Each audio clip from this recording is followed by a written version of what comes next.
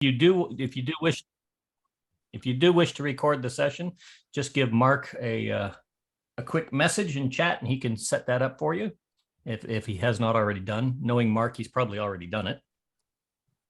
Mark's doing his Bugs Bunny thoughtful face there.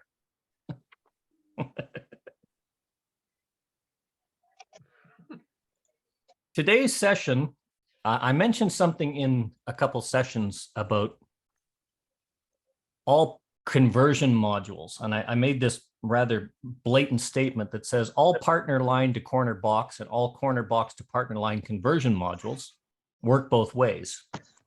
And there was a lot of controversy over it. So I thought that would be the whole point of today. And in looking through this, I noticed that the use of modules, which is really, really the strength of most square dance callers, even site callers, everybody uses modules to one degree or another. And the purpose of them is it's a fixed routine of choreography that will allow the dancers to do something with a good sequential flow and get back from a known to a known. So for instance, a corner box to a partner line. But I've expanded that a little bit. And I want to look at 5 particular concepts. So this is what I'm going to go through for today. Here we go. I'll just share my screen with you. I think you should all be able to see that.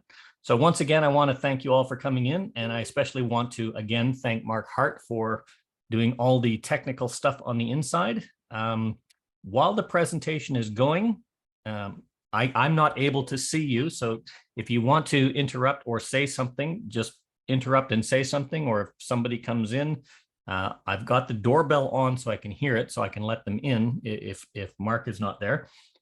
But just jump in and ask your questions if you have one. So what I wanted to talk about is one of the very little stressed things that happened in caller training is known by many callers who, in a lot of cases, don't even know that they know it. It's something that's often left untaught other than a very quick passing reference at a caller school. And what that is about the duplication of modules.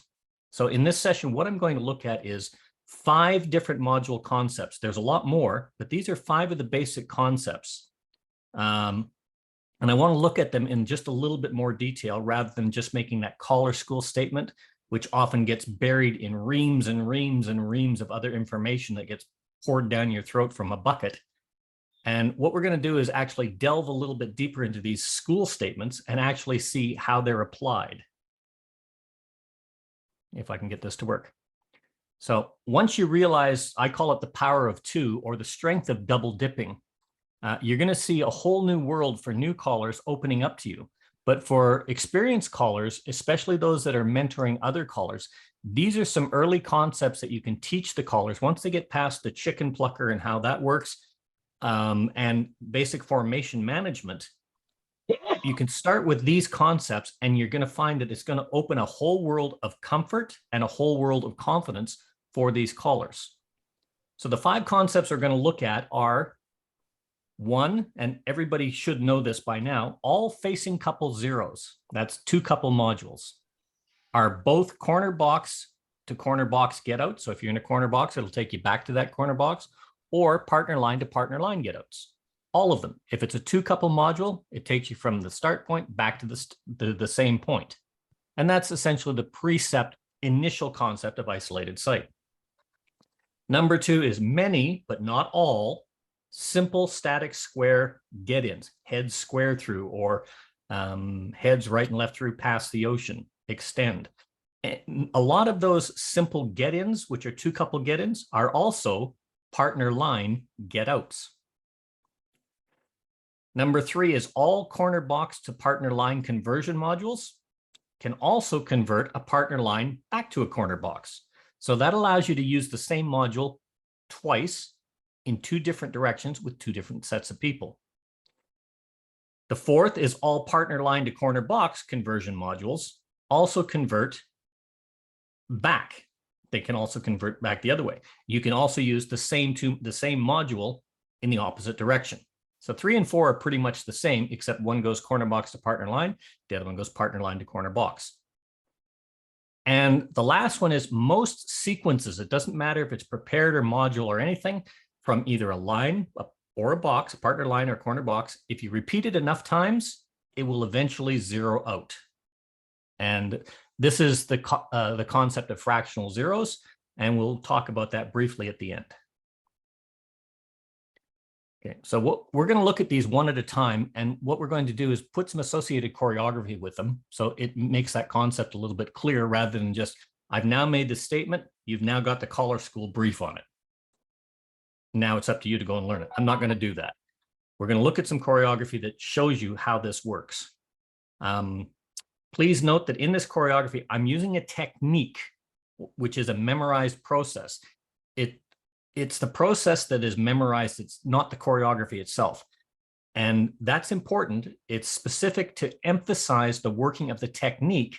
There may be some choreography that I'll show you. It's not always optimal, but what we're looking at is the technique. And the reason is I'm stressing this concept. Where this occurs, you've got to consider that you as a caller would use an equivalent to allow for better flow. You might replace a star through with a slide through or something like that to make the hands free. I'm not worried about that as much as everything else here, just the technique. And that's what I need you to pay attention to. One of the other things I want you to pay attention to is that although there is a built-in redundancy of the choreographic flow, in other words, you're going to use the same sequence twice, the people doing the action, as well as the orientation, often changes. And for dancers, that gives a very different feel for the dance. They're doing it from a different position on the floor. They've got a different orientation and they're dancing with different dancers. It makes it feel familiar, but very different at the same time. The power of that is it makes these double dipping techniques very effective for doing things like new dancer drills, teaching, reinforcing choreographic movements that may have just been learned, or things that you may have just prepared as teaching modules. Okay, these 5 techniques, except for that last one, which is keep on calling the same thing over and over and over again until it balances out, work exceptionally well, and I mean very well, with prepared and practiced modules. So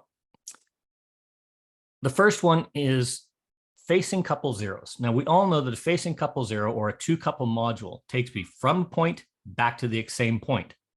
So if you think of partner lines and corner boxes as 2 couples, in a line, you've got 1 couple facing another. In a box, you've got 1 couple facing another. You don't have to think about the rest of the square because the mirror image or the diagonal opposite symmetry of a square says that whatever's happening on one side, the exact same thing is happening on the other side. Okay, and you have to work this as 2 sides. Don't work just the center couple, but one side or the other side. And when you do that, what you realize is any 2-couple module will work. So if I do, for instance, do, si, do to an ocean wave, and the girls cross run, then the men cross run and a right and left through. I'm right back where I started from. And what that means is that's going to take me, let's go to Taminations here. I should have had this up and running. I'm sorry I didn't. Just takes me a second. Normal. Can you all see Taminations on the screen? Somebody please answer because I can't see. Yes. Yes. So if we start in a corner box, okay, and we do something here, let's just paste that sequence in there.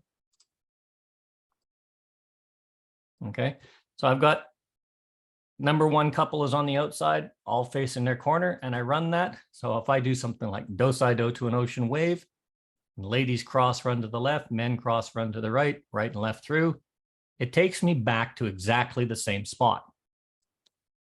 If I put it in normal lines, and I do exactly the same sequence, a 2-couple module, just watch this couple on the outside. Do, si, do to a wave in your own 4. Notice they're not crossing the center line. It brings me back to the same spot. And it doesn't really matter how complex or how difficult your module is. Let's see if this works. Reset and paste something else in there. Okay, so we're going to put a zoom in here and see what happens. So if I do a right and left through, flutter wheel, boys walk, girls dodge. Now this is where it gets complex. Working on your own side, you probably wouldn't call a zoom, but the principle is exactly the same. And if I'm doing it from a corner box, exactly the same module, right and left through, it's a tight box.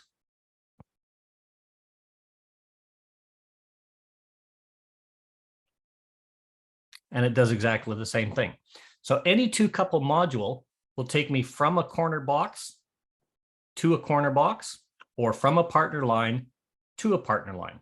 And if you understand that principle, you've got a lot of modules available. Any two couple module works. And this is the precept of starting your site calling for individual isolated site. I can look at this couple on the outside, and if I only work with this one couple, I can call to, as soon as I get them back on that footprint, I'm in an Alamand left position, or I'm in a corner box resolution get out position. It opens up a whole new world of dancing for you to use these modules effectively. And you can do it with the sides, you can do it with the heads. And if you incorporate something like the chicken plucker, I can do the module on this side, then move them over to this side with a right and left through, pass through, trade by, repeat it, right and left through, pass through, trade by. I'm back in that Alamand left and only using the same module, but it feels different because I'm working with different people.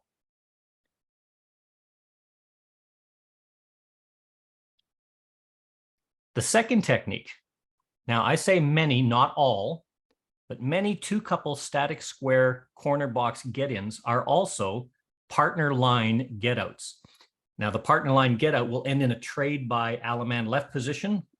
So you've got to watch this. This is where you have to watch for the hand availability, or have something prepared that's going to make that hand availability for you. Okay. Many of the popular simple static square to a corner box get-in work as get-outs from the partner lines. And what happens is you find yourself in that trade by position for the Alamand left. So you can use your get into a corner box, a conversion to a partner line, and use that same get in again as the get out.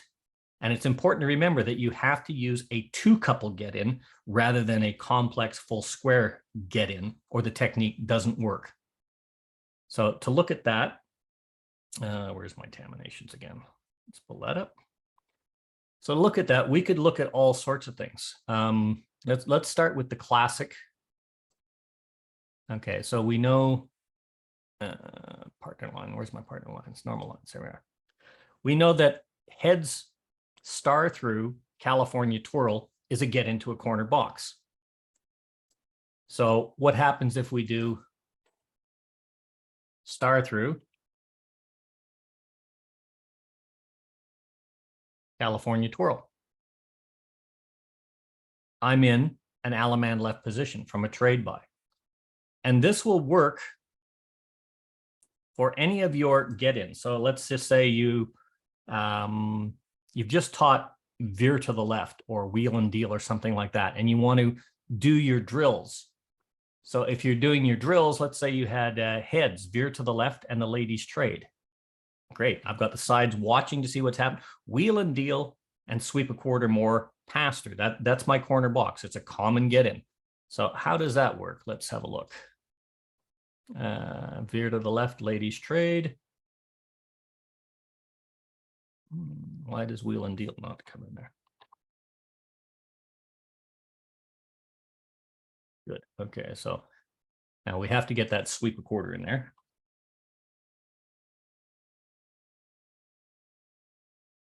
So wheel and deal and sweep a quarter, pass through. And there's my Alamand left position again. That same get in, two couple get in to a corner box, gets me as a get out. And it will work for most, not all, you have to check them, but most two couple get ins. Oops, I don't want to copy that. I want to clear that, reset. So a common simple get in, if we've done spin the top as an example, is our thing. We've got heads swing through, spin the top, slide through. Now we know that in the corner box, swing through, spin the top, slide through is also a 2-couple-0. It's also a get in from a partner line, swing through, spin the top, slide through, I'm back into a partner line. Okay, it's a 0, but it's also a get out. This one doesn't take me to the Alaman left position, but it takes me to partner lines for a partner line get out, or the most underused get out of all, circle left. And that will work for anything. If you've just done recycle as an example, you could do heads right and left through and a half sachet, spin the top, recycle, pass through. That's a drill get in, but you convert to a partner line. Now you've got a different aspect of dancers, and you can do, let's reset this. Right and left through, half sachet, spin the top, recycle, pass through. And there's that same 2-couple get in is now my partner line get out, back to home, promenade home. Okay. Now, those are the very, very simple things. The get in, 2-couple get in, most of them are partner line get outs. And number one, any 2-couple-0 is both a partner line or a corner box get out. So you can use them effectively as a get in and a get out, or a drill. Use the chicken plucker, your 2-couple modules, you've doubled your choreography. Using this, you've not only doubled your choreography, but you've exponentially increased your choreography with just one conversion module. Take it to a partner line, and we have a module that does that, which I'll address in the next slide. Most people are very, very familiar with the next one. Now, I talked about technique 3 and 4, which is every partner line to corner box module can be used both ways, and every corner box to partner line, every corner box to partner line module can be used both ways. This is both a simplification and an expansion of Bill Peters' magic module, which I put up here just for reference. Okay. Now, the magic module is swing through. In Bill's case, girls circulate, boys trade, boys run, bend the line. He did it from a standard position, boy on the left, girl on the right. So a lot of people say centers and ends and whatnot, but it is swing through, girls circulate, boys trade, boys run, bend the line. That's the magic module. And the reason he calls it the magic module is it is a corner box to a partner line module. It's a conversion. But if you add star through to the front and back, it takes you from a partner line to a corner box. If you add star through on the front and right and left through on the back, it takes you from a partner line to a corner line. And if you put a right and left through and a star through on the front of it only, it takes you from a corner line back to a partner line. So what Bill Peters had come up with was this module, with the use of 2 movements, star through and right and left through, opens up, instead of having one sequence, he can convert to all sorts of different positions on the floor that he recognizes, those different Fazar states. Corner box to partner line, he's got a partner line get out. From the partner line to the corner box, he's got a corner box get out. From the partner line to the corner line, that's a square through 3 get out. And from that corner line, he can take you back to the partner line. So now what he's done is he's increased it by the power of 4, what he can do with one module and his magic module. In choreographic terms, with one module, what this magic module does, it says I can create 880 beats of choreography without repeating myself. That's twice through a record. Okay, a normal singing call record is 440 beats thereabouts. Now, most callers have been shown this, but very rarely understand the expansive world of choreography that Bill Peters opened up with this technique. And the simple fact is that box that's highlighted on the screen works with any conversion module that in itself is the magic of it. Just that one aspect of his technique says there's a massive amount of choreographic control and variety that can be introduced quickly and easily Now where he's got magic module, I'm just going to put conversion module, and we're going to expand this technique. And what we're going to do in the next two techniques, that's corner box to partner line and vice versa, is use the movement star through or the combination of star through, right and left through together, not one at the front, one at the back. Okay. And we're going to put that at the beginning and the end of whatever modules. So in this technique, I'm going to stick with this bold statement, and I hope somebody will challenge it. Any and all corner box to partner line modules can be used to take it back to a partner line. Use the same module to take you back and forth between the two by putting a star through at the front and back of the same module. The reason this is powerful for new callers, it's a great trick to know, because you can cut down on the amount of modules you have to learn to convert formations back and forth when you start learning dancer actions. And even though you're doing the same movements by the dancers, it's being done with different people. It's being done different facing directions. With that change of who you're relating to and where you are with your start, it's going to have a different feel. But what the bonus is, it's going to feel familiar to the dancers, but give them a completely different feel in its application. And this is adding variety to your program that's simple and easy. So within the technique, remember, all corner box to partner line conversion modules, and I mean all of them, can also convert the partner line that you got to back to the corner box. And all you do is you put star through at the front of it and the back of it. So you go star through or equivalent, conversion module, star through. And what you do is you do a star through, the module takes you to, you do your module, which takes you from corner box to partner line, star through, repeat the module, put another star through, and you're back in your corner box. And this is going to be a lot easier to show in terminations. So for instance, if I'm going to use, start with the magic module, okay, which is swing through, girls circulate, boys trade, boys run, bend the line. What the heck? Boys trade, boys run. I see what I've done here. I guess it started from a line. No, I have to start from a box. I started from, yeah, you're right. I started in a line. Okay, let's try this again. Okay, so the theory I'm giving you is every corner box to partner line module can be used back to a corner box by adding a star through in front of it. So here's my initial module. I'm starting in a corner box. This is going to take me to a partner line by putting star through in front of it and star through the end of it. I'm going to be back in a corner box. So let's have a look at it. Swing through, girls circulate, boys trade. That would be done at the same time. Boys run, bend the line. Okay, there's my partner line. No problem with that module. If I put star through at the front and back, star through. Now look at who's dancing with whom. Different people dancing, different orientations. Couple number one was here. Dancer corner was here. So now they're all facing their partner, and they're facing, instead of the front wall, they're facing the back wall. It feels different, but the flow is the same. Swing through, girls circulate, boys trade, boys run, bend the line,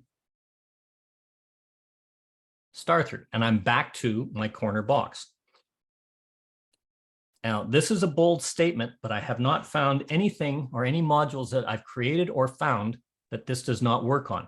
Any corner box to partner line module, let's reset that, paste that, will work. So in this case, I'm going to use swing through, boys run, boys circulate while the ladies trade, wheel and deal, veer to the left, couples circulate, bend the line. That's a complex module, but it's a corner box to a partner line module. I've got exactly the same module, but all I've done is put a star through at the front and the back of it to take me from corner box to partner line back to the same corner box.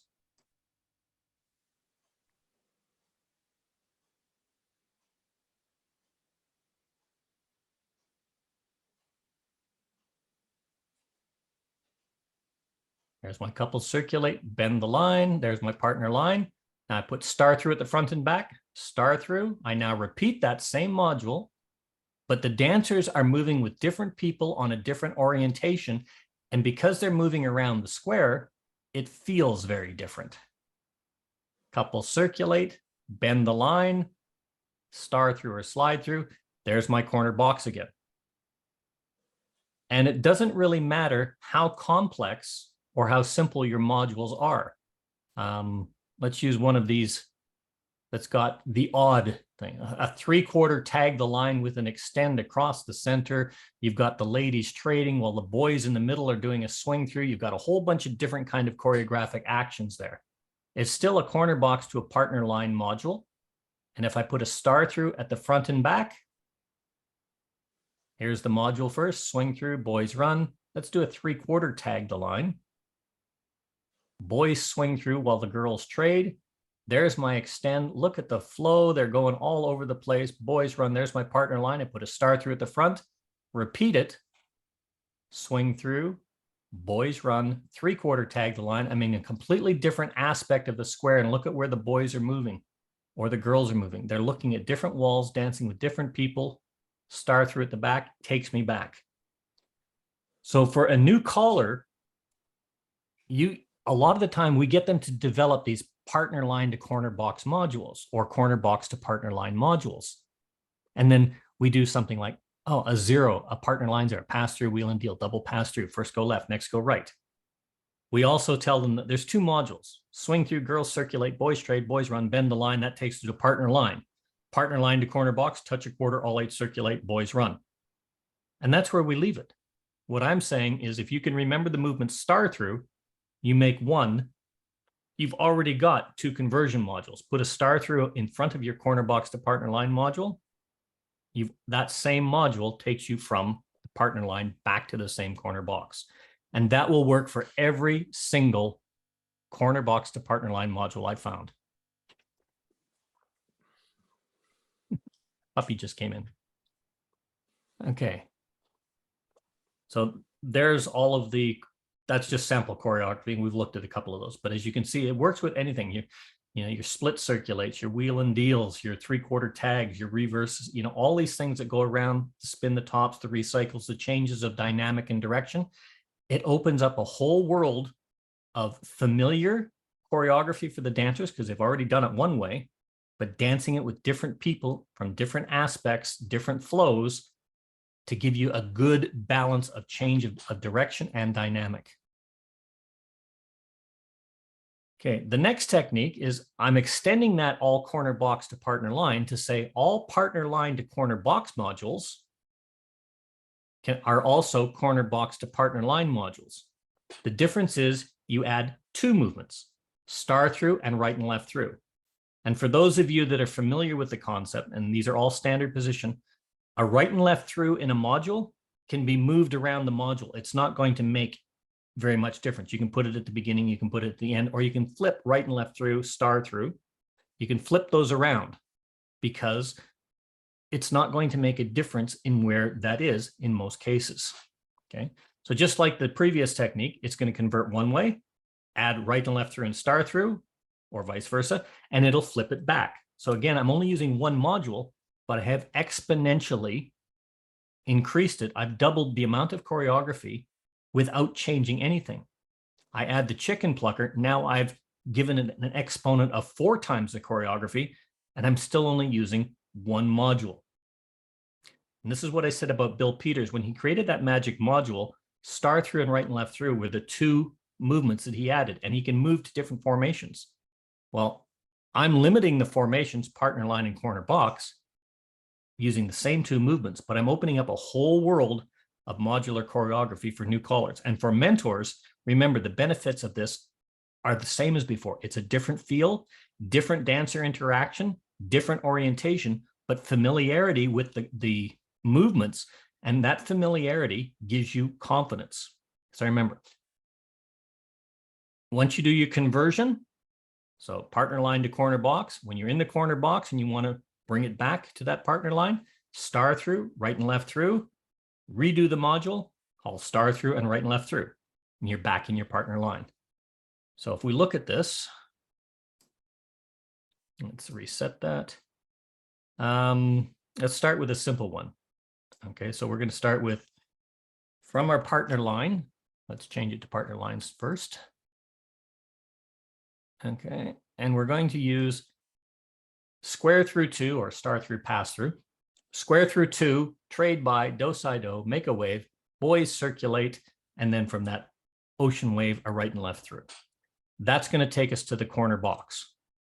I put a star through or a slide through, right and left through at the front and the back, and it should take us back to the partner line. So square through two, trade by, do side do to a wave, boys circulate, right and left through. So that takes us to a corner box. Notice the orientation of where the dancers are. Number one man started facing this way. Number one lady started facing this way. They're on the opposite side of the square, and they're not looking at couple number 4. They're looking at couple number 2. It's a different orientation. It's a different feel. It starts from a different location. It feels completely different to the dancers because they're not recognizing it as a line. I put star through, right and left through at the beginning of it. I've started a new sequence, and if I put star through and right and left through at the end of it, I should get back to my partner line. Slide through, right and left through. Here comes my sequence, square through two, trade by, do side do to a wave, boys circulate, right and left through. Or sorry, slide through, right and left through, I should say. And I'm back in my partner line. And like the other module, it doesn't matter how complex or how simple your module is, it will work. So let's look at reset. Mel, Yes. I have a suggestion because the right and left through out of an ocean wave seems to be pretty tough. And if you work with people who are not used to working out of the ocean wave, the girls trade and a recycle would be just the same thing and very nice. I said that. I think you came in at the end. I agree. Some of this, a circulate into a right and left through, not so bad. Your dancers have to be familiar with it. There are a lot of equivalents. Some of these are not so much the optimal flow. What I did was I used choreography that is easily recognized and set up to show the technique. And it's the technique that's important, not necessarily the total flow. Many dancers are very comfortable with a right and left through from an ocean wave, especially if I do a boys circulate into the right and left through, because there's a forward motion. They're coming forward to meet that right hand. Your timing is very important on the delivery. Doing it from a static, you're absolutely right. You know, you can do ladies trade. I see this often, ladies trade to a right and left through. That's more complex than an end circulate or boys circulate to a right and left through. But the ideal here is you're absolutely correct. Once you know your equivalents, you can find things to make the optimal flow. I just want to keep it so that the technique is there, not an equivalent for the technique. So, and I stress that at the beginning, like for instance, an equivalent star through, you can replace with a slide through. A right and left through, you can place with all sorts of things. The combination of star through and right and left through, you can replace with all sorts of equivalents for optimal flow. But right now, what's important is getting the technique. Star through, right and left through at the beginning and end adds a whole new dimension to it. And once you're more experienced, then you start working with the equivalents. The technique right now is the important thing, but you're absolutely correct, Mick. Okay, let's look at this one. This is my conversion. Right and left through, past the ocean, boys or the ladies circulate. In this case, I chose the boys. And that takes me to a corner box ocean wave. In other words, it's still a corner box, but they've got their hands joined in an ocean wave. If I put right and left through, in this case, slide through at the front and the back of it, it takes me back to a partner line. And then I've got another one here, pass through, wheel and deal, center, swing through, and turn through. If I put the star through, right and left through at the front and back of it, it does exactly the same thing. So there's my partner line to corner box, past the ocean. Let's have the boys circulate once. And as you can see, if I just had them all step back, we're now in a corner box ocean wave. Couple number one is on the outside facing in, and they're all with their corner. Right now, they just happen to have their corner with the right hand in the ocean wave. If I do the right and left through, slide through, now I do repeat it, right and left through, past the ocean. I'll have the girls circulate this time, slide through, right and left through, and I'm in a partner line. Now notice the orientation of the, if you work Faz-Ru, the orientation where the dancers are on the floor has changed. Couple number 1 and couple number 2 were here. I basically rotated the partner line. And the next module, I've got a pass through, wheel and deal, center, swing through, turn through. At the front and back, I put star through, right and left through. But you notice down here, I put slide through, right and left through. Up here, I put right and left through, slide through, right and left through. And remember, what is it? It doesn't matter where that right and left through goes. You can interchange it. So pass through, wheel and deal, centers, swing through, turn through. Oops. Okay. There's my corner box. If I put star through, right and left through at the beginning and end, it should take me back to a partner line. There's my right and left through. Pass through. Notice the orientation of the wheel and deal and everything has changed. But the choreography has not. It's exactly the same module. And there's my slide through, right and left through. And notice again, I've rotated the partner line, but it's still a partner line. What this does is this opens up a whole world of different choreography to you. And like the other ones, you can make this as complex or as simple as you want. And once you learn the aspect of equivalence, using that concept, you can deal with so much choreography. Here's a more complex one, got the swing through, a right and left through to an 8-chain 2. Again, not the most perfect choreography, but what I'm looking at is the technique. So we've gone from a partner line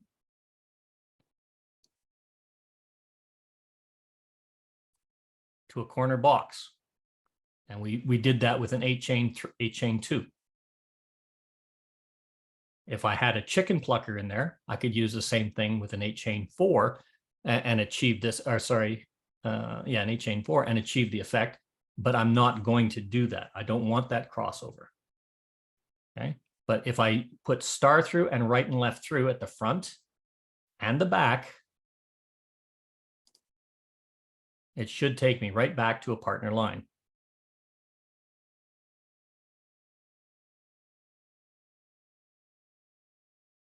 And just to clarify what Mickey was saying, you'll notice at the end, after the 8-chain 2, a right and left through would probably work, but I chose to do a slide through and a right and left through.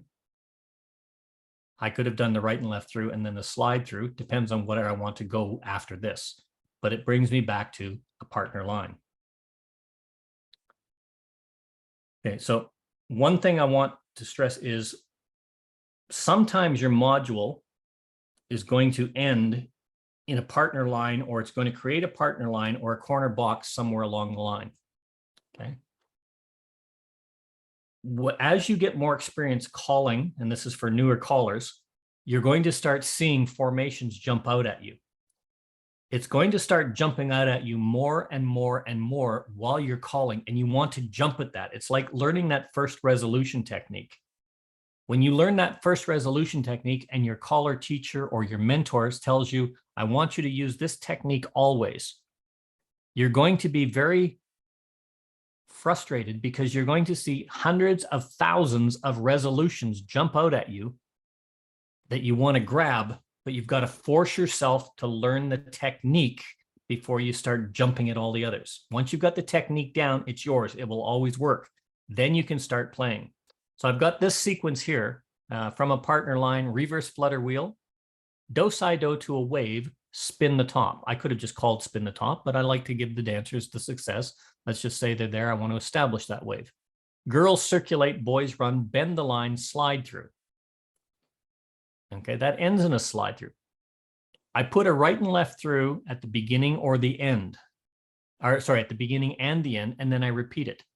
When I get to this bend the line, I'm in a partner line. I'm already in a partner line. I want to jump at that partner line. Once you get experience and you see it, go ahead and do it. but until you're very comfortable with the technique, finish it. That's the end of the slide through is the end of the module, your conversion module, then add the right and left through and the star through at the end of it. And we'll just show how that works quickly.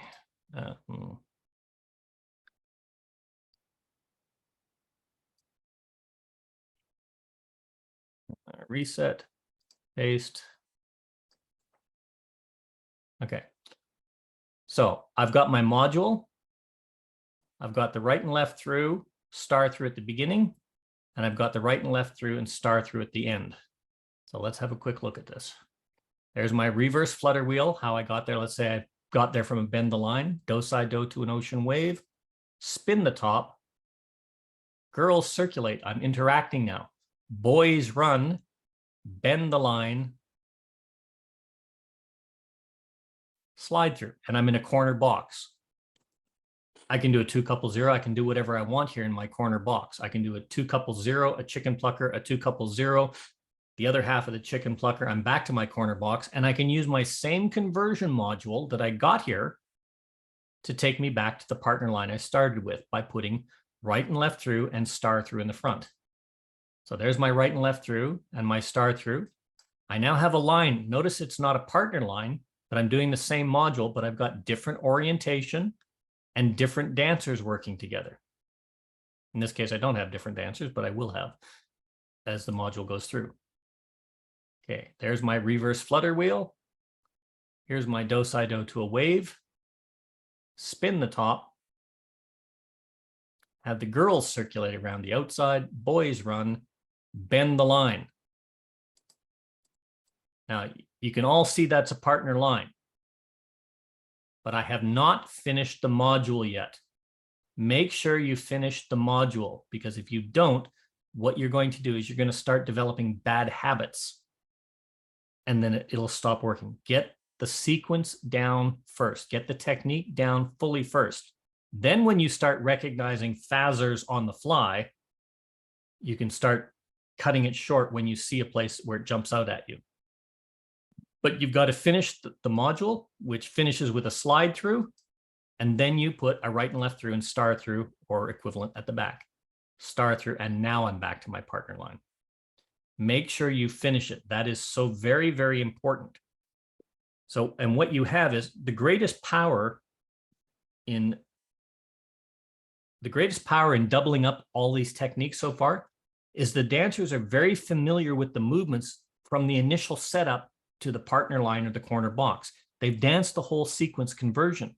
But even though the movement and the sequence are duplicated, the same movements, the same order of movements, because you've changed their orientation, because you've changed what dancer is interacting with the other dancers, it gives a whole new feel so that when it's complete, you've got this sense of achievement and confidence that both the dancers and you have and can hold on to, and they feel like they've danced a whole bunch of new different stuff.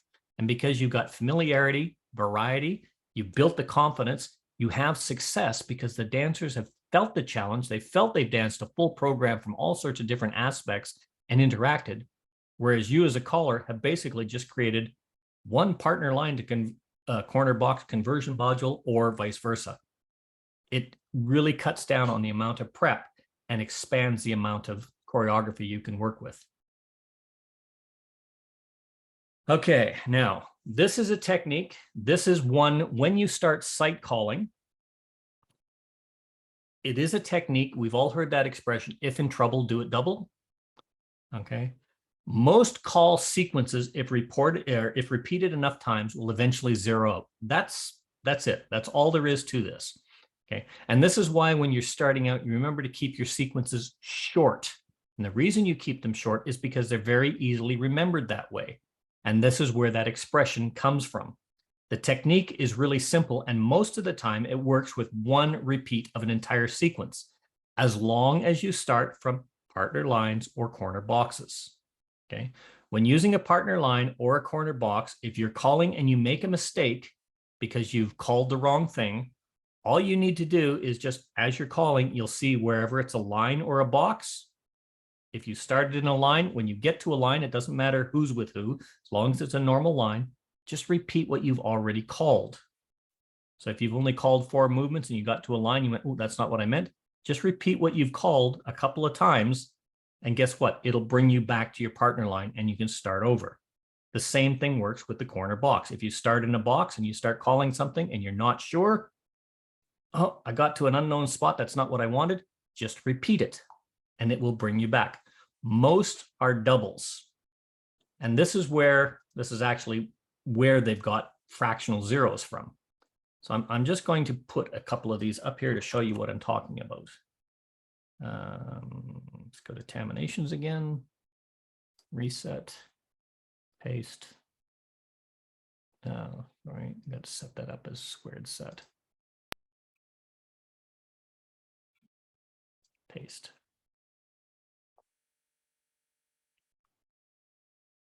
What the heck?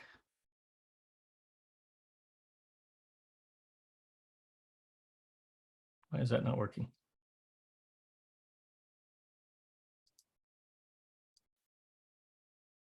We'll do it from there. Okay. So I'm starting in a corner box. And let's say I wanted to work spin the top. So I end up with the girls on the outside. But in my exuberance, I called swing through, spin the top. Oops, that's not what I wanted to do. I wanted to spin the top, then a hinge. So I start calling and I realize I made a mistake.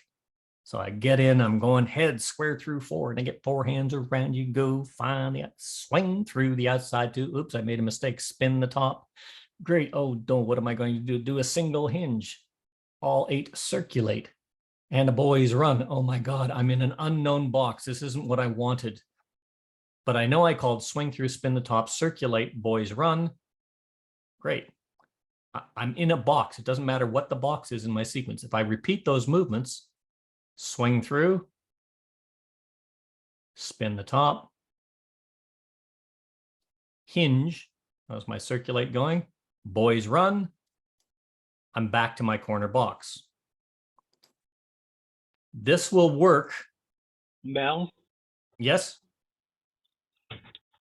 When teaching classes, this is an awesome teaching technique, and repeating the sequence with different people. Absolutely. You solve your problem and you enhance the dancing experience. Absolutely. And that's why I've separated these techniques from, the use of modules.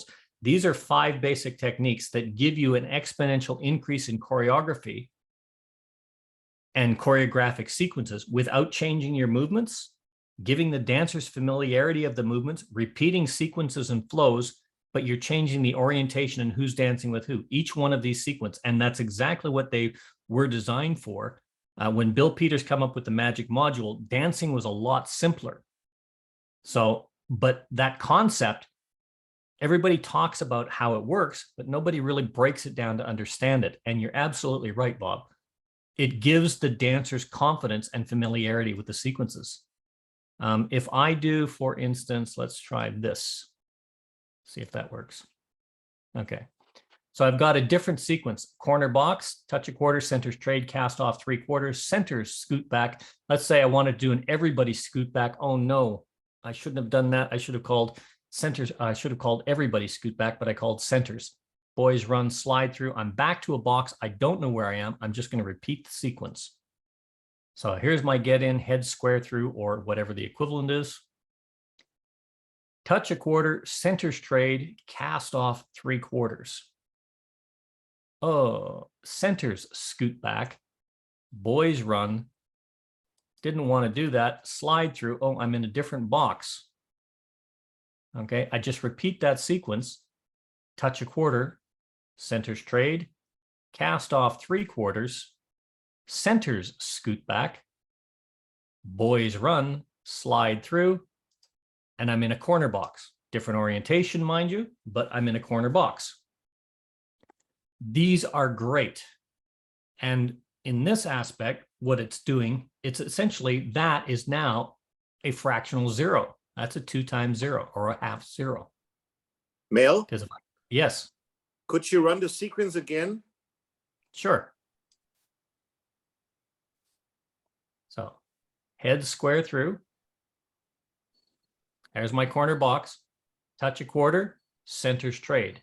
Cast off 3/4, centers. Okay, sweep I back. saw what I saw. Had to see. You need to say everybody cast off 3/4 because the centers are active, and they would have to do calling centers trade and then just cast off 3/4. They would have to do the cast off as well, which would be an overflow in a different formation. Yeah, I've actually never had that problem because it seems to be an automatic thing, but you are right. Anything you can do to enhance the dancer's experience. So centers trade, cast off 3/4. Like if I say centers trade, boys run, I'm directing dancers to do that. So in this case, centers trade, everybody cast off 3/4, enhances the dancer's experience, and it enhances their ability to succeed because you've identified you're now working with the outside. So yes, you can easily say, I've never actually had that problem with that one, so I never even thought about it. It's a natural exchange. But as you can see, it will do that. And this is just repeating it double. But what you've got to remember is, I said this for most sequences, if you repeat it twice, hang on, let's try this from partner lines as well, because I left partner lines out of here. So let's go partner lines, reset.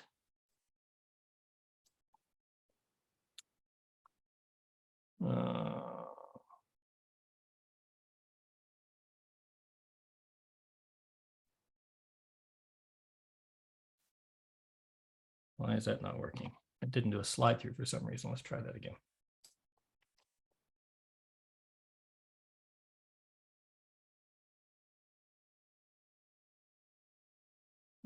What is going on here? Repeat.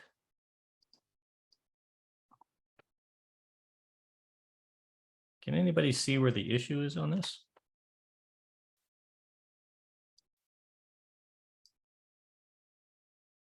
Don't know why. I just didn't like it. Okay. So if I start with partner lines and I'm calling, I wanted to do something, I don't know, let's say I wanted to work left-hand stuff. Just that left touch a quarter or whatnot. But I didn't get to where I wanted to go. I ended up in a line. I thought it was going to be something else. I'll just repeat this sequence. So there's my partner line. Slide through, pass through, trade by. I'm doing a left touch a quarter, centers trade. Half tag. Oh, from an ocean wave. That's not really what I wanted, but that could be what I'm working on for whatever reason. Okay. So I thought I would get back to a partner line. I made a mistake. It's not a partner line. So I just repeat that sequence. Slide through, pass through, trade by, left touch a quarter, centers trade, half tag from, oh, wait a minute. Okay, it does work. Yeah. Couples circulate, bend the line, and it takes me back to my partner line. Again, not perhaps the best choreography, but that's the technique. But what is really, really important is, if you remember, I said it works for most, but not all. If you repeat it, do it double. Let's reset that and go to a squared set. Paste that in there and see what happens here. Okay. So here's my sequence, spin chain through, and I'm going to have the girl zoom. Let's say I wanted to have the girl circulate instead of zoom, but I called zoom for some silly reason. And I carried on and I realized, oh, wait a minute, I was supposed to call circulate because that's the focus, circulate and split circulate. So I'm calling along, I get in and I'm all enthusiastic. I'm going to do my spin chain through movement here. And I'm supposed to call girl circulate, but for some reason I said zoom and I didn't quite realize it. I'm finishing my grouping and I go hinge. Oops, there's my hinge, there's my split circulate, and the girls run around a boy, half sashayed box, left touch a quarter, and I should be in a corner box. Oh my God, what did I do wrong? I did something wrong. I'm in a box. I started with a box after my square through and I did my sequence. I just repeat it and that should bring me back to home. Back to my original corner box.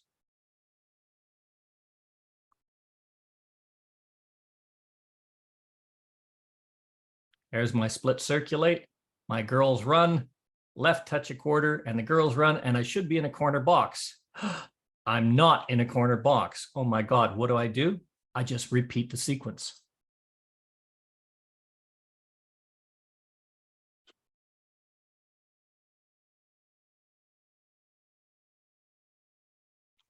Now you notice that all the dancers are moving and moving and moving, and they're using the entirety of the floor. They're going all over Hell's Half Acre on the floor to different aspects. I'm still not there. Oh my God. I do it again. There's my spin chain through. This is the fourth time through now. There's my split circulate. Girls, oh my God, thank God. I can finally call my Alaman left. I'm back in the corner box. So you have to look at these things. It will work if you've got a short sequence. Anything longer than that, you probably won't remember, but you can repeat this. As Bob Bob's Elling pointed waving. out. Sorry? Bob's waving it. Okay. As Bob pointed out, repeating these sequences are a very, very good teaching tool if this is what I wanted to work at, if I wanted to use these kinds of things. This is where our fractional zeros come up. And now I've got, this is a 1/4 zero. I have to repeat it 4 times. Most of them will be a half zero. Some of them might be a third zero. It all depends. Mel? Now, I was just going to say, Bob. Yeah, here's another hint. Usually would work in double or stuff like that, or even 4 times. As long as you more or less are in a 0 or in a half arrangement. If you get into the other arrangements. No. Stop. I'm going to stop you there. You're absolutely correct.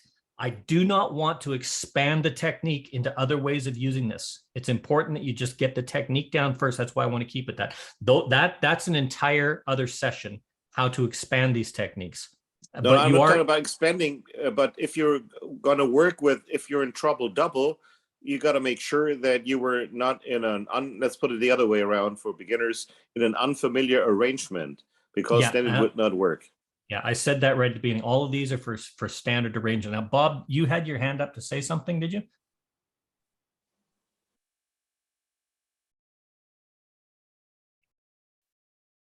No, yes? It helps when you mute He's yourself. muted. I'm sorry.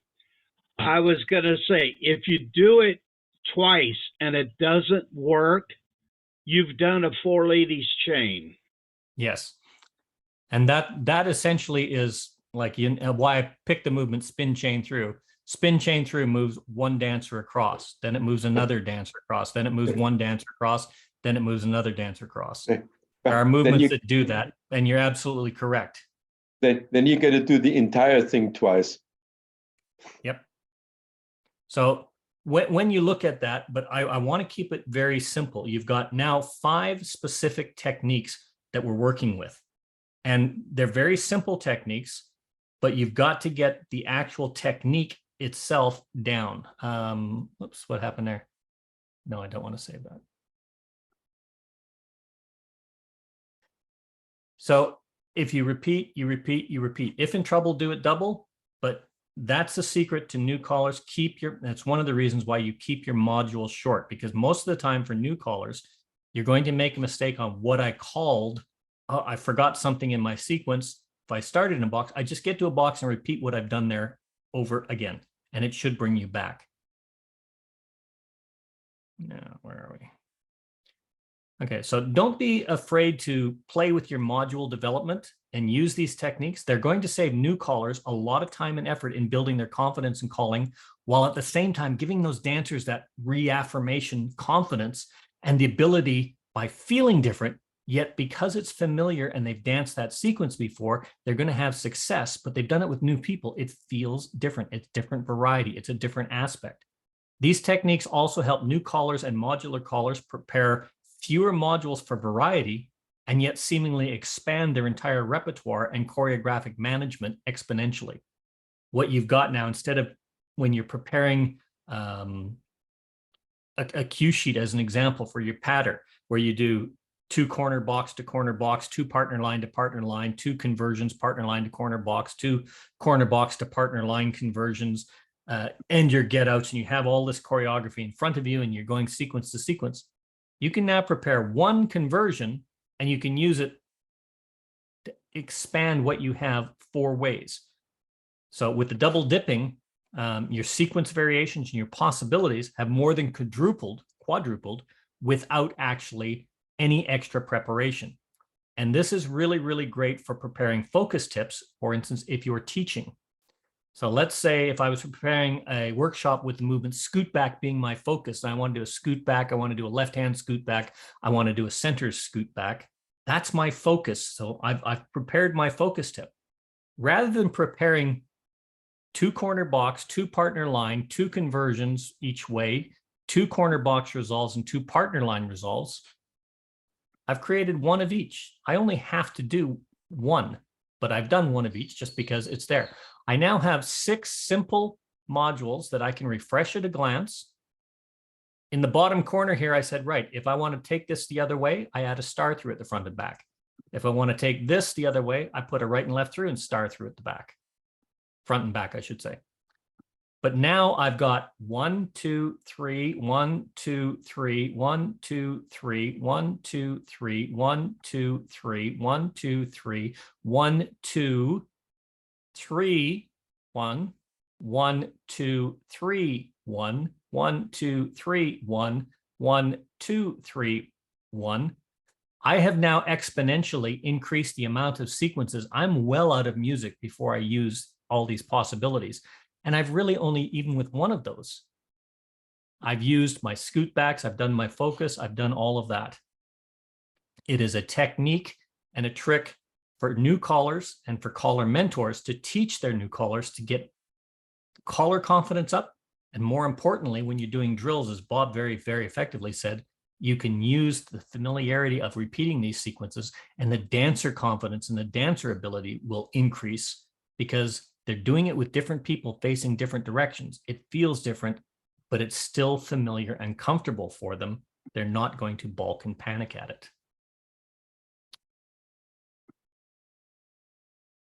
So that's essentially what I call double dipping with modules. In a later session, we're going to go a bit more into formation management and things like this, how to use the chicken plucker, how to use different aspects. I've got Bob coming up with a really, really good session on that coming up in about a month or so on expanding that choreography and using it effectively. Where you have these, you have great flexibility in presenting material, especially for new callers, to your dancers. If you've got a new dancer class, you've got great flexibility in adding recurrent drills to give the dancers the flow to stress any specific focus movement you want with a very limited amount of prepared modular choreography. If you're a sight caller, it gives you the ability to pop a module in and use this technique with your own references in sight calling to make these conversions back and forth very quickly. So if you know, as a sight caller, you probably know 100 different conversion modules, you can add star through, right and left through, and take your partner line to the corner box without having to go, oh, okay, I've got a partner line. All of those modules that you have already prepared have now doubled the use without preparing anything brand new. So let's open it up for questions and discussion. Anybody? Or is everybody just completely overwhelmed? I'd like to say thank you. You know, you covered a lot of material that I had planned for mine, but that's okay. Oh, did I? I'm sorry. No. It's I like to be in total control and know very little. You know, being able to give a lot of variety to dancers with very little work. Mhm. You know, on my part in remembering. And the thing is, if you start using this, your ability to expand grows as fast as the possibilities are, you know, and that's what I'm going to cover. And I hope I increase a few more people that want to do it. How I do my program, I've got to tell you, there was a caller. His name is Mike Pogue, and I don't mind saying that. He had called in college 20, 30 years ago, a little bit, but he never got serious and he never got past a one night stand. Mhm. And he was in my advanced club and he says, Bob, I want to be able to really call and sound good. I told him my system and we worked on it. And in less than a year, he became the number one caller in the area. He had the ability to go way beyond me, not in choreography, but because of his singing, and which was a sort. I'm not a great singer. I get by now, but he is a great singer. He was part of a barbershop quartet group. He knew how to do it, and his personality and everything was just perfect. But he learned the choreography, and every year we do a dance together that just rocks the floor. It's just really a lot of fun. But he took the time to do it. And a couple of other callers who were fairly decent at the time, all they wanted to learn was how to sight call. Yeah. They're way down on the bottom of the list. They can't compare. But on this sight calling thing, this was the comment that I wanted to make at the last session. And what frustrates me, and I realize because of it, there's a lot of caller who call and their timing sucks with capital letters. It's horrible. It's stop, go, stop, go. Yet those same callers will call the same sequence in a singing call and they nail it. It's right. Yeah. You know, and that's part of how I guess contribute to my good timing, because I learned that every call I taught, I could put in a singing call. I put it in the singing call, and the timing of using that call, I owned from there on. I'm going to expand, and I agree with you 100%, expand what you said. Sight calling from about 79 to 89, that decade in there was the advent of sight calling is the be all end all. This is what you got to learn. Don't worry about modules, because if you can sight call, you can call anything. And unfortunately, it was a misnomer, because it was, if you can sight resolve, you can call anything. And this is what was being taught. And they teach a resolution technique and say, now that you have one resolution technique, all you got to know is where you start a call, where you end a call. And once you see where they're at, know what you can call from that. And that became the advent of very, very choppy timing. And callers were learning, I got you in a second, Guido. Callers were learning how to sight call, but they weren't learning how to call. They weren't learning about the aspects of timing, all the other things that going into timing. And I can tell you right now, resolving a square is nice, but it's a very small component of actually calling. Giving the dancers a good time and dancing comfortably, smoothly with flow is what the dancers want. They want to be entertained. They want to be comfortable. They want to learn. They want to have these things. And if the callers will learn with modules first, singing calls, and it's no mistake that callers learn to do a singing call first. It's not because we just want you to do a singing call. It's because we want you to understand the timing and the delivery mechanisms of a well-delivered singing call. Then you learn modules, because you get the modules are prepared routines of choreography that give you the timing and the delivery of those modules in sequence so that you can see it and you build up.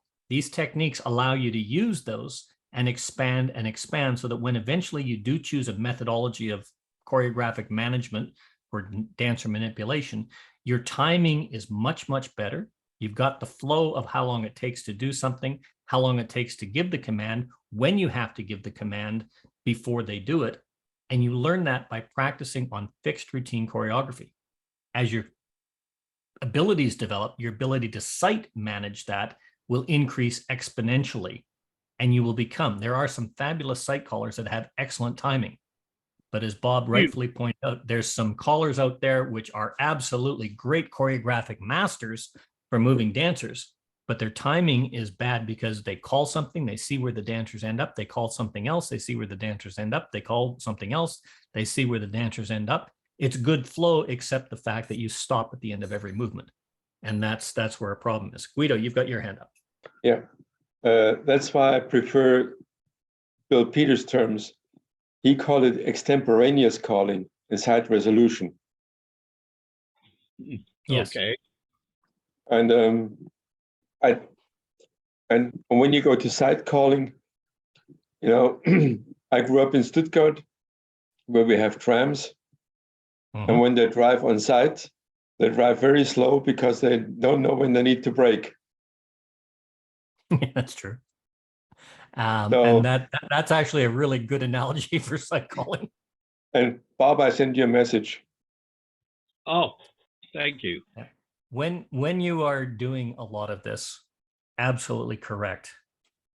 Site calling is a good choreographic mastering technique that I think every caller should learn how to do, and that's move dancers around the floor. I'm a site caller, but my forte is incorporating site with modules. I'll site call, I'll get to a box, I'll do a box module.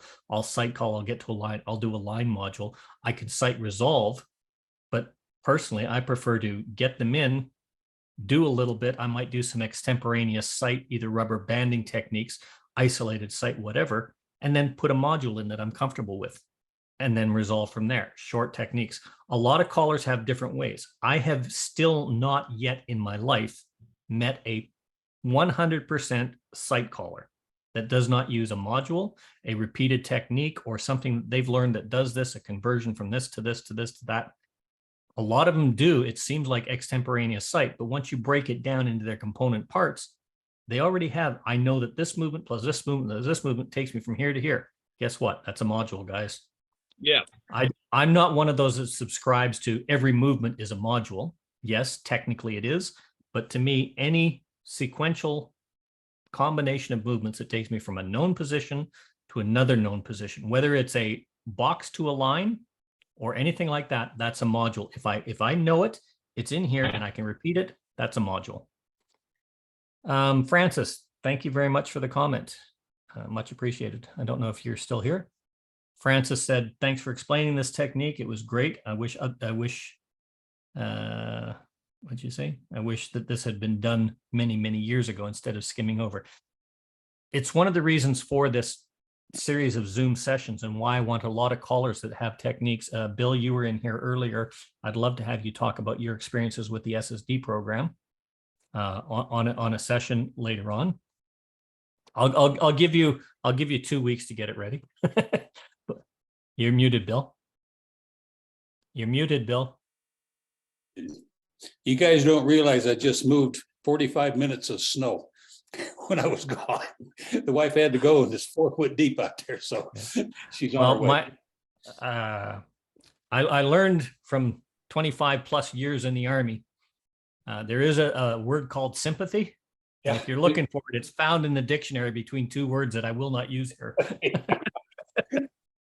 And you being ex-Army know exactly what I'm talking about. I'm not ex-Army, my friend. I'm Air Force. Yeah, ex-Air Force. So shoveling snow could be an anomaly for you, but that's work, and hard work in Air Force don't always go along. Yeah. We fly you guys to the war now instead of taking a boat. Yeah. But yeah, Francis made a comment that these types of techniques, the same as resolution techniques, the magic module is probably one of your most powerful tools in calling. Bill Peters explained that when he was developing, and you had very, very limited phasars, normal positions, partner line, corner box, and it was all 0 boxes at the time, and being able to transfer from one to the other and back again. And he used the movement star through and right and left through. But because the choreography was quite limited at that time, and there was a lot of modular sequences, it was never really expanded beyond that. And today we talk about the magic module being swing through, girls circulate, boys trade, boys run, bend the line, and touch a quarter, circulate, boys run. That latter one was never the magic module. It was a conversion module, but it's now called a magic module by a lot of callers. But if you take it back a step and you realize that any one of those, partner line to corner box or corner box to partner line, with the use of those two movements that Bill Peters was showing, expand your choreography so exponentially that you don't have to build and build and build hundreds of thousands of routines for every tip you call. You can build a simple focus conversion, and now you've got 1, 2, 3, 4, 5, 6, 7, 8, 9, 10, 11. You've got 12 different sequences with a get in, a conversion, a get out, and only one conversion. You've got 12 different sequences of 3 modules that you can do. And if you repeat and do another conversion, or if you use a chicken plucker, you've increased it exponentially. If you use Bill Peters' conversion of what he calls extemporaneous site calling, which is your 2 couple modules, your chicken plucker, your 2 couple isolated site, you've now got all sorts of choreography that you can use. I had Bob, and then I've got Mickey. You had your hand up there for a second? Mickey, I just wanted to point out Mickey wanted to say something. Oh, okay. Mickey, go ahead. Thanks, Bob. Yeah. There is so much material out. This is especially for newer callers, okay? And with all kind of modules, and you can find libraries full of choreo and stuff like that. And except for the magic module and the chicken plucker, I would prefer the new ones to not use any of those modules. But maybe to be inspired by those modules, but then work through the modules and create them by yourself. And then do not use terminations or any moving animation, but use checkers and check the way of every single person, so you know it, learn it by heart, and you get rid of mistakes. Just an example, a couple of the, I think it was 2 weeks ago, I was checking something about A2 and was looking for colors and all kind of stuff and information. I stopped by a choreo page, and there was interesting choreo there, but it used certain calls from an upper level. So if you're not aware of what is in the material and how it's used and where are the trouble spots, this can be very tricky and dangerous for newer callers, and maybe probably even for intermediate callers. So I always prefer to work your stuff by yourself, maybe get some inspiration, but then really test it by your own, look where the trouble spots are, and then write it down. And then you've got the modules which can be used like Mel presented today. An excellent job, by the way. Thank you. Yeah, Okay, like I now- said at the beginning of this session, what I said was, these are 5 techniques to learn early, but not to learn until you understand the basis of formation management, the basis of a 2 couple module, or of how modules work, your foundation modules, and your simple formation management, moving from a box to a line, vice versa. This is a little bit on, but this session it's double hatted. It's for newer callers or journeyman callers to develop their skills so that you have a more complete explanation of these techniques, rather than here's a sound bite, now you take it away and try and figure out what it means. I wanted to expand that, but it's also for caller mentors, callers that are teaching, or as Bill said, he was doing a dance, and he's got about 20 or 30 young people come in a couple of weeks in. We're talking 18 to 20-year-olds, one of them saying, "Oh, wow, I'd love to be a caller. How do I do that?" Fantastic. You got to Using learn these first. as that person has that enthusiasm and progresses, these are skills that they need to have after they've got the base foundation skills. Okay. And that's why I said, as Mickey pointed out earlier, there's a couple of things with a choreographic flow. Yeah, I wouldn't have used a star through, right and left through. I would have used an equivalent for better flow. But the point is, it's that technique first. Get the technique first. Using equivalence and replacement is another technique. Get the techniques down, and then your dancing will increase. Bob, you had your hand up.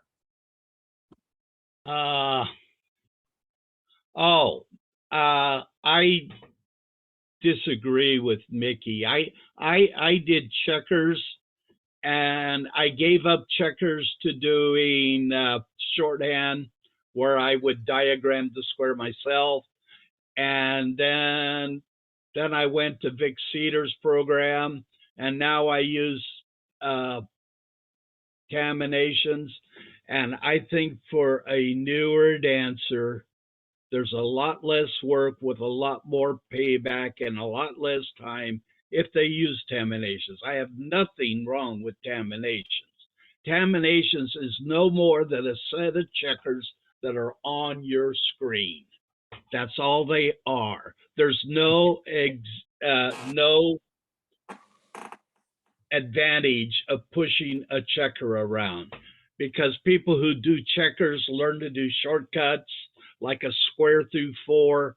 They just pair off to face the corner for the head. Yeah, a lot of them will, Bob, and I can agree. But I'm old school. When I do my caller school, I give them checkers. I don't let them use terminations, and I always tell new callers, yes, there are shortcuts, but I don't want you to use shortcuts. I want you to move them around, because it does actually cement those flows of what the dancers are actually doing. I would actually prefer checkers, but I'm not in disagreement. I don't argue against terminations or Colorama or any of those other programs, because they are effective and they are also very good teaching tools and choreographic tools.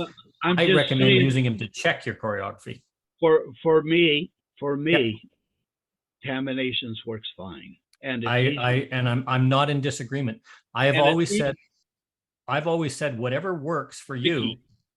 Whatever works for you as an individual, whatever technique works for you is the best technique for you. And that applies to brand new callers as well. I prefer starting on checkers and using terminations and those things to check your work. But me, I'm old school as well. Mickey, you got your hand up. Yeah, just don't get me wrong. I like terminations. I work with terminations. But and I think, Bob, I don't know, when did you start calling? I think it was longer than 5 years ago. And I'm talking about 52 years ago. I'm talking about beginner callers and not talking about shortcuts with the checkers. But once you get used to the choreo and used to the calls and you've got some experience, then it is okay for me to use termination. They're great programs. I use them. And but I doubt that a beginner caller can follow the flow of 4 respective 8 dancers and see what is happening choreographic wise. Where do they move? Do you have a sequence change and all that stuff? And you can easily see that now, not by taking shortcuts, but taking every step and learning how to call and move the dancers and see what happens on a choreographic side. Okay, what effects can you change? Once you get used to seeing that and following 1, 2, 3, 4 people, termination is excellent. Okay, but for beginner callers, I recommend as a coach that they use the checkers. I'm very much old school, even though nowadays, of course, I use termination. But you and I are not in comparison with beginner callers, I would say. Yes, but how I would explain it to a beginner caller, like if you did that magic module, swing through AC Doocy, boy run bend the line. What I teach a newer caller, okay, the thing is that most callers, even if they will track that number 1 man around. They never bother to track the number 1 lady, the number 4 lady, and the number 4 man. And that's what they have to learn. And that's what they need to be taught at the beginning if they're going to do terminations. Not to follow one person, but do it, repeat it, and follow the second person, the third person, the fourth person. This is how you learn about flow. When I used to publish a note service for our Callers Association, and this was 30 years ago or more, and the callers in the association would write choreography and then send it and want it to be published. And the guy came up to me and said, "Why didn't you publish that sequence?" I said, "Oh, you didn't track the number 2 man. Touch a quarter, trade, scoot back." And he went around in the circle 6 times, and probably got dizzy and collapsed on the floor. And I explained to him why I couldn't publish that. It wouldn't be fair to dancers to have to go through that. But with terminations, it's how you use terminations that makes it less effective than maybe your checkers. But if you do a touch a quarter from lines, touch a quarter in combinations, all 4 of them do it. If you do it with checkers, you got to move 2 checkers, 2 checkers, 2 checkers, 2 checkers. That was frustrating for me. Yeah. Well, I think practice makes the master. Well, you know, you guys are both actually saying pretty much the same thing. I put this up on the screen. One of the frustrations for a lot of new callers is checkers, is getting the dancers to move that, because it is very, very stop and go watching the flow of dancers. If you got to go relay the deuce, okay, half, 3/4, ends, half, trade, and it's all stop and go. It does really cement a good understanding of the choreography. It does really cement a good aspect of the definition. What it doesn't do, and this is why a lot of what you're saying, Bob, what it doesn't do is give you things like this. Terminations or colorama, they will do that. It's a much easier way of doing it than getting up and standing up and dancing it in your head. And what that boils down to is preference, or what I call caller laziness. When you write a sequence, you should get up and dance both head positions and both side, like the head position and the side position for the use of that choreography, because you start seeing things like, okay, there's the number 1 man. Yeah, he's moving all over and he's got a lot of circles, but there's no, the number 1 lady. Yep, there's some good flow in there. Number 2 man, great flow. Number 2 lady's got a completely different pattern though than everyone else. Okay. So, but it's not, as you said, if this was over and over and over and over on one side of the square and didn't change a traffic flow, then yes, terminations and colorama will do that for you at a glance. What it boils down to is your preference in learning and how much time and dedication you want to put into it. And where that will show, and Bob, I think you effectively did this in one of the presentations you gave earlier. If you're checking your work and how you're checking it, you have bad flow like that, your dancers are going to let you know very quickly by either sitting down because they're dizzy or going, oh, come on, or something to that effect. Or going home. Or going home. Okay. But the reality is, and I stick this, what works for you and what works best for you is what's best for you. But you as an individual have to make sure that you want to put the time into checking all of these aspects of dancing. And that comes with time and experience. And hopefully you've got a mentor. Guido, you've got your hand up. Yeah, I think both Bob and Mickey have valuable points. And as you said, new callers, pushing checkers cements the call into the brain. As this handwriting with what you do, it is very important to do something with your hands to get a connection to your brain.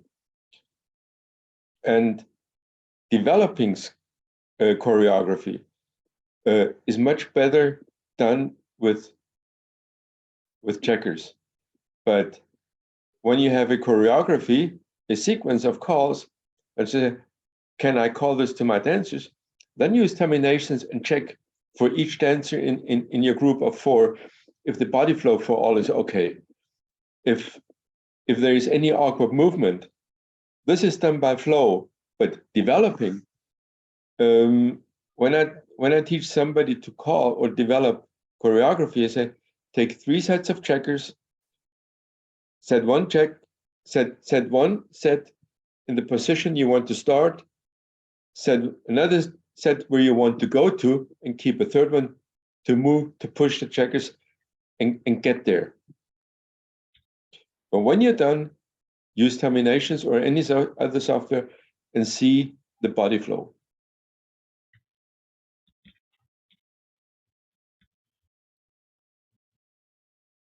Sounds like Guido is opening up a new shop in his 2nd career or 3rd career for checkers. So everybody has to buy 3 checkers now. Well, you can draw them, but it's easier done with when Mickey or Mel Wilkerson is pushing checkers, they can have a different part of their brain set up with memory pouches where this information is stored, but a new caller doesn't have that. So if if he's made a mistake, so he has a reference where to start.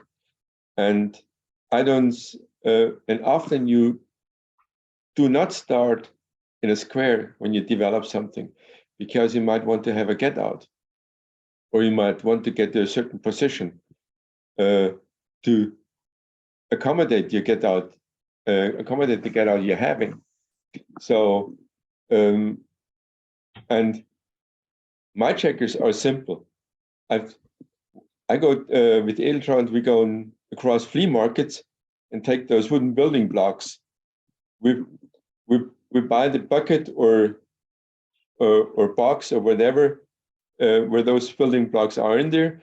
We just take out the little cubes in red, green, blue, and yellow, and give the box back and say, you can sell it again. Okay, I do want to show you one thing, and I've seen this a lot. I've actually had a few sequences. This is a sequence that was actually come in. I've added a couple things to it just to show the point. But one of the issues with terminations and checking on terminations, can you guys see my screen okay? Not yet. Yet, yeah. Now. Okay, so they'll put a sequence up. Please don't look at the choreography yet. But if I look at this, okay, I've got flow across, boom. I've got an end position. I've got a start position. I've got counter movement. So that looks pretty good. I've got the number one lady is moving all over the place. Yep, that looks pretty good. And I've got her ending position here. Really good flow there.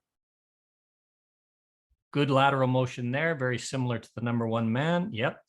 So I've got good parallels. And if I look at the entirety of it, I've got a nice spirograph of choreographic flow.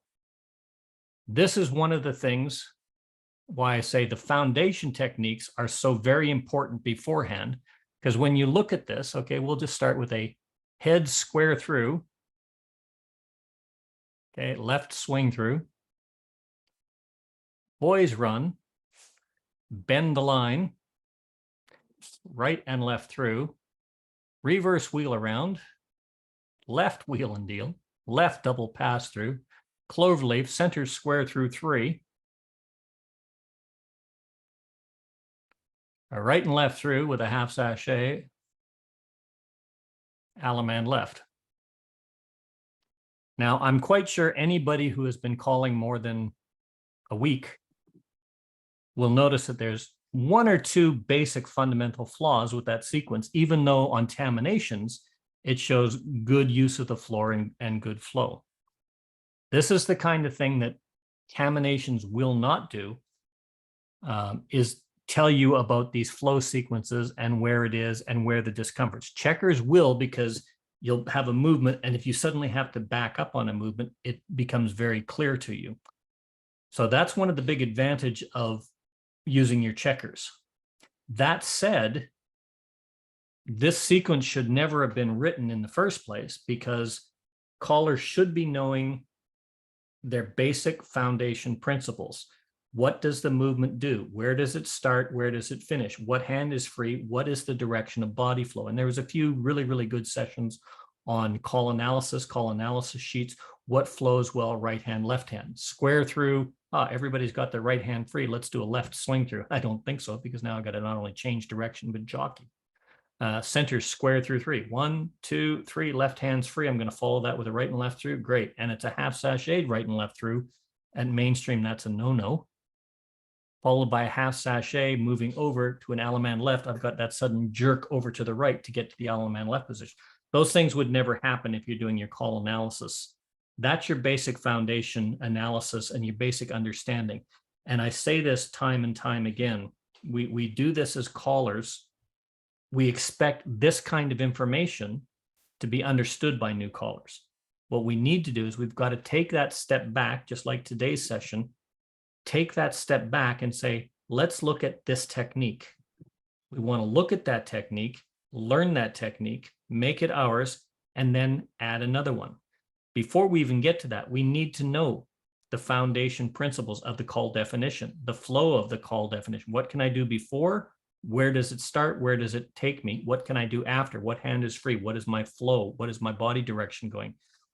All of those things are foundation principles that have to be learned before we even get to what we talked about today, before we even get to the use of zeros, before we even get to presenting a singing call, we have to understand what the movements do. Bob very rightfully said, you will learn a lot of these aspects by doing singing calls. But before you do the singing call, you should have moved your checkers or put it on terminations and look to see what the dancers do. Look to see what the timing is. You needed to have got up off the computer, recorded the sequence with music and say, right, how does this flow for me? What do I need to change? That's part of the development techniques that come before learning about modulos, before, as Mickey said, learning about a dancer change or a four ladies chain effect or all those other kinds of things. It's a progressive sequence of things. And all of these sessions, although they're done in isolation, are not isolated sessions. They're a whole combination. Yes, Bob. Yeah, when I taught myself to call, I didn't have the advantage of all these sessions and stuff, and I didn't have the money to go to caller school. So I taught myself how to call. And when I would do sequences, for 20 years, I went on my living room floor and I danced the sequence. And I danced it, as I said, from the four possibilities to understand and get a feel of what it was like to do each position. I did that. I recommend that as the number one advice I could give anybody, especially experienced callers who so awkward do it. You've got to learn to call, in my opinion, so that there's no stopping, that you just flow, you don't overflow, you keep moving, and that helped develop my timing.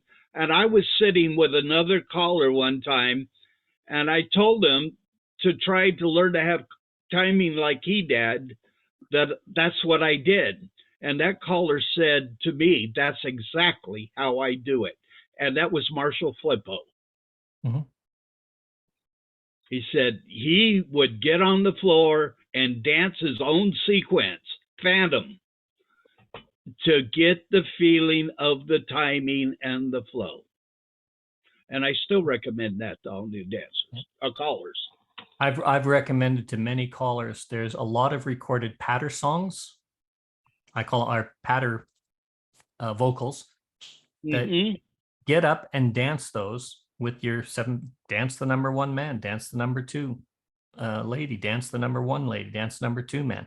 Dance them, get up and do it, because dancing it will not only put flow sequences in your head, but a good idea of flow, different formations. And it also puts a lot of formation awareness in your head, because as a caller, ideally, you should be able to dance with seven phantoms and still get through your sequences.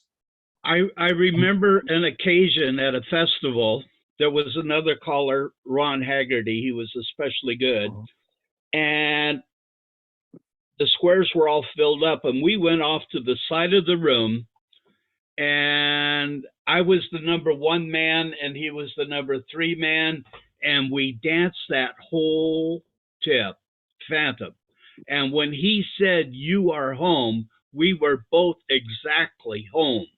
And what dancers couldn't believe is we danced with our hands. You know, we did the palm up wave, we did the arm turn. Everything was exactly where it would be if there was a real person. And we had just a crowd of people around just watching us dance, because we were perfect mirror images of each other. We did the styling, we did the whole works. And it was fun. Well, I have been told that I was perfect. Well, I like to accentuate the positive. My wife said I was a perfect ass the other day. So I just like to accentuate the positive. She was right. And that's about as close to perfect I've ever come. But I mean, it's a wonderful thing. But dancing that stuff, Phantom, is really great. My advanced club that meets on Sundays, they are very good. And when we don't have enough people, they get over and dance the whole thing Phantom. Almost most of the club will do that. And I had the caller come in and says, "Wow, you call so fast." And I said, I was calling it 142 beats a minute or 132. What is it? What do we dance? Usually between What? 122 and 128. Yeah, I said I was calling it 122 beats a minute, and you had time to do every call. The thing that made me fast versus dancing at another club was there was no break between the calls. You went from one call to the other, continuous flow.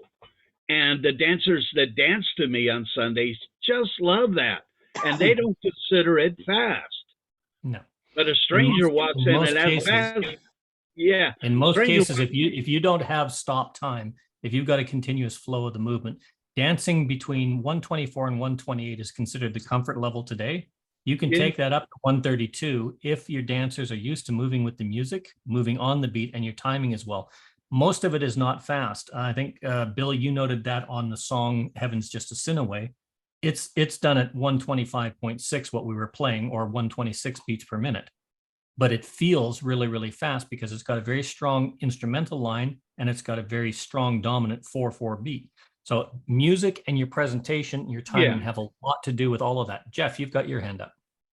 Yeah, I bet, Bob, you didn't call square through dance this, square through 4 and do a do-si-do before you did a swing through, do you? No, I didn't. I called square through No. swing through. We've got a lot of callers here that every time they do another movement, it's a do-si-do, whether it's a square through 4, do-si-do, swing through a line, do-si-do, and then do a right and a left through. They just overdo it. And I think, you know, it's not square dancing. You've just got to keep the flow. Yeah. Well, I'm in partial agreement with you, Jeff, and partial disagreement, but I think we've had this conversation about a dozen times.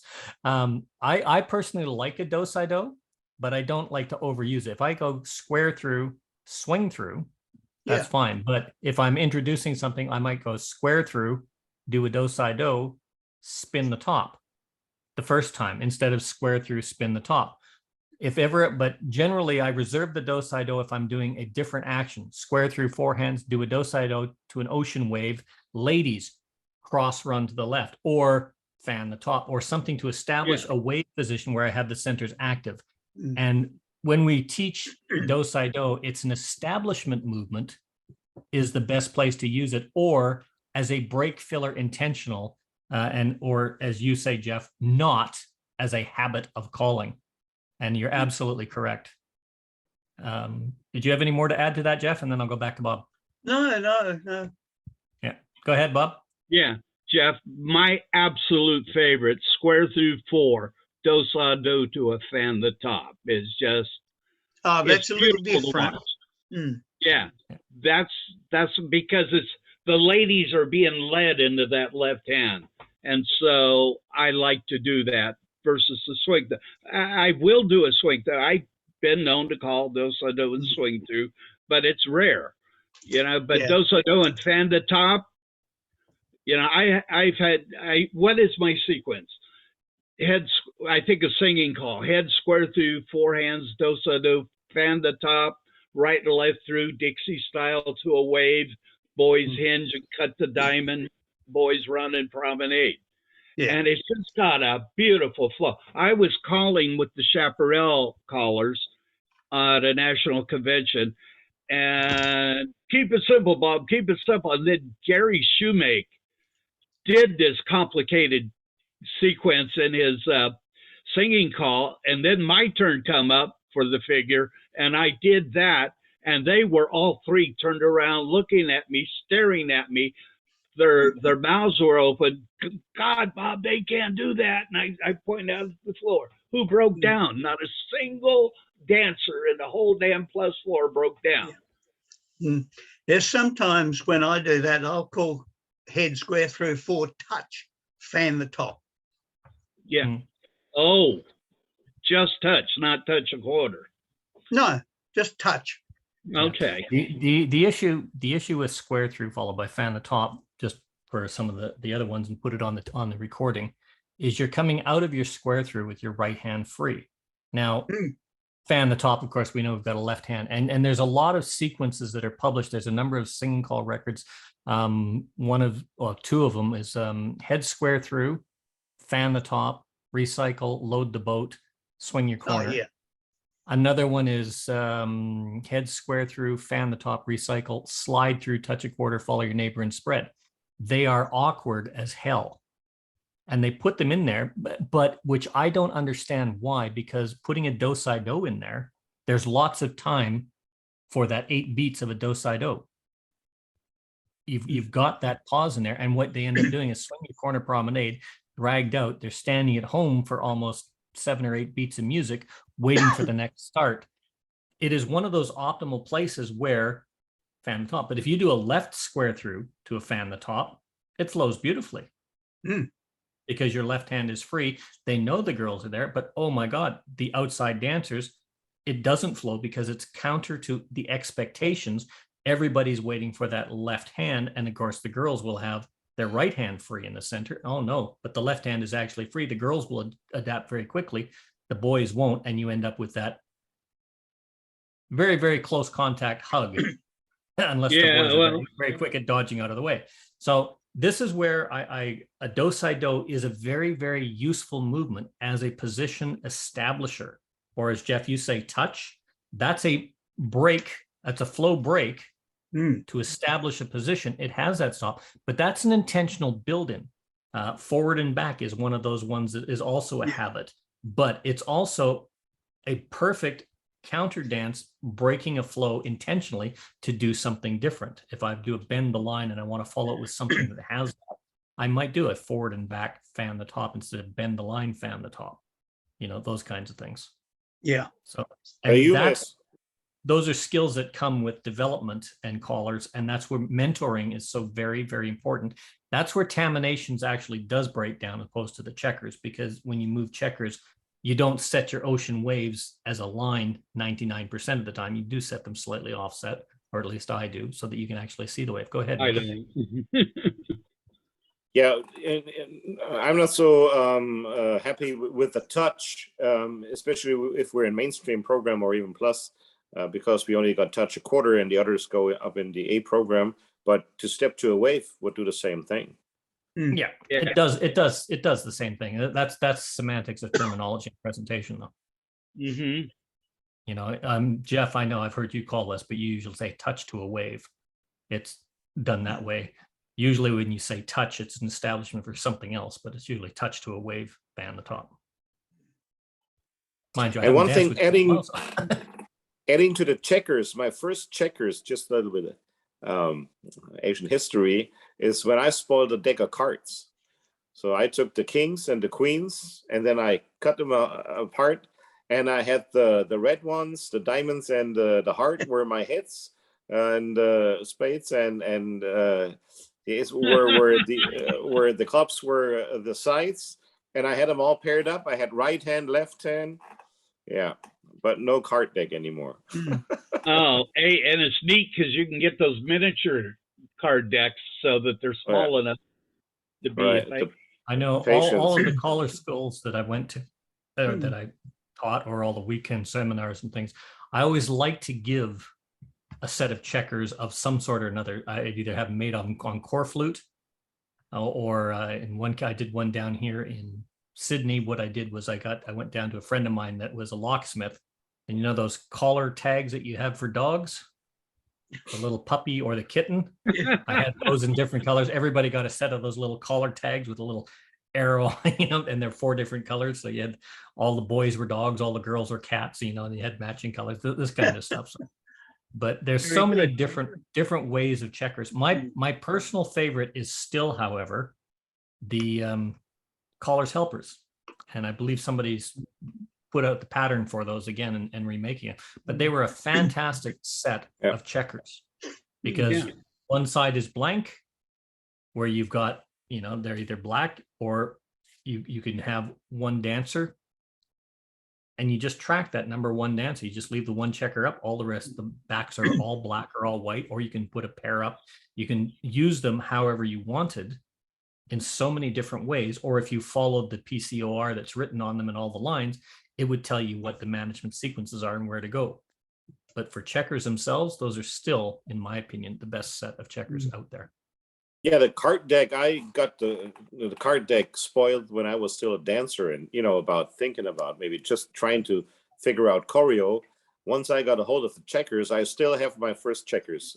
They're 35 years old now, so just the best. Jeff, did you have your hand up? Yeah.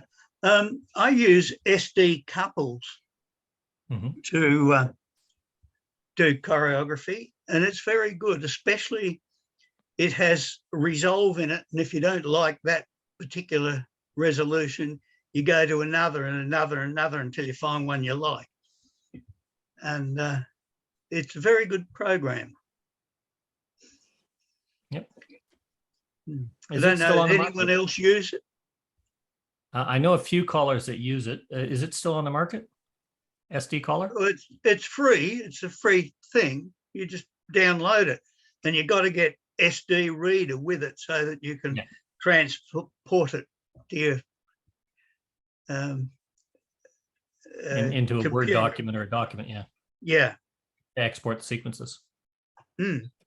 I think Bronk uses that as well, doesn't he? Yes. Yeah. But it's good, and it gives you different ideas. Like if you do a singing call, and you got a little bit of space, and you want to do a touch a quarter and a scoot back before you swing your corner, you can touch a quarter and have everybody fold, and it'll do that for you, and things like that that give you some variety with what you're doing. It's not an animated program, though, is it? No. No, and that's one of the, because you can go through and do that with your checkers. You can actually see a whole bunch of really, really interesting sequences on it, and it'll give you not only options. It's great for checking your choreography, but it's also good for presenting other options and things that you may not have thought of. And I believe SD caller is set with right hand, left hand parameters, so that you don't have the bad flows. It's got that built into the system, whereas Taminations, for instance, doesn't. It has a stop, you end here, what can I do from here, as a static. SD caller as the choreographic hand flow limiter on it, if you will. Yeah.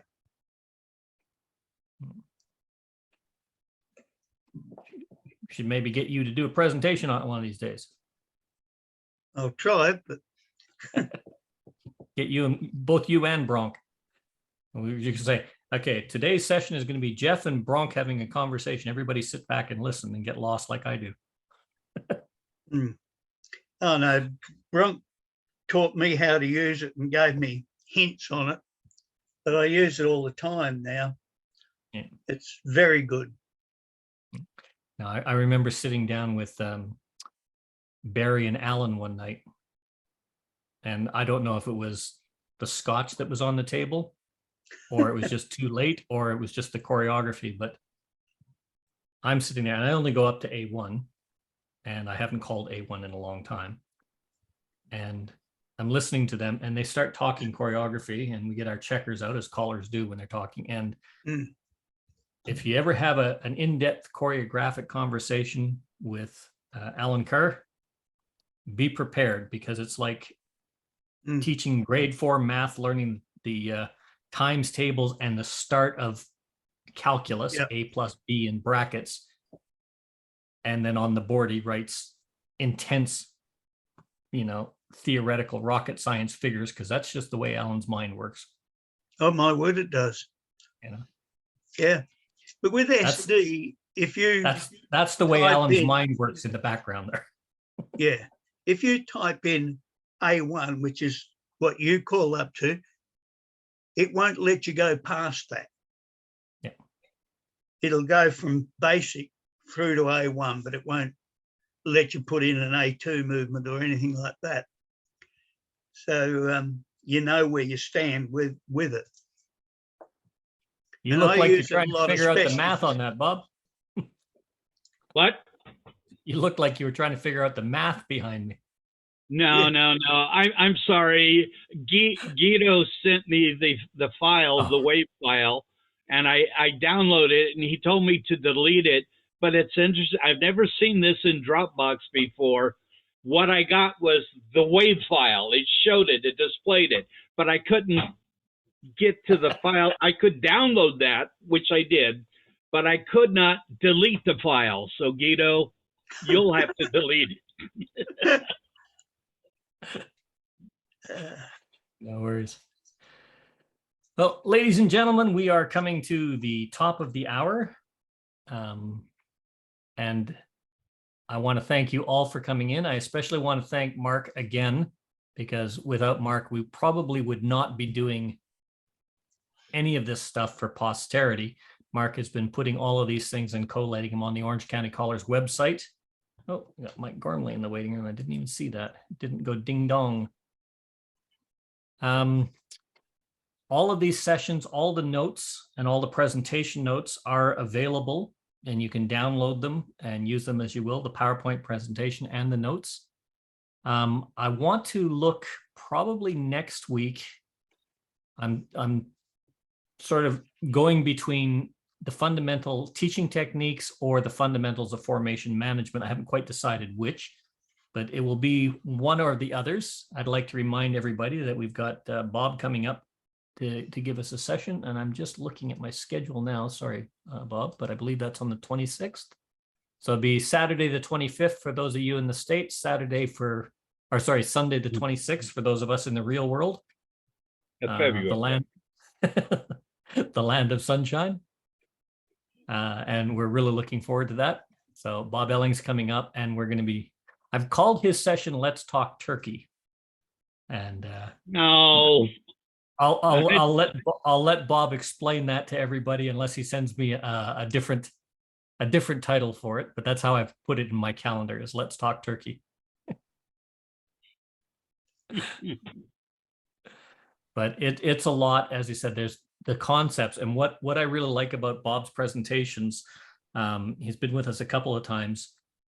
We look at aspects of choreographic management and formation management. The chicken plucker was probably the best example, whereas a chicken plucker takes you from a corner box in sequence to a right-hand box out of sequence.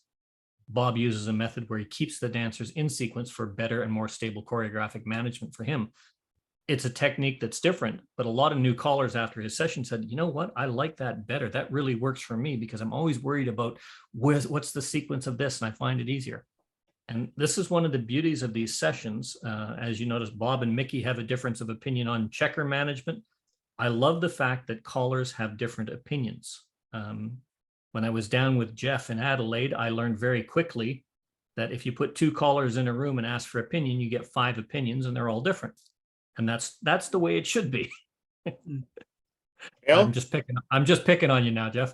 But the fact is, I don't think that Bob and I are too far away from each other. No, you're not. It's just I don't think so. We just the way you approach things and the way that you look at things might be just a little different. And the way Bill looks at something compared to how Guido looks at something, how John or myself or anybody looks at something might be just that little bit different.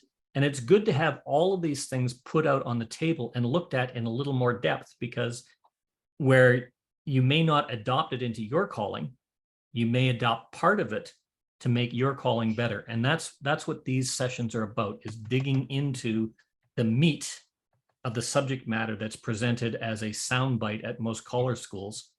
Because now with so much reference material out there, if you Google square dance resolution, I think if you get less than 1,000 pages of ideas and techniques and theory, or if you go to Caller Lab and you go square dance choreographic management resolution, you get a 108-page document that talks about choreographic management and resolution techniques, which is very, very confusing because it's covering so many different aspects. It's all really good material, but breaking it down into sound bites that you can sit for an hour, digest, watch the presentation, make it yours, and play with those techniques is really, really what's important, especially for new callers, but more importantly, for experienced callers like most of us in the room now that mentor new callers to take a step back and look at each one of these things individually. And that's what we need. Joe Obelacker posted up, there is a session coming up tomorrow with Wade Driver. Yeah, I just put that in the mail, the Zoom ID. Yeah. I just put that in the chat. Yeah, or you can follow all the sessions if you're unable to attend that. It's called Square Dance Callers in Cars. That's Callers in Cars. And that'll take you a link to all of the interviews. So far, he's done Barry Clasper, Ken Ratusi, myself, Wade Driver's coming up, and he's booked through until September pretty much, interviewing a lot of different callers, different aspects. And they're very, very good sessions about finding the history of some of these guys or what got them interested and what they've gone through. And I think, Mickey, you've got an interview coming up here shortly too. Yeah, I'll be in March following so if you're able to tune into some of those, please do. They're open. Joe puts you on the mat, asks you a bunch of questions, and then starts digging. And it can be a lot of fun. And then he opened up the floor and you get all sorts of questions there. And you never know where these interviews are going to take you, but have a good look. It gives you an insight to a lot of these names that you may have heard of, may not know a lot about, but it gives you an insight to who they are. Yeah. And to wrap up, as always, if you have any ideas for sessions or presentations or things you want me to look at, or you want to get somebody to look at, or you have an idea on them, by all means, let us know, and we'll see if we can arrange it.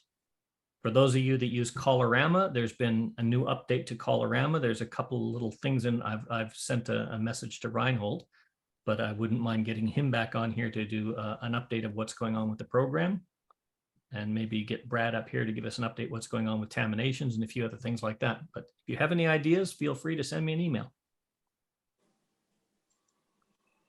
So let's open the floor back up for general discussion, or if nobody has anything else to say, we can call it a day and get on with our late evenings, go to bed, or get up and get to work, depending on what time it is in your part of the world. Thanks, everybody. I'm going to go. But great. Thanks. Bye. Take care, Jeff. Bye. Bye. Thank you, Guido. Thank you. Mel, Yes, sir. anything about Brian Hotchkiss? He hasn't been here for quite a while. Is he okay? I don't know what's going on with Brian. I know he's busy. There's a lot of different activities and dances that he's got on the go right now, but I haven't heard from Brian in a while. So Okay. I did get a read receipt, but he hasn't been here, and it could be just that, it's Sunday night. He may have something, or Sunday morning, he may have something on the go, or he may have been out partying all night Saturday night. But over in his neck of the woods around this time of year, there's a lot of weekend dances, but I don't really know what's going on with Brian. Okay. I haven't heard from him in a while. John's having Marmite.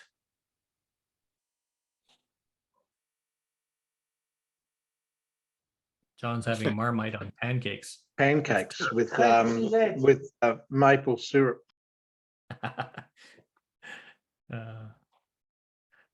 I must say that I used SD Caller after Jeff did a caller session on it. And anyone that wants to use it, just be warned that you've got to go through a setup sequence before you actually start using it every time you go in. And that's what put me off it. Yeah, and if you want to copy your sequences once they're done and put them onto a Word document or put them into a HTML file for use on SquareView or whatever program you use, you need to get an SD reader to go with it in order to save those. There's a little bit of complexity to it, but it's a very robust program. There's a lot to it. Oh. Yeah. How are you doing down there in Texas, Steve, or are you in Oregon these days? I'm in Oregon right now. Hopefully I'll be in Texas in April for a little while, but it's looking rough. Yeah. So yeah, well, we were talking about the weather this morning, and Bill was saying he had to go out and shovel 45 minutes of snow. I said, yeah, well, we had to suffer here yesterday because it was only 104, balmy day. Bill, where are you from? Sturgis, South Dakota, Oh, okay. 25 miles from Mount Rushmore. I remember well as a teenager, my parents took us on a trip where we did the lower states. We went by stopping at every national park in that to visit our relatives in Kentucky. Then we came home through Ohio and the northern route and going through South Dakota. I remember going through the Black Hills where they had some little park thing that had a theme that seemed like every few miles.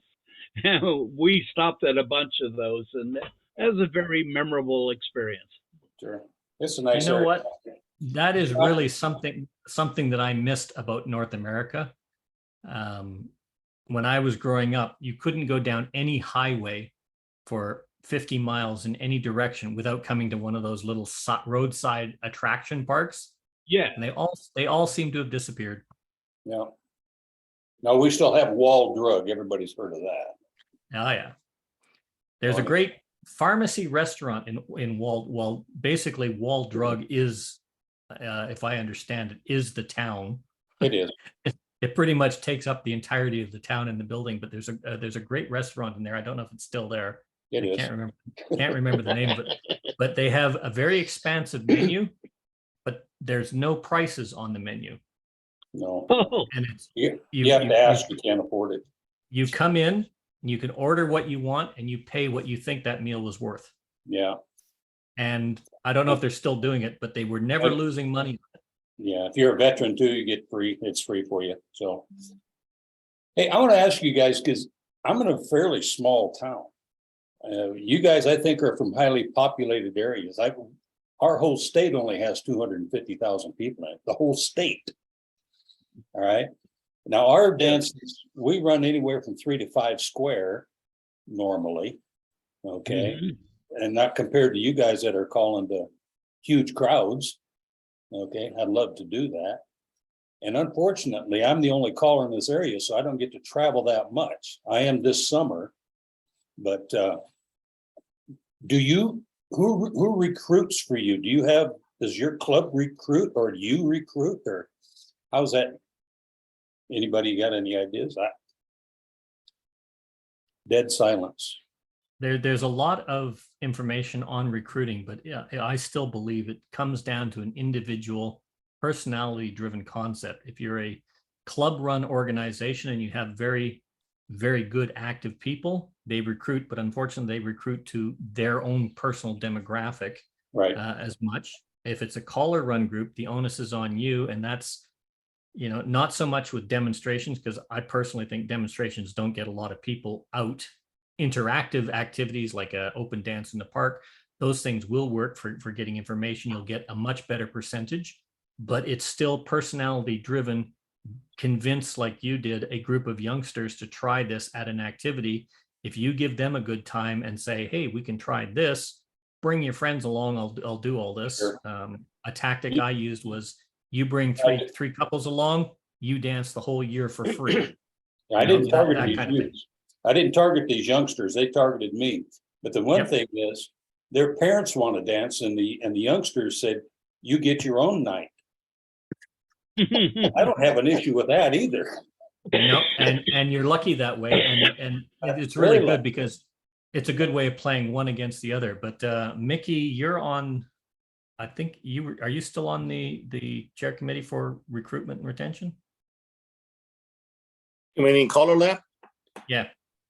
No, I'm on the international advisory, and with the promotion, I'm involved, but with the recruitment, not especially. I've got several committees, but I'm not on that one. Yeah, I know there's a lot of material out there on dancer recruitment and retention that is available, but it is no matter what it is, or the sequence or the advertising. I think Mike Sikorsky put out a whole bunch of little sound things that work that way as well, but it still boils down to personality. I've got Steve and then I've got Bob. Actually, Bob's first. Oh, I've got Bob and then I've got Steve. Sorry, I was looking elsewhere and I just saw both hands up. So you're in my top left corner. I thought Kip Garvey had just an amazing idea. He got hired by a club, and they're all older dancers. So they did the SD class. And then he told all the people in the SD class to try and bring somebody who's up to 10 years younger than them.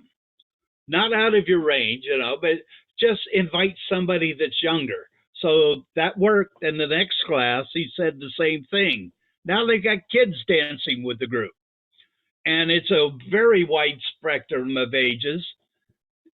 And I think it was a wonderful approach. Consider that, when you recruit, especially if it won't work with a year-long program, but the SD thing, try to bring somebody, one of your friends. Not all of your friends are older than you. You got younger friends. Bring somebody who's younger than you to the next class. And he did it. Now I think it's Stephen's turn. I think it works. What I've been seeing lately, I think it works best from both coordination between the caller and the club, getting the lessons out. Whereas, a caller run club, it's usually the caller that does it. And it used to be the club who'd do it if they were, running the club. But now, I think a joint effort on both parts enthusiastically is what works best. And lately I've been seeing a lot of social media stuff working well, and getting flyers out on social media and getting seen that way. And I just recently talked my clogging group into doing a social media effort to try to get more cloggers, because we've been dwindling so much we can't even do a show anymore. And on one of the square dance posts I posted it on, somebody from New Hampshire sent to somebody in San Antonio, hey, you need to do this. And so that's that's how you get the word out, is you just have to keep on flooding it. Yeah, I will say that there is no one answer to that. No. And what works for you may not work everywhere. But if you do have something that works, share it, because Right. it might work somewhere else. And you will Right. never get all the dancers that you want coming in with one recruiting technique alone. Right. Yeah. Be inventive. And if you find something that works, for God's sakes, share it. Mickey, you had your hand up. I don't know. Oh, sorry. Yeah, I just wanted to answer Bill's question. Over here in southern Germany, mainly the Munich area, most of the clubs are not caller run, but officers run the club. The high level club over here is sometimes is caller run, but then the dancers, they show up by their own. I always tell my club officials, you get them in the door, I got to keep them. So we Right. split up the job. So I agree with that 100%.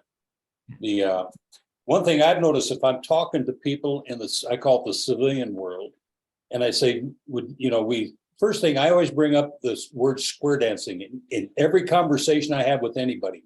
If they pick up on it, I'll talk to them about it. If they don't, then I pass on. What I see is, I didn't know they still did that. So that tells me, well, okay, like in our case, we dance in the senior center 8:00 at night on a Friday. Nobody's going to see us. They have no clue what we're doing. So I think we need more exposure to the civilian population to get that. And you'll see the eyes light up and they start tapping their toe and clapping their hands. I just me, but I mean, we've done pretty good here. Yeah. I have recently moved down here to the Albury area. And as of last Saturday, we finally had some movement on our house build. So the ground now is scraped off. I don't have a house built yet, but it should be done by October. And it's one of the things that I'm really hoping, because we're moving out to a small town in Jindera, which is close to here. But that's my intent. There's a nice hall, there's a demographic, and around this area, although there was square dancing in the past, there is no square dance club. And I think I was talking to you earlier, Bill, the nearest club to me is over 380 kilometers away. Yeah. That's, it's just over 200 miles away. Yeah. That's the nearest square dance club. There's one dance that's held in the nearby area once a year called the halfway dance. And that's because it's halfway between Melbourne and Sydney, Mm. which is 800 kilometers either way. And so when you look at that, I'm hoping I'm going to pick up a mid demographic across a wide expanse. And that's what I said, once the house is built, that's going to be where we are. I'm in a new town. They've got a little hall there. Hopefully I can get it at a reasonable price for once, maybe twice a week, and start a club up in this area. Because right now I'm not calling for any clubs. I travel to call, and I'm not even getting that done at the moment a lot. Yeah. So the opportunities for me, because of my movement now, are quite expansive. I have to drive to Melbourne for a constant dance, or to Canberra to get to a dance. And it's, 3.5, 4 hours. Well, it's 4 hours one way, or 7.5 hours the other way to get to the nearest clubs. I don't envy you that. Okay, Yolanda, you're in a similar situation. You live in Prince George. I think there's 2 or 3 groups still in your local area within 100 Ks. 2? You talking You're to me? muted. We can't You're hear you. muted, Yolanda. You're not, yeah, she's not muted, but it's not coming through. No, Oh, she still not. doesn't have her microphone turned on. It should be. There Now it it is. is. Be able to hear me now. I had to unplug my mic. I was practicing calling before coming on. So how many clubs are in your immediate circle? I call it immediate circle of 100 kilometers, 60 miles. There's 2, but they're different 2. levels. So the mainstream can't go up to the higher level. So Yeah. Stephen, I just noticed you got your hand up. Yeah, one of the things in recent memory that really damaged square dancing, in my opinion, was when I think it was Jay Leno or David Letterman, one of them did a spoof on it, sent a girl out to the convention, and she made it a joke instead of making a serious interview. And it really was done very tacky. It was just They should have been sued. Yeah, there have been a lot of those that have happened and happened recently. American Idol was one of them. Or sorry, America's Got Talent, I think it was. And they brought a square dance. Now, yeah, it was great demonstration, great thing. Absolutely the wrong place for that, because you're competing against singers, magicians, things like that are on the international stage. That's not what this activity. It was a great place to showcase the activity, but a wrong place to come out and say, I just wanted to show you what we do. right. That's a competition, and it's the wrong venue for doing that. And that was done in a number of places. There's also a thing that happens a lot of the time in the media, where I'll get to you in just a second. Bob, you're up next.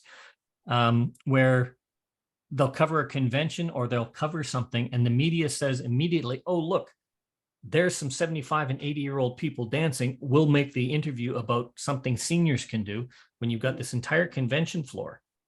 And then the other thing that we do as dancers is, and I saw this at our convention that happened down in Canberra, you had a young dancer on the floor, or a square of young dancers, and they were mobbed by a lot of us geriatrics.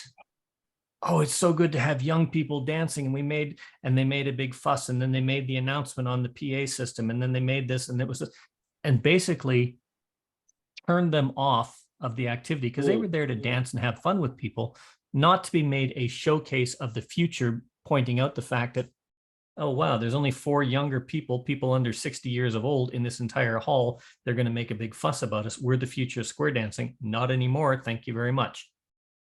Yeah. We've got to stop, as you say, making ourselves a joke, making ourselves the brunt of a joke, making ourselves, as Bill was saying, a presentation of where it's a seniors activity. When you get too old to line dance, or you still have wheels on your walker that you can move very quickly, square dancing might be an activity for you, because that's how we present ourselves in a lot of cases, not to our own demographic, but to the rest of the world. We are a joke. Bob, you had your hand up. Yeah, I had what I thought was going to be a unique idea. When we go out and we square dance as an exhibition to show people what square dancing is. Well, I don't know if you're aware about it, but I think about 80% of the people say that's too hard for me to do. So I got this idea that I tried. I was doing just Boy Scouts, and they had their families there. And I told my club, this is going to be the easiest tip of your life as a demonstration. So you want a demonstration, and I called nothing more than pass through promenade or circle once around or right hand, left hand star once around. And I called that tip, and then I said, now we'd like to get you to come down and try it. Guess what their opinion was? I can do that, you know, and I had 100% participation after that little demo. And that's the thing that we have to consider when we promote ourselves to the public. They don't want to see a relay the deuce. They don't want to do that. But if they see a right-hand star once around, they say, I can do that. That would be fun. And that's what we have to consider when promoting to the public, is not show how fancy we can dance, but how easy we can dance. No, I agree with you 100%. Absolutely. One of the things, there was a recent dialogue in the chat on Facebook about dancing and demonstrations and getting participation. And this one caller, she was hired by a group to come in and do a square dance demonstration and then do an activity. Now, this is where you really have to be careful. Doing a demonstration, as Bob said, if you go out to a mall and you put on this kind of thing, and for me personally, a shopping mall is the worst place to try and do a demo and recruit dancers, because they're not there to watch square dancing. They're there to do their shopping. And then what we do is, and I've seen this over and over again, we'll get a caller like me. Hey, I'm over 60 and I'm going to get up there and I'm going to try and take the newest piece of music. And then my club, my youngest dancer on the floor might be 65. The oldest might be 85, 90. And they're shuffling around to this modern piece of music that I'm presenting very poorly in the wrong kind of venue to try and recruit young people to a song that they can recognize the tune, but it's been so jimmied for a square dance version of the song that it's absolute crap. And it's all formal, and of course we're wearing lampshades and frou-frous. Whereas getting a dance in a park or an activity or something like that, where you have some dancers there, but it's a social interactive activity. If you do a demo, but keep your demos really short and then get everybody active so that they can do exactly what Bob was saying. Hey, I can do that. It is able to do it. Steve, you got your hand up. John was first again. John. Sorry, I can't see everybody's hand. So I just, every time you use the electronic hand up, you jump on my screen and it jumps out at me. So right. But John's go ahead, actually John. up first. Yeah, I did sort of a demo at a food and wine festival, and where the band actually invited me to come along and fill in their breaks. They actually played the music while I did the square dancing. I had to let them know the tempo and everything, and that was fine. And I had probably half the crowd dancing. Yep. And they didn't want to stop at the end of the night. They wanted more dancing. But the problem is that when you ask them to come along to square dancing, they wouldn't come because there's no alcohol allowed. Yeah. I know a lot of callers will not go to a venue if they are serving alcohol. And we've got to get out of that mindset. You know, if there's a big function that's going and they've got beer in an open bar and that kind of stuff, no, you don't want to have drunk people all over. But if you don't go to where they are, they're not going to come to where you are. You've got to find that balance. And there's a big difference between being hired to do a break entertainment or to be the entertainment and doing a demo and getting involvement. When I was in Germany, Canada hosted UNICEF. So we went and we did a big demonstration. It was a 15-minute demonstration, paid me an absolute bloody fortune to do it. And it was probably one of the poorest event things because it was just lost in a crowd of things. We went to the hotel in Hamburg that night. Was it Hamburg? No, I can't remember where it was at. We went to the hotel and one half was closed. So we opened up the other half of the restaurant, moved all the tables with permission, and we started square dancing there. And the whole crowd got involved and people off the street, and it was bang. We could do no wrong. But we would also do demonstrations because our club was hired when Dave Dudley, he's the guy that does 6 days on the road and that, he was touring Europe. They hired our club to go and do the intermission breaks, to do a couple of songs like that. And two completely different aspects. One is an entertaining show and the other one is a recruitment venue. And you've got to let them come to you. I've got Stephen, I've got Mickey, and I've got Bob. And hopefully I'm in the right order this time. So Yes. we'll go with Stephen. When one thing I've always never really understood, I mean, it's been explained that it's part of the convention stuff and all that, but how come the convention does not allow the public in to spectate? There's a very good reason for that, Steve. It's because they're idiots. I mean, even if you just have them come into the first part of the convention to where they can have an experience of dancing or watching the dancing and also participating in dancing like a one-night stand type thing. And then if they want to go and then you have the rest of the convention beyond that they're not allowed into unless they pay the full convention price or something like that. There are places that do allow that, but depending on where you are in the world or in what state you're in, there's certain bits of legal requirements that have to cover all that. So if they're going to be actively participating in an activity, they have to be part of that activity, which means there should be an entrance fee or some other mechanism in place. Some conventions do that they will have an open thing to the public and they pay a little bit of extra to do that. But there's certain requirements that they have to do. And then they will have access to the venue to go and wander through that. It's no different than attending a park thing.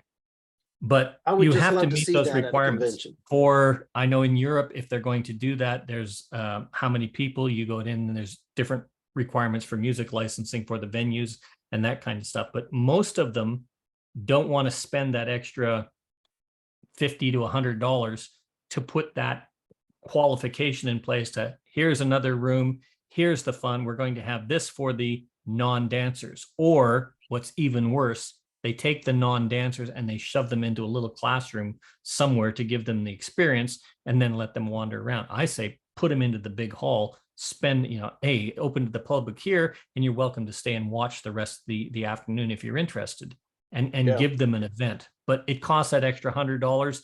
And the two simple explanations are: one, Square Dance Organizations Committee and Square Dance committees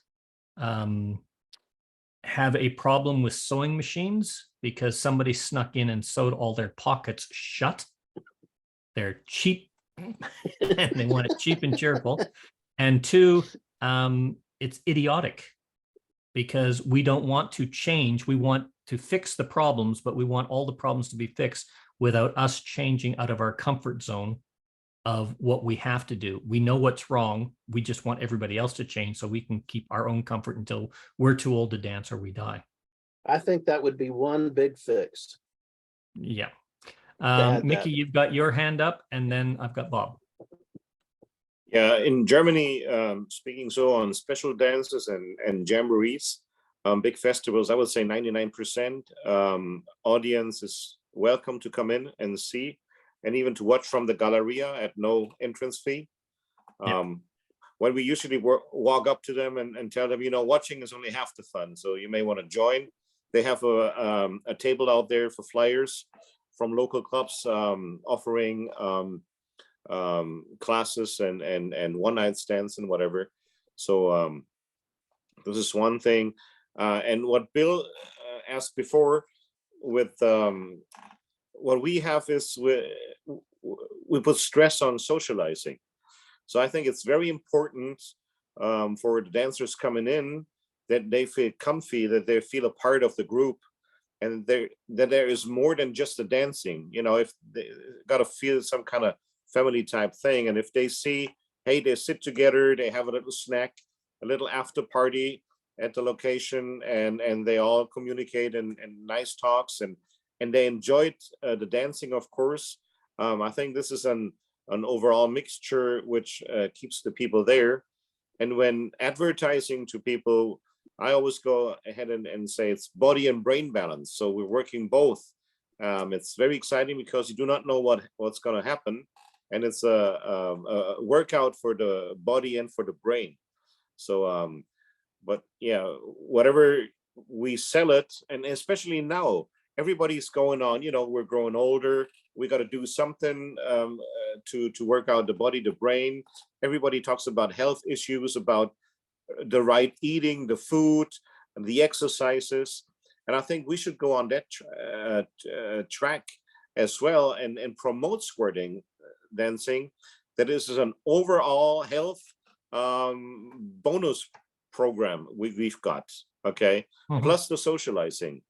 I think we're missing that track to advertise. Yeah, but it is, as I said, it is only one pathway. You get a selected audience on each one of these pathways, and they're all good, and you have to use them all. As far as the new dance, I don't know if you still do it, but I remember a dance. It was either in Heidelberg or in Stuttgart. It was an everybody dance, multi-level, 3 days, a 4-day dance. It's a 3-day event, but it's a 4-day event really. And you had the dance in the hall, you know, the various halls going on, but there was usually only 2 halls going.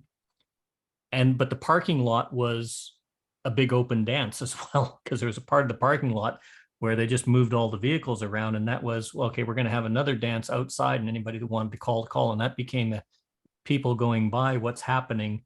Non-dancers and dancers alike just got out and had fun, if you want to do that. And it was all demonstrations, and it was a big open thing, and they were welcome to go in and see what was happening in the halls. They were welcome to go to the cafeteria and buy themselves lunch, but they came for the event to see or they just wandered in because something was happening. And in Europe, I don't know if they still do, but if anything was happening and a lot of vehicles are parked somewhere and you got these things up, most people just stop out of curiosity to find out what it's all about. I don't know if they do that anymore. And you had this open dance, and it may have been the same sequence or 3 different callers getting up and doing an introduction to square dancing, 5-10 movements and a singing call. There it is. And, you know, an hour later, you know, they're dancing. Oh, got a whole bunch of new people. Let somebody do another one. This was going on constantly in the background. So essentially you had this as a constant going on during the day. And it really became interactive, but it was more of a family oriented social group. You know, families would stop, and it didn't matter if your youngest was 6 and your oldest was 96 on the floor.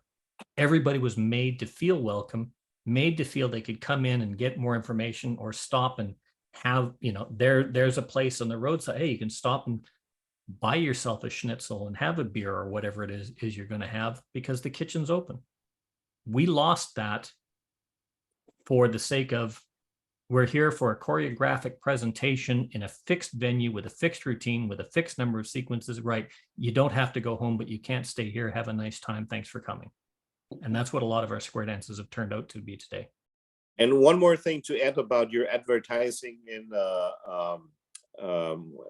a shopping mall, right? What you said with the dancers from 60 going up to 90 and doing the modern song and you know, being there with your age of 60.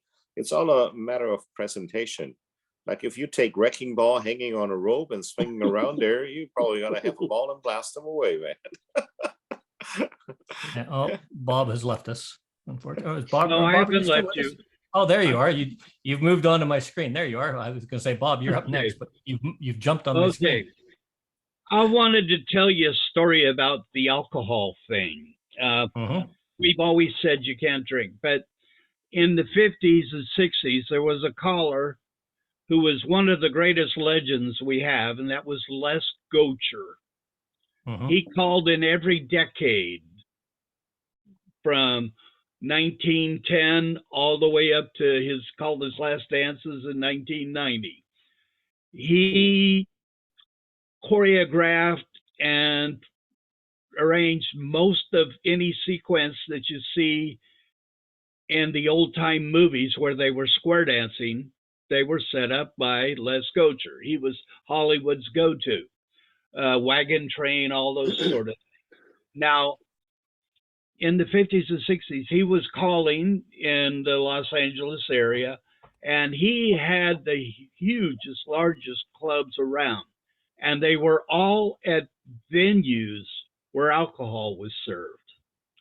Now, he was told by the Callers Association, you can't call there, or you can't call there because they serve alcohol. And he says, no, I'm going to call there. So they came and visited and saw the huge crowds. And to be quite frankly honest, they were jealous. He had bigger crowds than they had.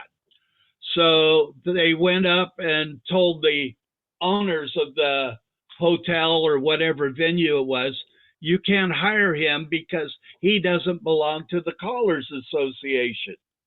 So they said, what's the Callers Association? He says, it's like a union.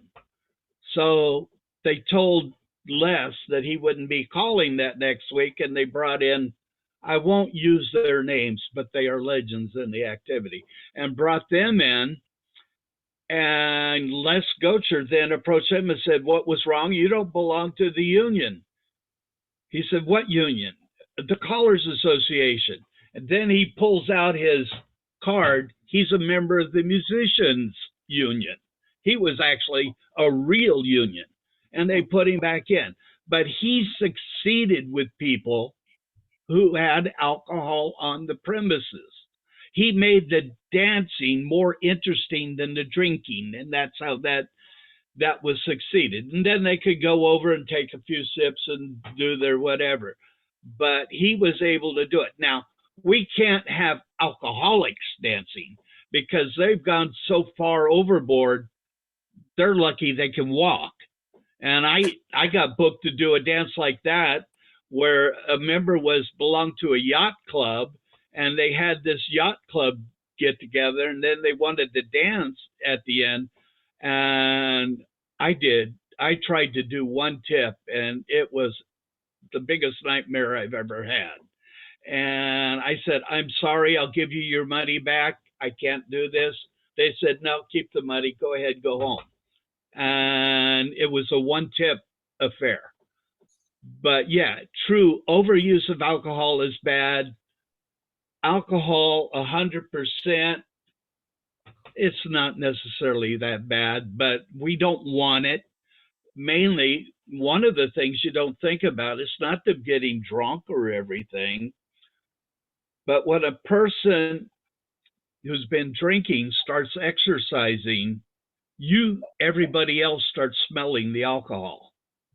And that's not good for a square dance. But we have to be a little more open-minded, and we could capture some of these people who drink by calling at a function that has some drinks available. Then maybe they'll want to get to the activity and realize they can't drink. I was put in one of the most embarrassing situations of my life. My father and mother liked to square dance, but my father was an alcoholic with capital letters and quotes, and he would show up at a dance drinking and that. And then I had to tell him he couldn't dance. And what I told him was, how important it is not to square dance and drink, but you do it anyway, and that's okay for you. But I'm Bob Elling Jr. So if you go to a dance and say Bob Elling was drinking, they'll think I was drinking, and that will kill my calling career. You would destroy me. So they never went to another dance, and that hurt my mother a lot, and I'm sorry about that, but that's the way it was. And that's what I have to say about drinking. No, you're absolutely correct, Bob. There is a point of having alcohol at a venue is not the same as having a drunk on the floor. There are two completely different things. I know when I was in Germany, they didn't have the bar open all the time, but a lot of time, and I always remember a dance because I think it was the first time I met Ed Foote.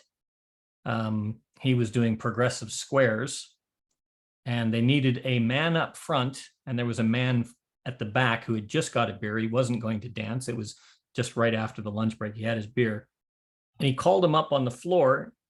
He said, well, put your beer down. And he wound him up to the front of the floor. He says, yeah, but my beer's going to get warm. And he says, don't worry about it. I'll have you back there in a second. And he called and he had everybody back, but he had the guy in the back square, took a break. He says, now have a quick drink. You know, he made a bit of a joke about it. And then he brought him back up to the front. And at the end, he'd changed those two couples. I don't know how the hell he did it. It's probably all just mathematical sequencing, but he had him at the back towards his beer. Everybody had a big laugh at it, but that was the only time I ever saw alcohol in use during a thing. And it was part of his show presentation. And after the fact, in retrospect, I think he probably had it set up beforehand but it really, really played well. The reality is, though, I've called it a lot of functions, the Atomic Energy Commission. I've called for, big dance in a US dance, big demonstrations, Nortel presentations all over the world where they serve the drinks, but they don't have drunks on the floor. People go out to these functions and they're serving alcohol. That's great. But very few people get downright, excuse my expression, but pissed as nits and are up there dancing because it's just not socially acceptable anymore. And in Europe, usually you have the same thing. If you have an overday dance, you may have a beer at lunchtime. And then you have, after the dance is over, you have the after party where they're serving alcohol. And this is the kind of thing that happens. But we have so many callers and dancers that are so adamantly refused to go to where people are socializing and having fun at the venue that it's just a no-go. I've got a couple of things here. We did have a hand up just a second ago. I think that was yours, Steve, but I've got something here that I want to share. Mickey shared this, and then I'll let Mickey talk about it because I'm not sure exactly what he's going with it. So I'm going to share my screen here. And you should be able to see my screen, yes?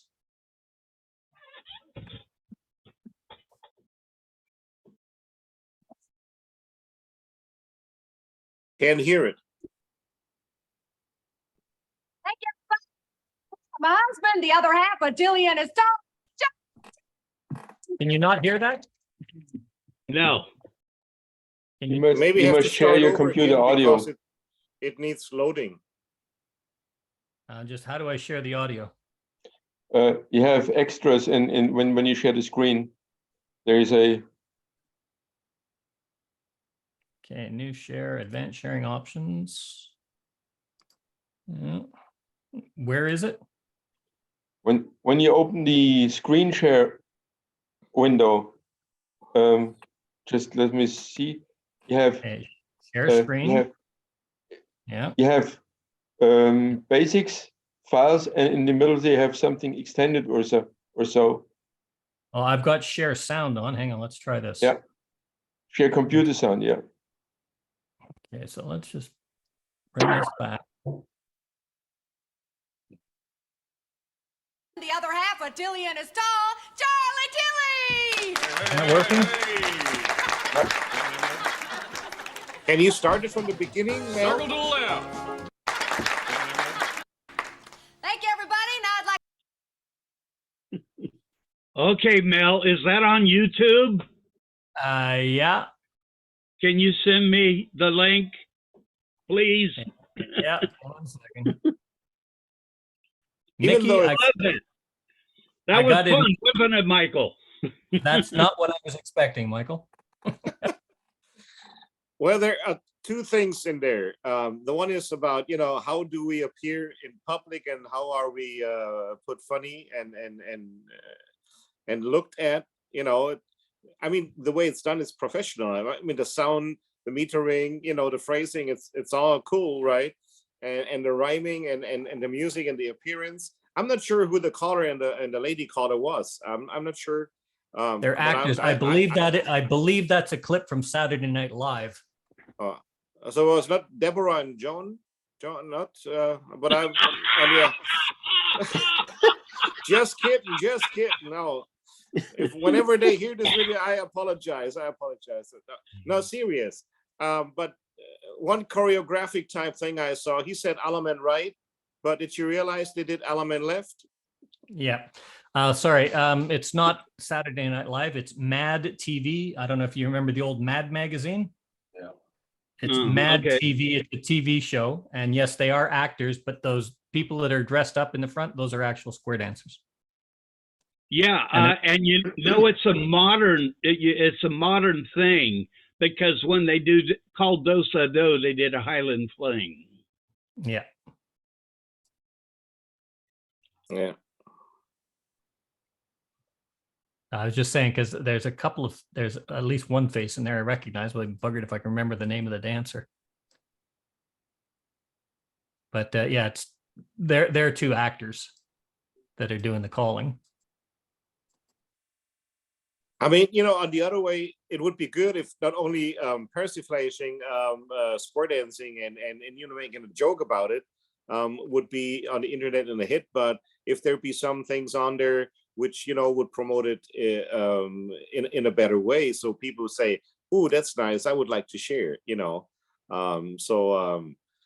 Yeah. I think this is one problem we also should be facing regarding advertising and recruiting, right? Well, And I think.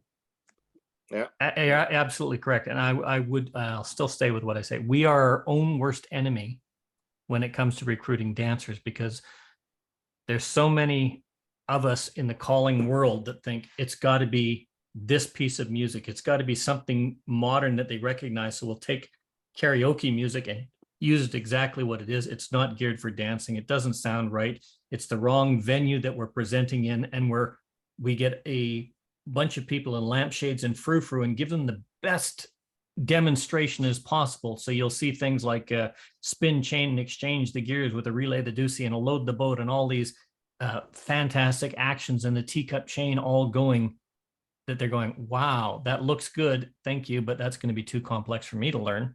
Whereas the idea is you're trying to get dancers on the floor. You want them to dance. You want them to have fun. You want them to have something that they could see and actually turn on to. And I don't know who was it that said it at the start, but if you get up there and you say, I think this was you, Bob, if they're doing a right-hand star, oh, and then an Alaman left to your corner. Most people recognize Alaman left, they do side do and right and left grand. If they've ever watched Bugs Bunny, they at least know what those movements are, or they've at least heard of those movements, and they'll recognize, they may not know how to do it, but they'll recognize the movement, they'll recognize the patterns, and it's something that they can leap into instead of the complexity of it.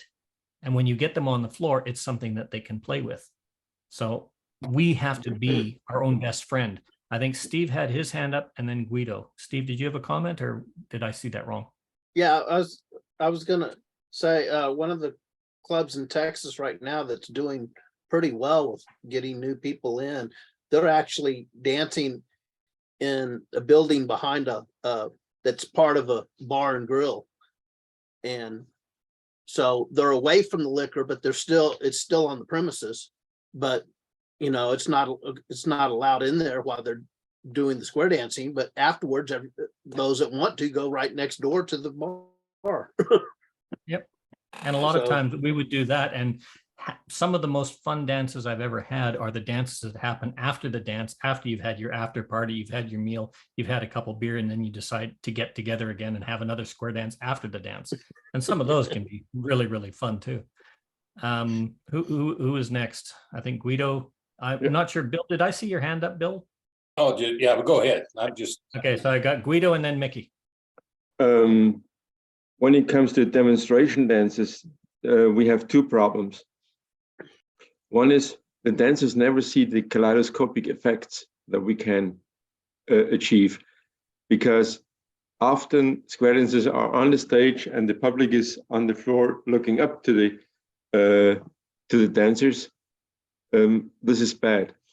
But what you said about the calls, when you call stuff like load the boat, which is a great example for a no good call for a demonstration, because it looks like the dancers are actually unloading and loading a boat the way they walk through the square. They barge through the square in a very, very uncoordinated way. But when we as callers give commandos, we give them ahead of way before the dancers do them. And the public will not be able to relate to a face right if after the face right is a right and left grand, because they don't have the chance to see the movement. We need circles and stars and lines go forward and back, stuff the public can relate to. Even in our area where some of them do not really speak English, but when you call circle left and they keep circling left for 8 seconds, which is one full circle around, they can relate. If you call make a right-hand star and they see the dancers with the right-hand star in the middle, they can relate to that. They cannot relate to single hinge. They cannot really relate to a quarter tag the line. They cannot relate to anything else that's short. And they have no clue what an 8-chain through is. They just see dancers moving in a more or less coordinated way. And what also is important, that when you do a demonstration dance for the public, you need to have a dress for the dancers, a certain type of uniform that the public can see the change of partners and how the square is being sorted again in a certain way, even though we should not mix them up with a hard hash, and because then the public also cannot relate. But when you have green, red, blue, and yellow dresses and shirts together, the public can see these, and they can relate to the mixed, especially in singing calls. They see the mixed, they see the girls, the ladies change, the partners. And most swinger clubs are envious of us because they never change their partners that fast as we do. But we get him sorted again. One of the best demos that I've ever seen was it was a mixture of old and young, but it was a very high energy dance. Their costume for the demo was slacks, and they all had polo shirts on, a loose, comfortable polo shirt. And they were paired. They all had the club logo on, but they were all different colors. So 1, 2, 3, 4, just like a setup on Taminations, but you'd have a white polo shirt, a red, a blue, and a yellow polo shirt or green polo shirt. And you could actually see that, but it was stuff that people would actually wear, men and women. One comment that I got at a demonstration that came back, and thankfully I was not the caller, was I got a call from a caller that wanted us to do a demonstration because he watched a demonstration, and it turned out he was a doctor. And what the demonstration was exactly that. It was in a mall, and it was on a stage in the mall where you could really get the top down looking from the mezzanine, but from the bottom and going up, you were on an elevated stage, and the stage was about 4 feet high. So we're above eye level for the dancers. And he wanted demonstrations at his clinic, and one of his specialties was dealing with varicose veins. And that's what he wanted the demonstration, because it's a good activity. He was promoting health and activity to keep yourself active, but also that he treats varicose veins, and doing this activity can help prevent varicose veins with the right. I'm going, oh my God, is that the impression we are getting?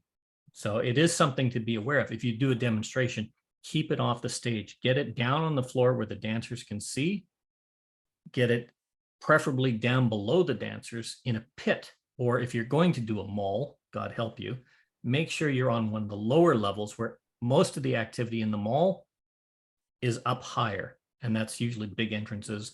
You've got the big open mezzanine on the food court where there's no activity of the shoppers going, but all the activity is above, except for the people sitting down and eat. And they're just looking over, glancing, because they're focused on their Kentucky Fried Chicken or the Big Mac, that kind of stuff. It's that kind of stuff. Now, somebody else had their hand up there. I couldn't remember if it was Mickey or Bob. Mickey? It was me. Yeah, another adding to beer, what we had drinking. When I started at the Toads and Twirlers, which is quite a while ago, I think it was 25 years ago now. They had a thing they called Weissbierzeit. This is typical Bavarian beer. You should know it, Mel, with a little sweeter taste in those high glasses. Yep. And half hour before the without club the night hot poker. right, and a half hour before the club night would be done, they called it Weissbierzeit. Then they were allowed to order beer and have a beer for the last 2 tips. They ended that 15 years ago because they thought, for another half hour, I think they can wait until the after party comes up. But that was a typical Bavarian type thing, which they had there for ages before I came to the club. And it was invented by American callers who started the whole thing because they like the Bavarian beer. Okay, and another thing over here is that in Bavaria, beer is not drinking. It's essential food. It's a staple. Right. So, Yeah. but yeah. Well, I love the way they market it as well, because if you want a beer, it's going to cost you 2 marks. If you want a soda, it's going to cost you 5 marks. No more. No more. They now have the obligation tells you how long ago I was over there. The obligation to have at least one drink which is below the price of a beer. And beer, by God, is not 2 marks and 2 euros anymore. They're way up. No. Yeah, I know. Yeah. Well, the guys in the Bundeswehr, when they're stationed in Ulm, they are envious about those guys who are stationed in Neu-Ulm, because just for everybody else, the Bundeswehr is your military. Yeah, and Ulm is on the Swabian side in Baden-Württemberg, and Neu-Ulm is across the Danube, River Danube, in Bavaria. And those in Ulm, they cannot drink beer when they're on duty, but in Neu-Ulm they get it for lunch breaks. It's on the menu. On the menu, because in Bavaria, beer is a staple. Yep. Bob. You're muted, Bob. There we go. That's so you don't hear my desk rattling. Anyway, heard the mention of kaleidoscope effect of square dancing and then dancing where everybody was in slacks and a polo shirt. It is nothing compared to the kaleidoscope effect when they were wearing square dance dresses. And I got to go back 50 years ago. Every square dance class in the area, they learned how to square dance, and when they graduated, they got a dress. That's when they went out and got a dress and learned to do it. Except with one club exception, and that was mine, because the way I taught. Using and wearing a dress is an art form that I rarely see taught. I was very fortunate to learn from Bill Kastner of the Squarenators, who had an exhibition group. So he stressed how to properly use that, and I would teach it in my classes. And the first night, I never asked anybody to go out and get a dress. Okay? I just showed them they needed to. I would do simply like a 4 ladies chain and show how the dress worked on it. And then I would say, we're going to practice that as if we had a dress. And I want everybody to understand you don't need to go get one. But later on, you'll want to know how to do this. By the 4th week of class, I did not have a woman in that club that wasn't wearing a dress. Yeah.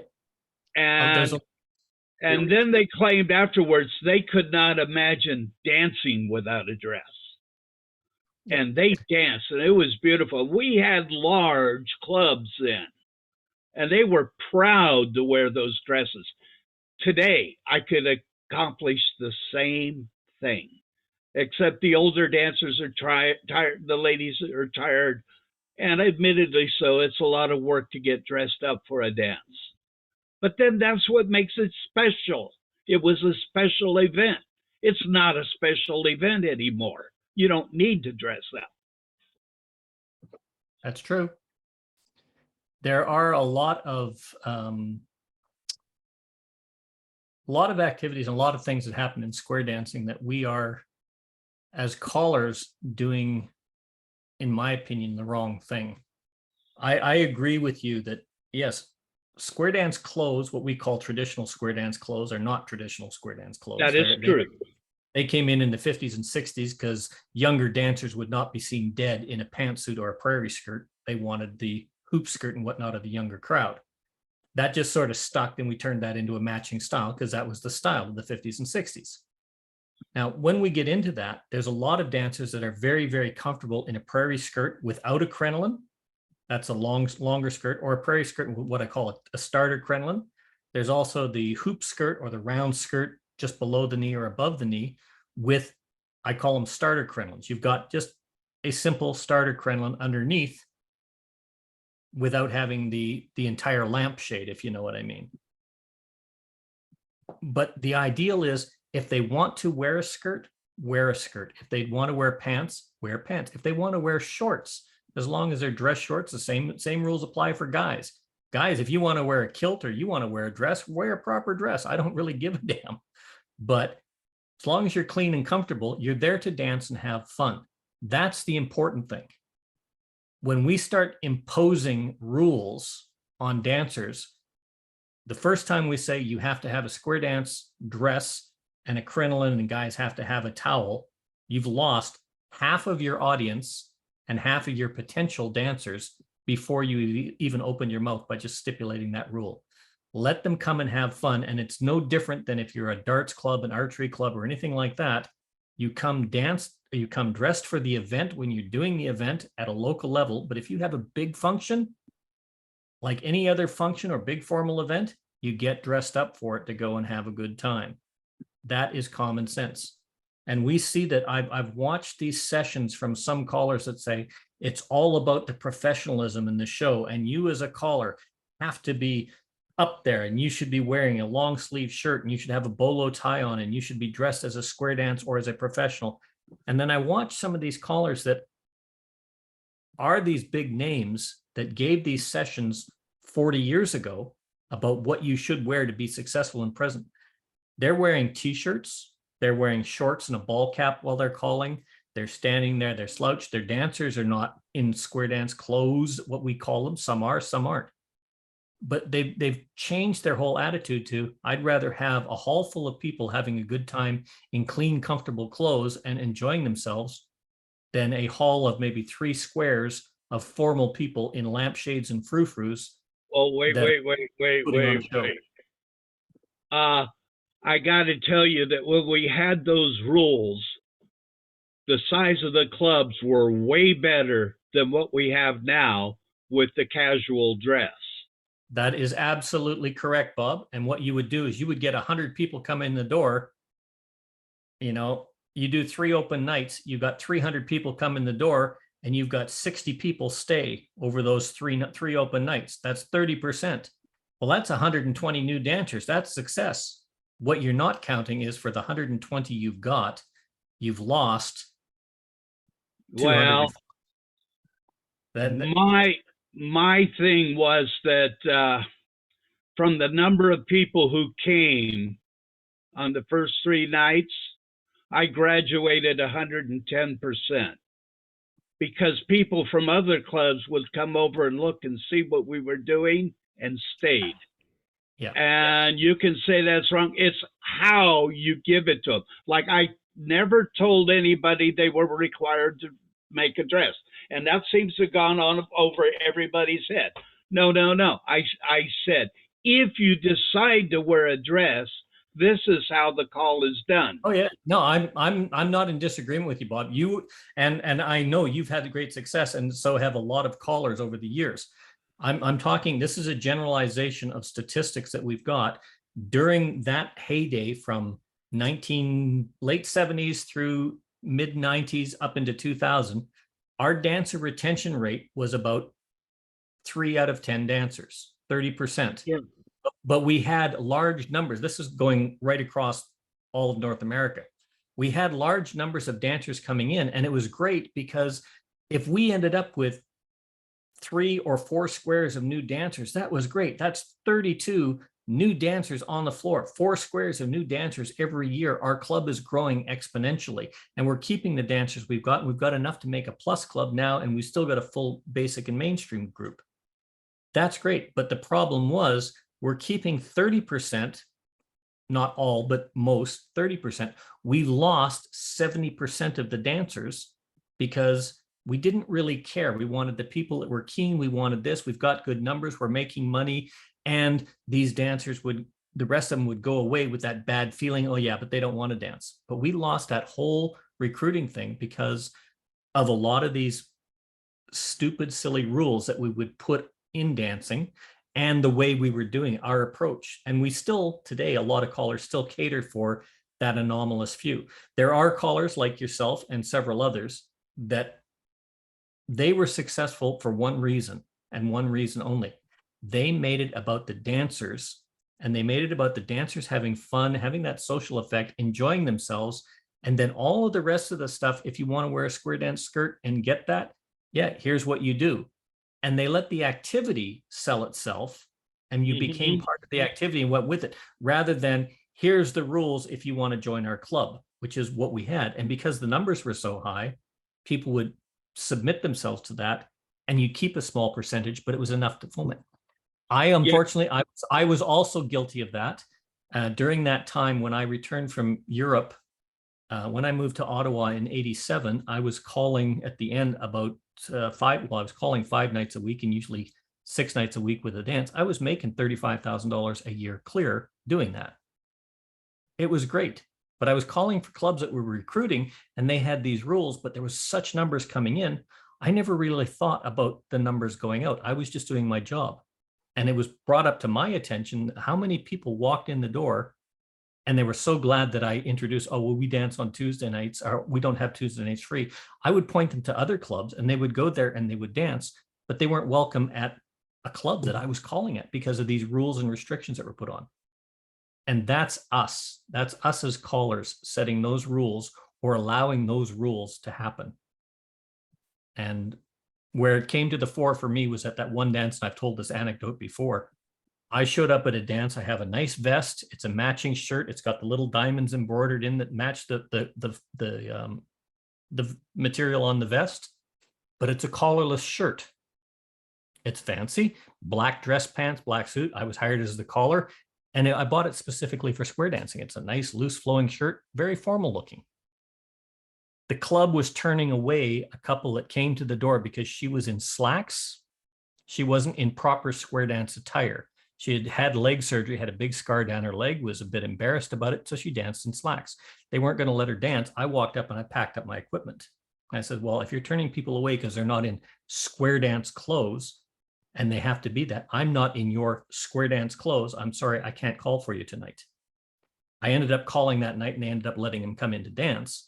But that's just how ridiculous some clubs are. And that's what we've done to ourselves over the years.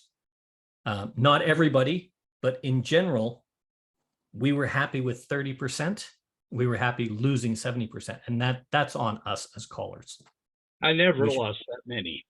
Ever. No, and a lot of people, I didn't lose that many either. But I will admit, when I was making that much money and calling that often, I was very happy. It was pointed out to me a couple of years later that I wasn't actually paying attention to it because I would recommend other clubs for these to go to. And I was thinking, well, they weren't coming here because on this night. No, they weren't. Some of them, not all of them, weren't coming because the night was free, but a lot of them weren't coming because, you know, you walk in the door and there's rows of crinolines and club colors and dresses and sizes and things, and they're bombarded. Well, you need to get one of these for the club. You need to get one of these.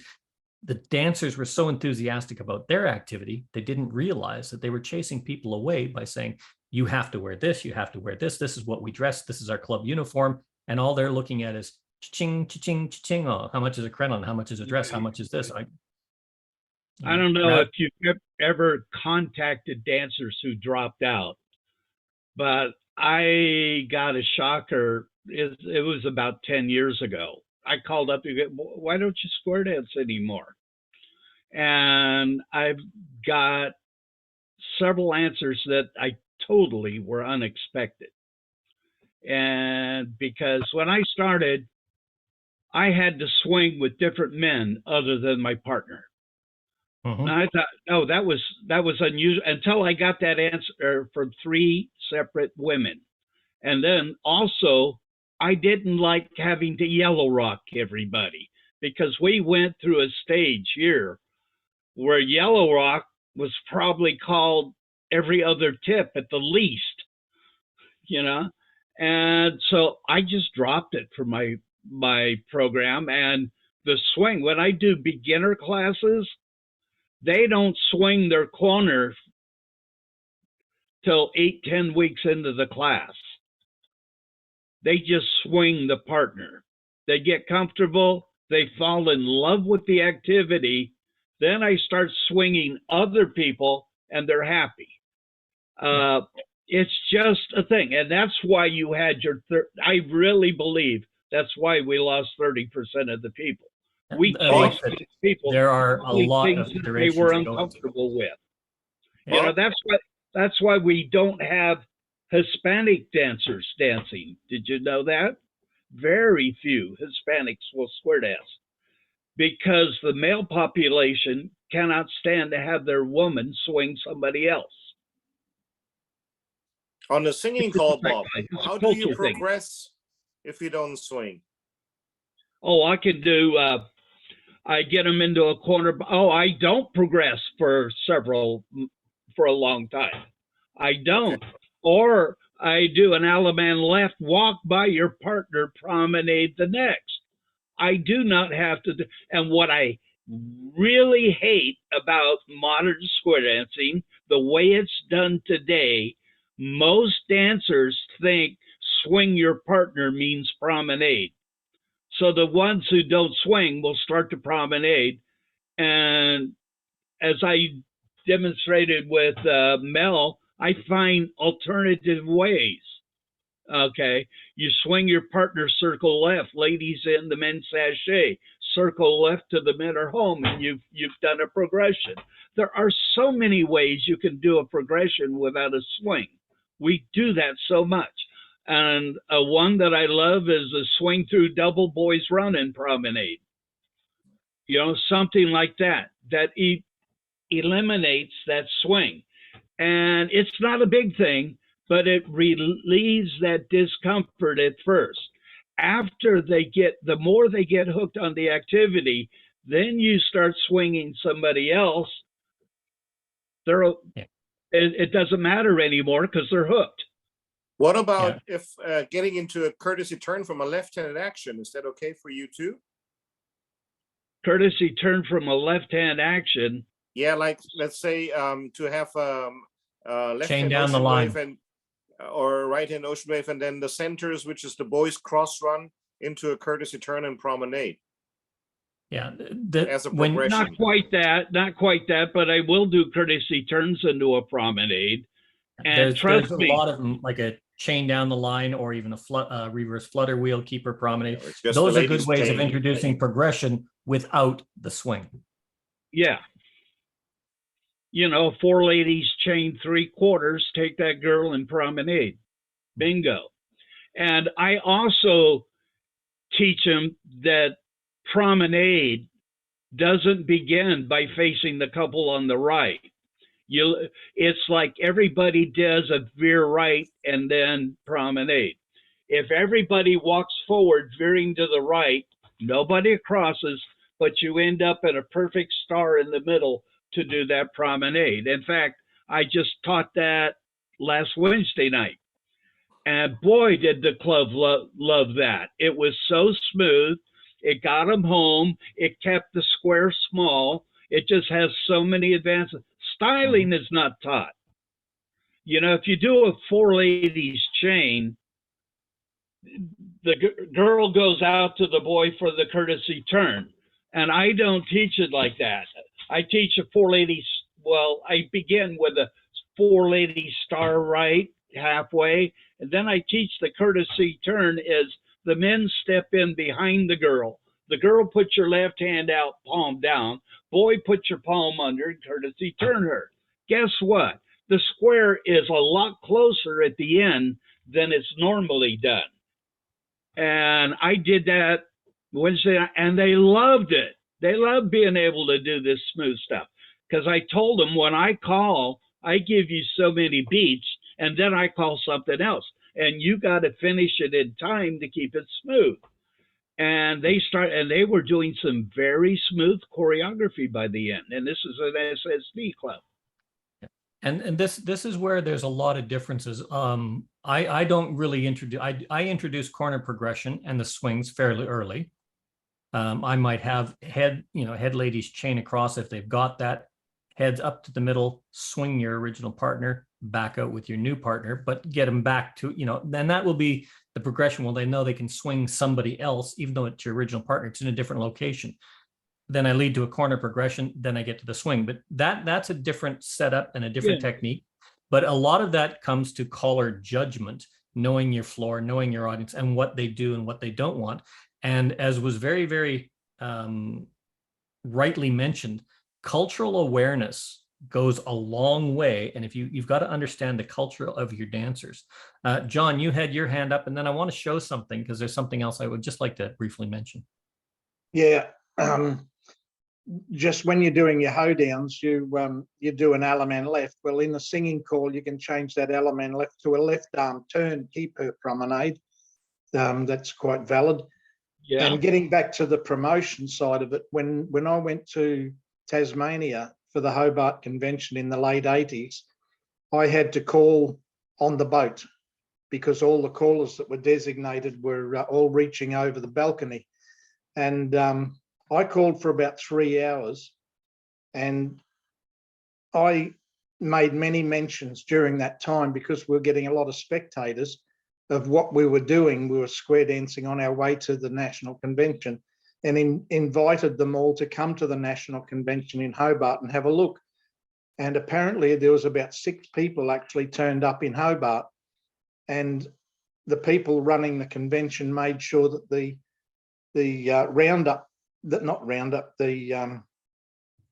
the Australian Square Dance Review people left them some books, and so each one of these people got this Australian Square Dance Review, which had all the clubs in it. We couldn't follow up to see how many of them actually went to a club, but at least they knew where they were. I do have, you just reminded me of something there, and absolutely, you took advantage of the situation to promote, and we all got to do that. The one thing that I have with Australia and a lot of things, especially New South Wales, when you go to the New South Wales Callers Association, sorry, to New South Wales, you get a list of all the clubs. What you don't get is a list of the location of the clubs or the nights they dance, or sorry, you get the nights they dance on, but you don't have a list of the locations of the clubs. So it makes it very hard. You have to go through every club to figure out. So if I'm going to this part of New South Wales, what's near there? I have to open up every club to find out where they are. And South Australia, I think you guys have just recently fixed that. You have the locations now, but it's something that happens an awful lot. And we see this an awful lot on flyers as well. People will advertise their dance and they'll put, at the senior center.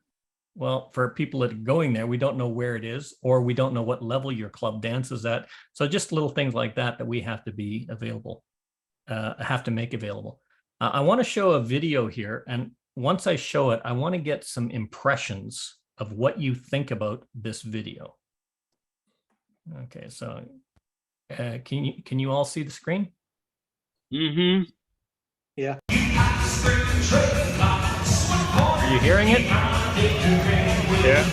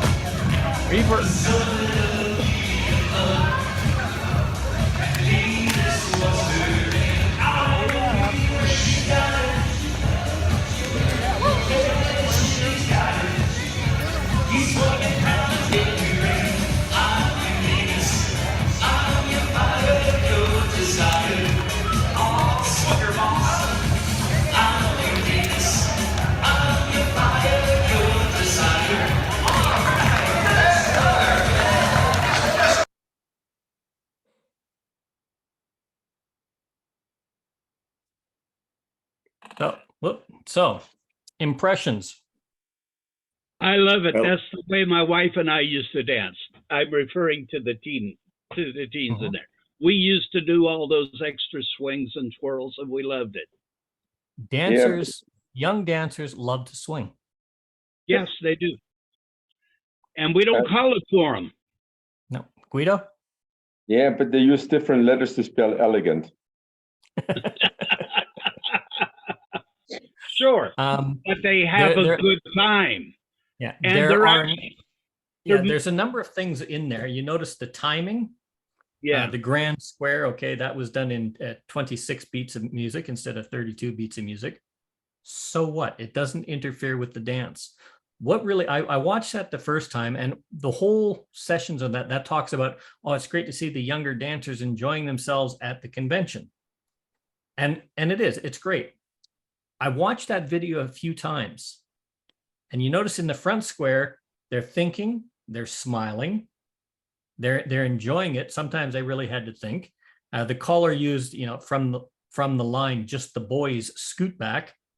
Okay, that's a bit dangerous because they wanted to go right hand, left hand. They weren't sure. Is it just the boys doing that? He wanted boys do your part, scoot back when the girl just stay there, or boys turn through, girls stay there, which is fine. But it was the end of the sequence, come into a swing. It broke the square that was focused on. What really caught my eye on that was the back square, the square in the back behind them. They had a mixture of younger dancers and older dancers.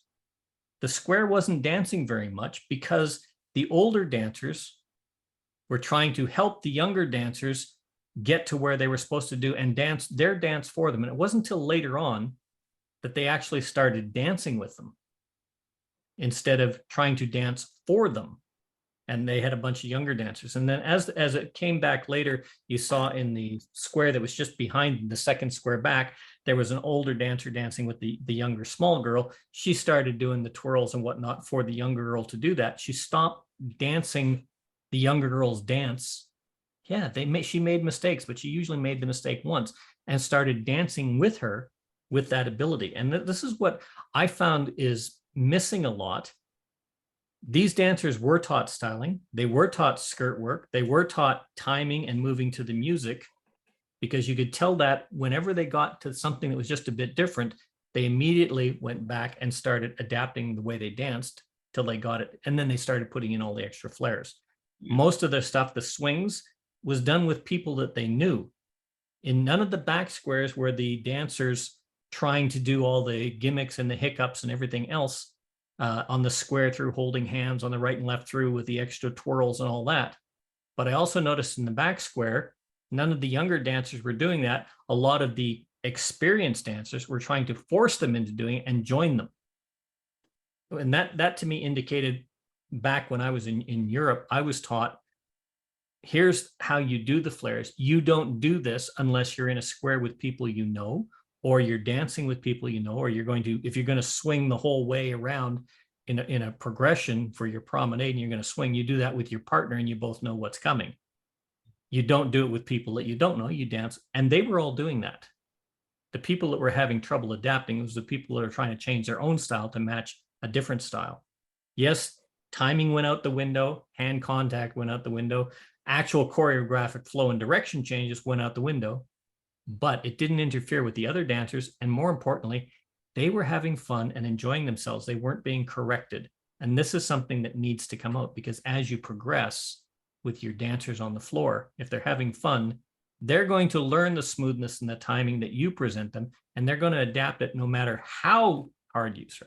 The worst thing a caller can do is say, that's not how you do a recycle. That's not how you do a swing. It's done this way, and go and correct that and take all that away from them. Bye-bye, you've lost them. Yes, Mickey. Yeah, another thing I realized that the young dancers, they were dressed properly, while the older ones had goofy costumes on. So I was waiting.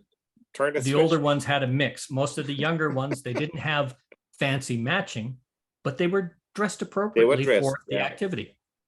And the callers, they had a choreo, which was a right, left through and a star through, which was not so good. As you know, I watched the choreo, Yeah. but they managed it anyway. Yeah. And within that, like star through, right and left through is common, right and left through, star through is common, because initially when I saw it, I said, well, that probably just the limitations on the floor. And then when I watched, okay, just the boys scoot back from the lines. No, that was just the caller using choreography and not paying that much attention to the flow. But the reality was it didn't really make that much difference. Who he was judging it for, I don't know. Yes, Bob. Yeah, it brought me back to Les Gocher. He told me that the problem with modern square dancing is they're eliminating all the arches. You know, dive through is replaced with pass through, trade by, and the twirls are all gone and stuff like that. And he made a statement to me personally. He said that when all the arches and all the twirls are gone, square dancing will be gone. And especially for the young people, because that is what they love.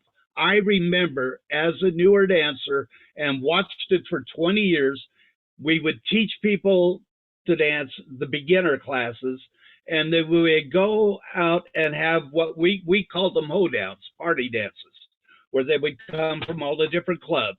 It never failed that during the breaks, the young people would be outside trying to learn how to do all the fancy twirls. That's what they love. And that's what we don't give them anymore. And I'm a believer that we need to teach our dancers styling. We need to teach them to move with the music right from day one. That is the most important thing you can do, is getting them moving to the music. When we teach a movement like dive through or a California twirl, we need to teach them that their hands are joined at the start. You raise them up. And if you've got a really short person and a really tall person, or if you've got people that have shoulder issues, that it's okay to start raising your hand, let go, and phantomly dance with these invisible large arms and finish it, as long as you take hands at the end. We don't teach the dance in dancing anymore. That hand contact is so important. Yeah, that was everywhere in that. And then the flourishes were added on. And yes, did it interfere with the timing? Absolutely. It made the timing absolutely atrocious. One guy was doing a pivot, or sorry, a round dance, a waltz pivot, and the other was doing a 3-step buzz step and the swing. But you know what? It worked well for those two dancers doing that, if you get a chance to watch it again. And it worked for them, but they only did it with themselves. They didn't interfere with the other dancers or the dance itself. And when they do that and they have fun, that's stuff that needs to be encouraged, but it also needs to be what we've lost. It needs to be tempered.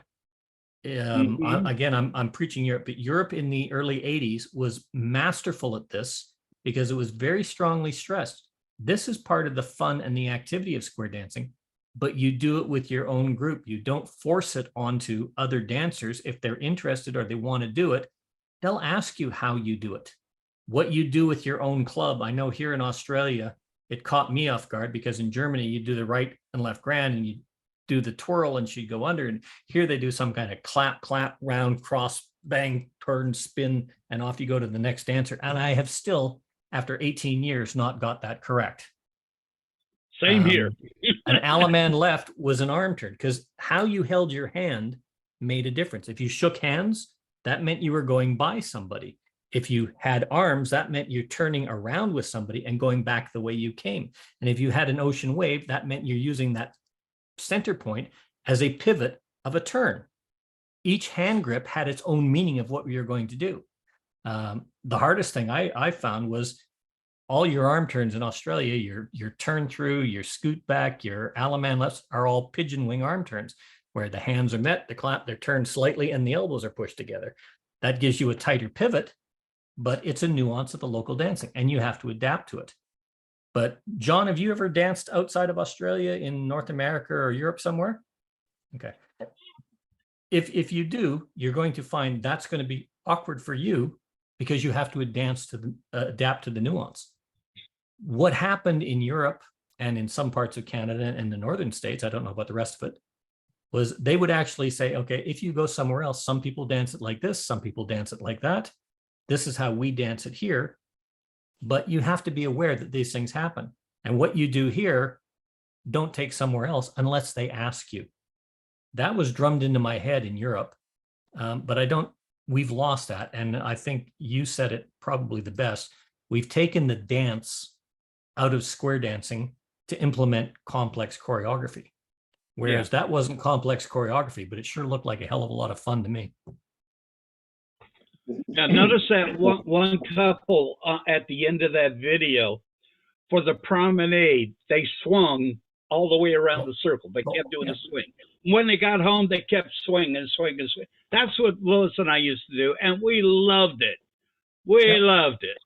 We liked each other too, but that helped. Guido, you had something? Yeah, but this goes again back to marketing. When you make marketing photos for your club to invite other people to square dance, you must hire a photographer, could be a club member who is good in photography, but you must hire a photographer that is trained to watch the square for errors. And usually when the square dances an error, when the square breaks down, most times they all laugh, and then you must make the picture. And then you have, no matter how concentrated and funless they looked before, when they made an error, they have fun. They show it. And then you must make the picture and convey fun. Square dancing is fun. In the picture, you don't see that the picture is made when the square broke down.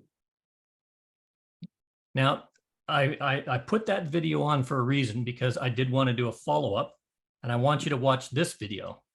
Now, just to let you know, these are the same people that were in the last video. Mel, just a second, because Bill had his hand up. Oh, sorry, Bill. Hi, Bill. Hey, this is really good. I'm really enjoying this. One thing on swing throughs, the people coming from our snowbird areas are doing it with hands down. You guys, God. you know, we teach them the right way, and then the snowbirds come back, and our new people, they're doing the hands down, won't put the hands up, and that kind of aggravates me. I can probably tell you that many of them dance A2 or challenge. Okay. And not anymore. Not anymore. For some reason, that down the level. Yeah, for some reason, that was the way. It was like doing a star through, and they would just slap your hand. The first time I danced with an advanced dancer, star through, and I put my hand up, and she slapped my hand. I go, "What the hell was that?" Because that's the way they do it at that level. Now, this is what I call level creep. This was challenge always down there, because it was more about the shuffle and the choreographic jigsaw puzzle than it ever was about the dancing at that level, which is great because that's what they wanted. But those little shortcuts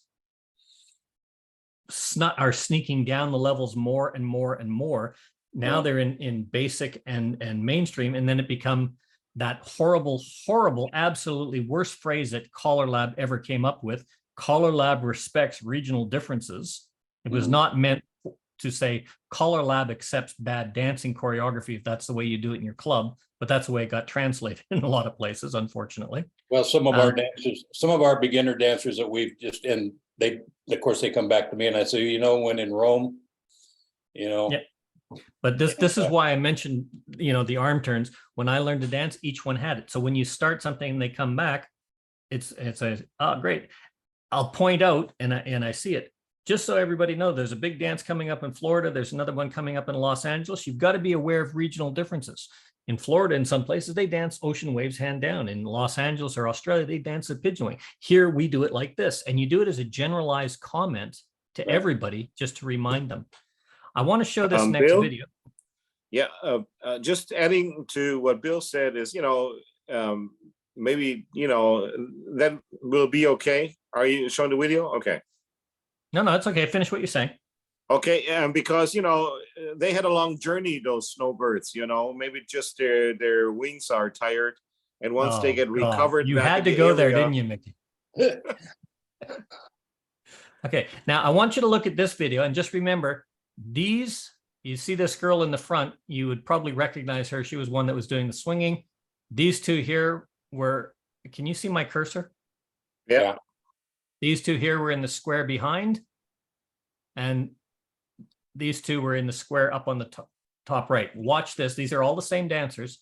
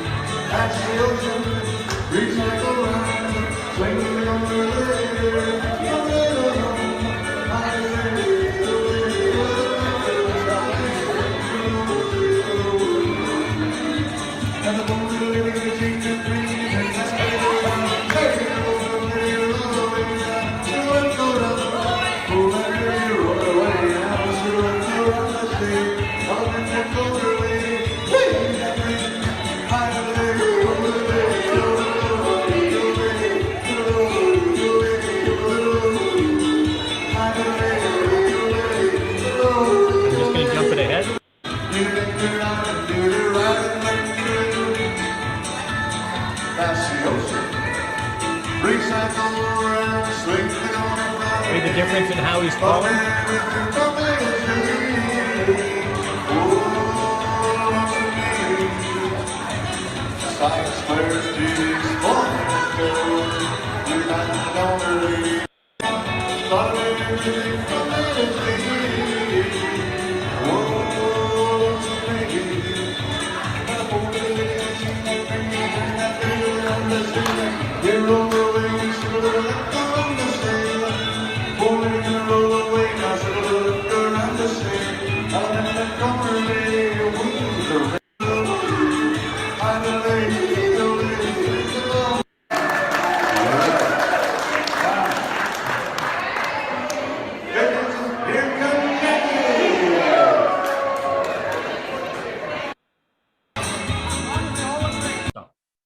Stop share. Impressions.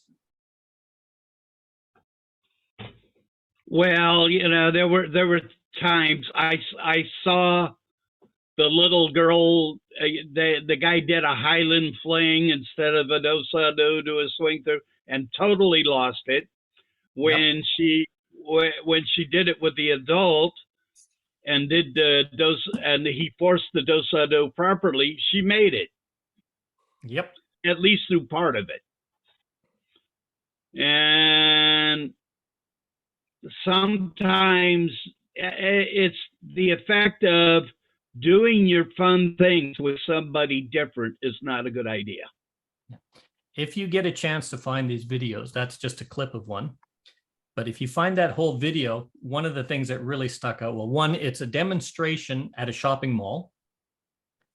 Okay, oh my God. Okay, that's one. Two, you notice the caller, little for the lady promenade and a give one time around, get back home, and when you're there, swing around and yodelay. And you can hear the echo in the bottom chamber of the hall. As you get to the end of that, you hear him go, "Will the four little ladies chain, and then you turn that girl." He's now slowed it down. He's enunciating. He's lost a lot of drive, but the dancers are having a little bit more success. One of the things that stood out with me is if you see the prelim of this video, you've got all these people there. There's a crowd around them at the stores. They stopped and watched. But I left the tail end of that on because you notice what was there at the end? the people that were in the shops selling stuff. There was nobody else around. That whole mezzanine was taken. They took up, I think he had 9 or 10 squares there dancing as a demonstration, making it so that anybody that was coming into that mall from the main entrance, which was right out in front of them, was uncomfortable coming into that mall because you had to go through a crowd of people moving and dancing on what it was obviously a display. All the shops around the area had no customers because you had to go through the dancers to get to the shops. And that whole area was completely blocked off by 10 squares of dancers moving around. I think That the is- heading in this chapter would be "Good callers don't have to yodel." I didn't have a problem with that if there I'm was just more kidding. to it. But the combination of yodeling, okay, you're in a mall trying to get a group of people and you're doing "Oh Lonesome Me," do "Oh Lonesome Me." People recognize "Oh Lonesome Me." They don't recognize yodel-dee, yodel-dee, yodel-dee, yo. They don't recognize that. And you do at the end where it is "Oh Lonesome Me." And now suddenly, oh, okay. If you wanted to do that yodel, you would have put that in the middle break, but you would have introduced the song because quite frankly, that was, to me, that will, the combination of that, the venue, blocking the channels, not making it welcoming for everybody, just said that is a poor, that's to me a reflection of what a demo should not be. However, it's a good dancing, good entertainment, but that to me would be, that's a dance. You book the mall to have a dance for your club. You're not demonstrating. It's just that there's a few little things could have made that a fantastic demo. Bill, you had your hand up. I was just curious that I was wondering if the mall hired these people to come down and entertain them, or the club said, we're going to put on a demo maybe to recruit. Then you make it to where it's so easy, not easy, but make people think they can do this. That's what I said earlier. Okay, what that was a Heritage Mall demonstration. That's what it's billed at. What the background of that, whether or not they were hired to go and entertain or do a demonstration or do that. The essence of what I saw on demos was not about the dancing. Yeah, they made mistakes dancing. That's fine. I don't even mind if dancers make mistakes dancing. The choreography itself was a bit too complex for a demo, in my opinion. And the pace was a bit too fast for the demo. That would have been beautiful if he slowed that from 134 down to about 126 and just let the dancers dance. But when you add all those little tiny factors, none of those by themselves is a big fault, but all those little tiny factors, you've blocked off the avenue for anybody to be approachable. You've stopped any traffic and you've totally removed any venue for anybody to actually sit and watch. The only place to sit down was for dancers that were not on the floor to actually sit over off to the side. You've blocked off access to the stores and nobody can come down that corridor. And the only way to get up there is to go through and get up the escalator or use a different avenue. Well, maybe there's a third option to it. Maybe they were hired, the dancers, by the mall across the street. It could be. Like I said, all I know is that's booked as it's an example of a square dance demonstration done at the Heritage Mall. That was in Oregon. Yeah, I would have loved to have Steve here. But to me, that was, we've basically got a tile floor bottom of a mall, which has a big mezzanine, not a mezzanine, a big open area. Let's have a club dance or a fun dance there for square dancers. yeah. But And you if want somebody your comes by, look, you you want can. your but there's onlookers to see this. I didn't mean to interrupt. I'm sorry. That's all right. There was no overlook. There was a way to get up, but there's no overlook.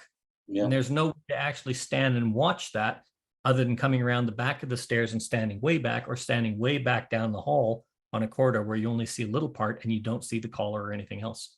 Yes, Bob. Yeah, you can be 99% sure that if they're dancing at a mall, the reason they're doing it is to recruit dancers. To assume that they're being paid by the mall is wouldn't be true unless they were on a stage somewhere. And could you Most of the send time me I a would link agree to with that you, Rick. I've video? been in that situation.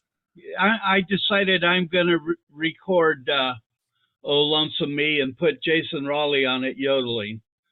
Yeah. I'm Oh, not kidding. I have heard a lot of callers do that song and yodel, and they do it fantastic. Yeah. I can't yodel. I wish I could. But what I was saying is, if as a demo, most people in the world today may not know all the words, but they know, "Oh, Lonesome Me." It's been in so many movies, modern movies, Sure. old movies. It's one of the most popular karaoke tracks that go up there with, along with Ghost Riders and Friends in Low Places and things like that. When you hit country music, everybody's familiar with it. And talking So I about, was going to do that as a demo. I would have, here's the grab with the lyrics to get you in. Now here's what I'm going to do to play with it. Oh, that's different. And then finish it Anyway. up with the lyrics. Send me the link for that. I don't actually have a link for that. That's just out of somebody's chat, but it's on, if you go, oh On God, YouTube.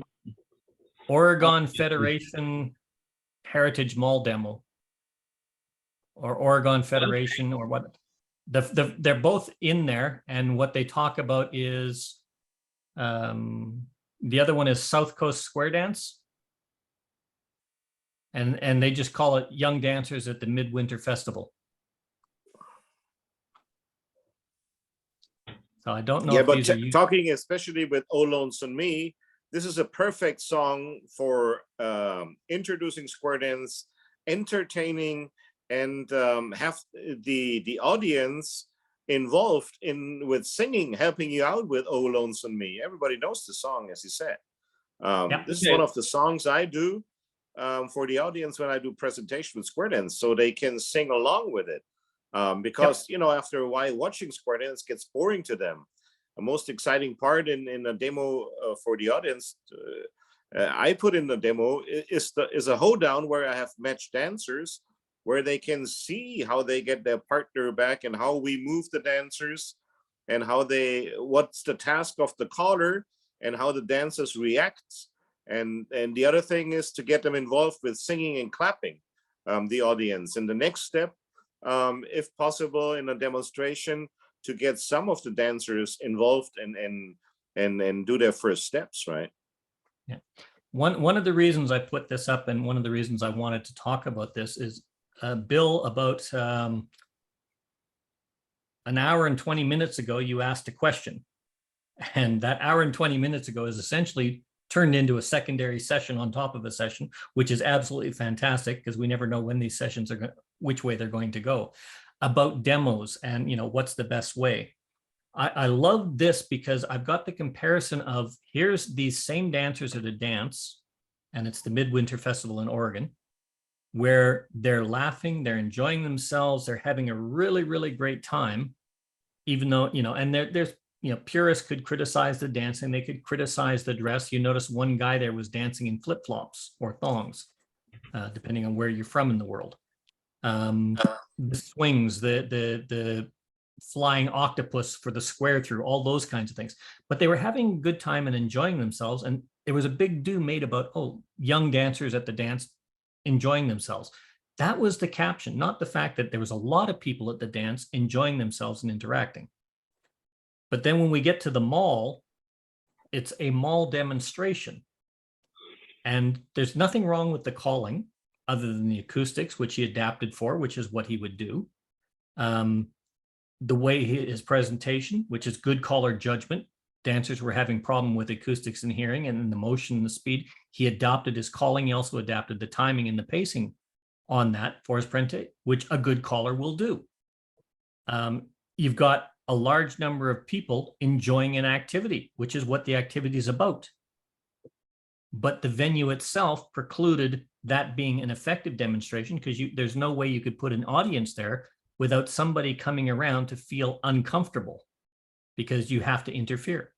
You've closed off the main access of people coming in or going around or going through, because you've completely filled the area. Little minor things make big differences. If you had taken that to 2 squares and moved them back so they could come in the main entrance, go off the only one side where you've got the door closed, and they could see it around and hear that going around, that probably would have been a very effective demonstration. I like the fact they had a mix of ages, they had a mix of costumes, but you had on that one, somebody had mentioned it paired, you had your head couples were in matching outfits, matching color outfits, but not everybody was. And there was a good mix, but there was mix and match. There was some casual, there was some square dance dress. That was good. But a combination of little things made that, in my opinion, an ineffective demo. And it's a good learning tip. Yes, Bill. Well, when I do demos, and I pride myself in those things, if we have 4 square, I only have 2 square dancing at a time. We take no breaks. They are back to back. Because if you take a break, some people will walk off. Granted, you can go up and recruit them that way, but the dancers are taking a break, they can recruit. We do it nonstop. I also always point out the #1 man in the square during the singing call, and I let the people out there know this guy is going to dance with every woman in this square, and they see how the women rotate and get to dance all the way around, and they just think that's a miracle for some reason. I mean, it's not for us, but they get it. They enjoy that. And I make them feel like they can get up and dance this. So I don't do complicated choreography. I keep it pretty, not simple, but I don't get crazy with stuff. And because I want them to walk away thinking, could do this, and then we get them hooked up. And then like I told you before, because I talked to the callers around here, I says, that first night you get your students in that first class, that open house or whatever, they first off, they're afraid because they don't know exactly what they're doing. But after that first tip, they're laughing. That very first tip is so important. And like I said, the very last tip. And that last tip you do for that open house, if they're walking out talking and you can't hear nobody, they're just making all kinds of noise, you've done your job. And they'll come back, they're talking it up. But if they're walking out of that hall and it's dead silent, man, you screwed up. So that's just my opinion. Another thing too, if you want to get your halls full with new beginners, tell them it's sponsored by Anheuser-Busch. That's a joke, by the way. Yeah, well, can you pick a real beer? And then, I'm just throwing it out there. And I don't know about the other countries and stuff. Do you guys have, I know, in the States, Facebook? Do you have is Facebook worldwide? Yeah. I use the Marketplace. I go to Marketplace and there's a discussion forum on there. I make short videos and I put them on there. And I just put on the caption, I say, wait till the last of the video. It's a very short one, by the way. Gives them all the information, my phone number, I should never do that, but I do, and my email address. And I get a lot of contacts with that, a lot. Yeah. I don't know if anybody else is doing it. I don't know. A lot of people use social media and marketing for that. Yeah. One second, John. One of the things when we're talking about that struck me for a demonstration video, and we alluded to this earlier, your opening figure, Alaman left in the Alamo style, balance, swing through, forward 2, balance, swing through, forward 2, turn partner right, Alaman left, right, and left grand. That's the big circle ocean wave. You can see the transfer. Another good one is Alaman left to an Alaman dar, forward 2, make your star, back up. You've got that cross flow, shoot that star, forward 2 to shoot that star, part right and left grand, or circle left, boy star right, Alaman left, weave the ring. Things along that line where you've got the big flow. The perfect square dance figure for a demo is not what was done, is not, square through, make a wave, ladies trade, recycle, slide through, right and left through, Dixie style to an ocean wave, boys cross, fold, swing. Terrible. Something with a load the boat, terrible. Right. A relay the deucey, terrible. Spin chain and exchange the gears if you're doing plus, great, but it's absolutely way too complex. If you want a good figure, head square through, there's your mix and match. But then a right-hand star, a left-hand star, back to the corner, do, side, do, ocean wave, swing through, boys trade, girls turn around, promenade, or a swing and promenade, preferably a girls turn around and promenade. You've got that tempo down at about 124 to 126, depending on what and then you want music that can be recognizable. If you're using Oh Lonesome Me, you want to sing Oh Lonesome Me.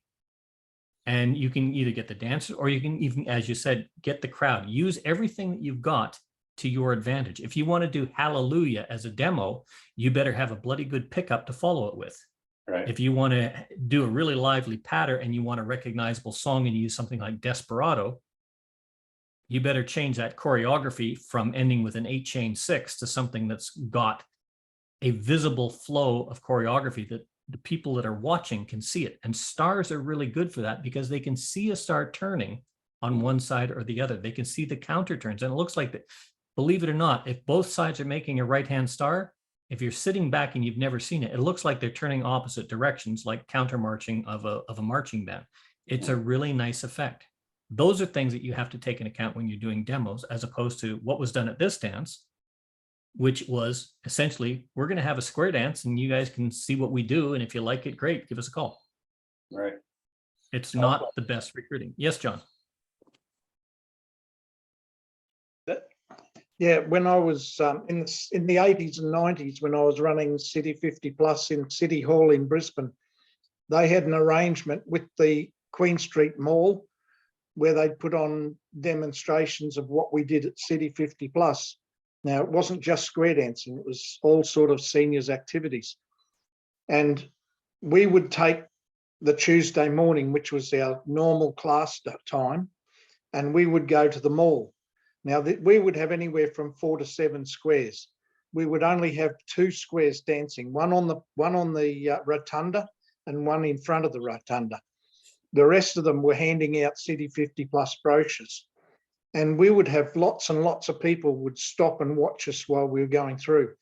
But I mainly concentrated on circles, stars, lines, and columns.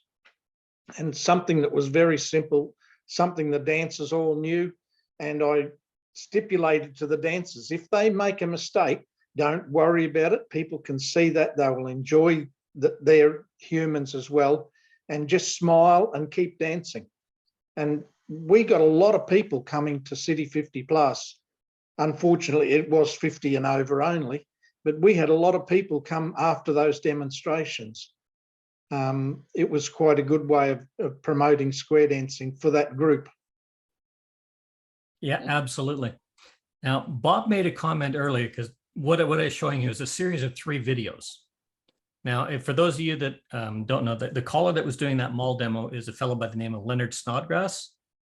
Very, very good caller.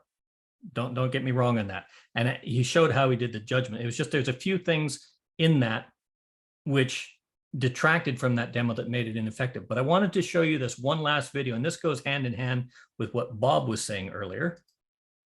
And I think you'll find this one rather entertaining. So apparently they're calling in the bathroom now.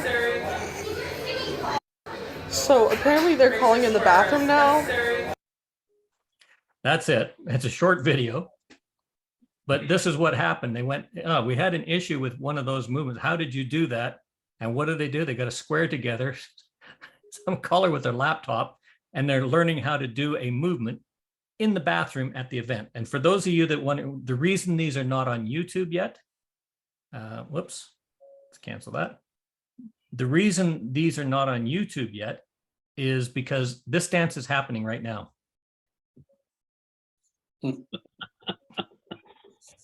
It is at the Oregon Midwinter Festival right now. And you guys ever danced in the bathroom before? Oh yeah. No, yeah, that's pretty common. I had 47 badges in 3 years when I was dancing in Germany. That was for dancing in different venues. Yeah. On a hockey rink, you got your penguin badge, and in a jail cell, and in a swimming pool, and on broken glass at somebody's wedding. That was interesting. I'd like to bring some of that back. I think that's kind of fun. I think it is. Yes. One thing I did find out that in Germany, you have to take things with a grain of salt, because there's a tradition over there. When you get married, on the morning after, a few friends show up at the door of the husband and wife, and they've got a bunch of old crockery, and they throw it on the sidewalk.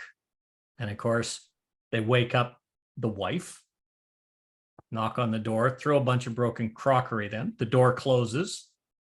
She gets her husband out, very formally gives him a broom, says, okay, now sweep up this mess because that's going to be your job from now on. And she goes in and makes breakfast and coffee for everybody. And it's a cute tradition. I noticed if you ever have friends in the German army or in the Canadian army and you're in Germany, do not tell this tradition if you get married, because they do that. She comes out, German wife hands him the broom, but when she goes in to wake him up, that's when the truck backs up and they dump a whole dump truck of dishes and crockery on the front doorstep.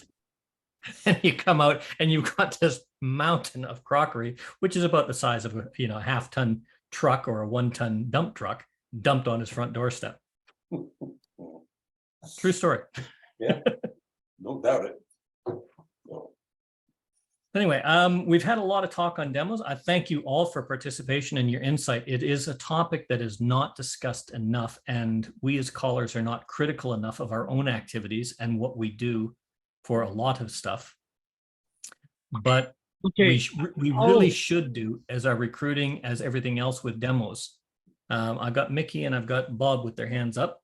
I just wanted to clarify, when we do this, we've got to have these open, honest conversations. But if ever you do find something for demos or for recruiting that is successful, the only thing I ask is share the idea. Even if it doesn't work, share the idea, because it may not work for you, but it might work for somebody else somewhere. Mickey and then Bob. You're muted, Mickey. 2 points. Bill said that he shows at demos what number one man is getting the different ladies and how they progress. And I think that it's very important that the people understand that on the live performance we're doing, that it is really live by the dancers as well. And there is a choreo to it. There is a meaning of moving the dancers to it and how it's accomplished. And it's very much, and it's not trained or learned by heart like other dance groups, because that is what we're being compared with when having a demo or a showcase. People need to know that this is a live performance in all kinds of meanings and ways, because a belly dancer, he does 3-4 songs and they're all the same. Or a show dance group, they have 3-4 songs they train the whole year, and you're compared with those. And usually they have very less dressing. They are very young girls sometimes. They're very professional in everything. And that is what we square dancers, when having a show, are being compared with. So we got to be careful that our bonus, what we have, is recognized by the audience. 1 point, so I like what Bill said. Second point is with snowbirds coming back with the hands down and stuff like that. I like what Mel said, and I also, in my groups and even in my high level groups, I put emphasis that I want the correct hand touching, no matter what any regional difference are. For example, taking square chain through. Especially in C1, when you work with the concepts in blocks or whatever, if you don't understand that there is a difference between a pull by and a swing through and a turn through, what is happening, then you have a hard time doing a square chain through, especially if you're then in a concept. So therefore I say it's much easier for you to know where you're at in that call if you just stick with the correct hand holding. You got the pull by, you got the ocean wave, you got the arm turn for the turn through. So I very much pledge that the dancers have the proper handholds. I'm of exactly the same opinion. To me, the hand grip, the position, the forearm grip, the hand grip, or the wave grip, they all have a different meaning and they all have a different action associated to them, which is why they're so important. It is something that is lost over time. Bob, you have your hand up. I always emphasize that on that square chain through also. I love it. We're in the same boat here. That it's kind of unique because it's the first call that you come through that has all 3 of the major hand actions in one call. That's unique and that's special. but you don't see it so much today. Now, I want to tell a little story, and I'm not trying to brag here, okay? But it was a highlight for me. The Callers Association was doing a square dance demonstration at Jack London Square. And we had this thing out in the center of, there was lots of room. We were not in anybody's way. They could watch us from balconies and all over.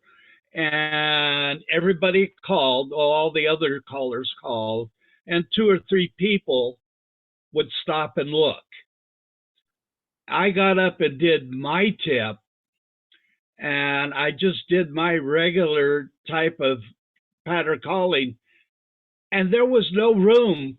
All of a sudden, all of them, people were coming to see what the heck was going on. It was totally different. And there were, one of the things, I was using a lively bluegrass style patter record, probably Cripple Creek.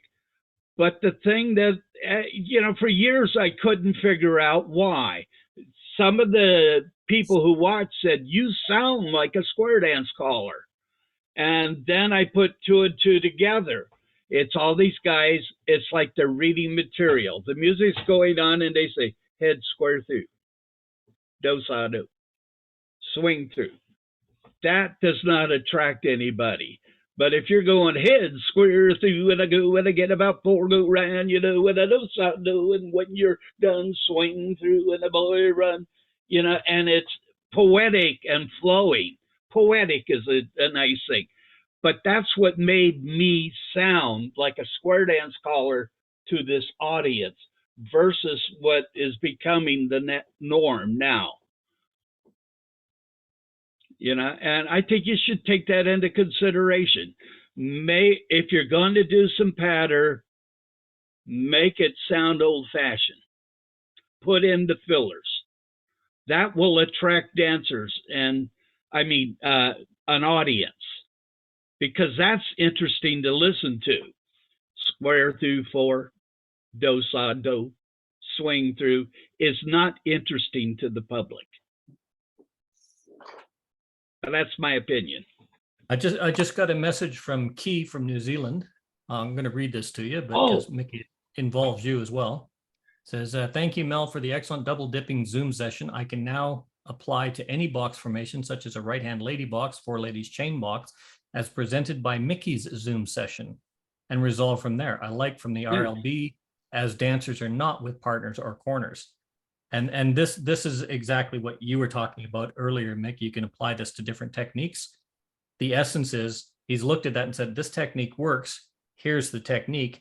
He's taken to the next step. Yes, it will work from any of those kind of setups and moving back and forth. So that's progression. So I just thought I'd pass that on.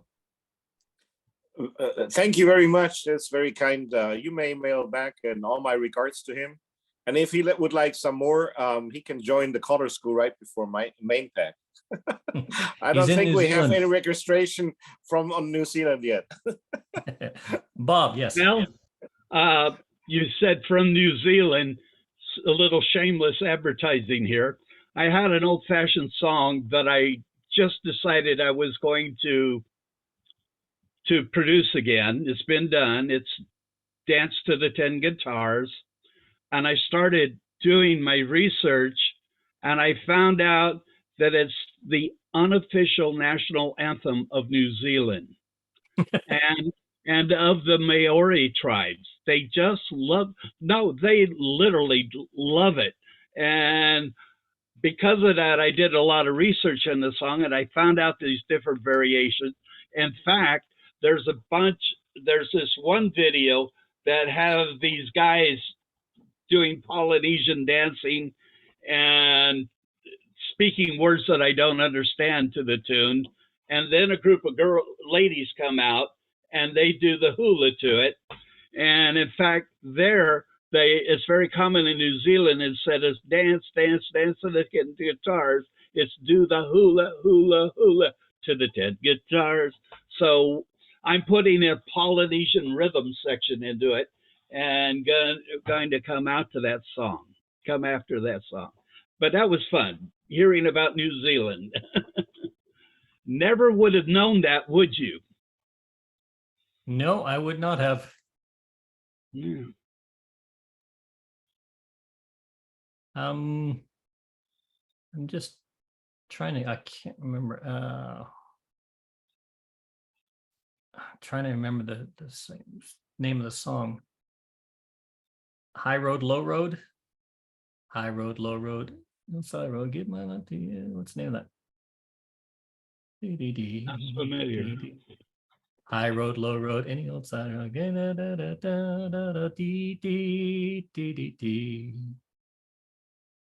Oh, what is the name of that song? It was done as a square dance, right? Yes. I've got to find it here. Hang on. I'll find it in a section. Whoa, my volume just went through the roof.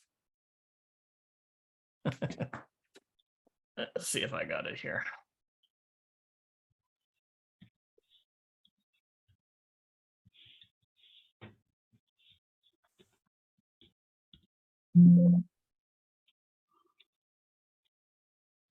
Damn, my typing is so slow. Bob, Yes. you sit on that hand holding and we're in the same boat. I guess it's a river boat. Oh, Mickey. Okay, Mickey. well, you know, you made the comment earlier in the night that we think a lot alike, and you're absolutely dead on in that. And for years, today I can't fight the crotch grab, where they just all dance with their hands below their waist, and they just barely touch the hands as they do the calls. I don't know why they just don't phantom dance. They might as well. Right. But another comment of all wild things, I have a couple now who are dancing at the advanced group on Sundays, and they do all those swings and twirls like you see the kids do, but they only do it with themselves. And you know, my club could care less as long as they end up in the right position. Yeah, there's another thing with the high level dancers when I call element left, and they just clap with the corner, and then I said, don't do that. Do an element left if I call it, man. Yeah. If you're home, I don't mind if you clap and you're there, but usually I build up my choreo in C or 1 or whatever in A, that they're not home. So because if I call element left, I want them to do the element left, right? Yeah. And if they dance proper, they get the reward, because then maybe on a half top or whatever, then I bring them home, so they're home, right? But I want them to dance proper the way we call it. Yeah. And I think, Bill, you should emphasize that when they're coming back, those snowbirds. Okay. Yeah.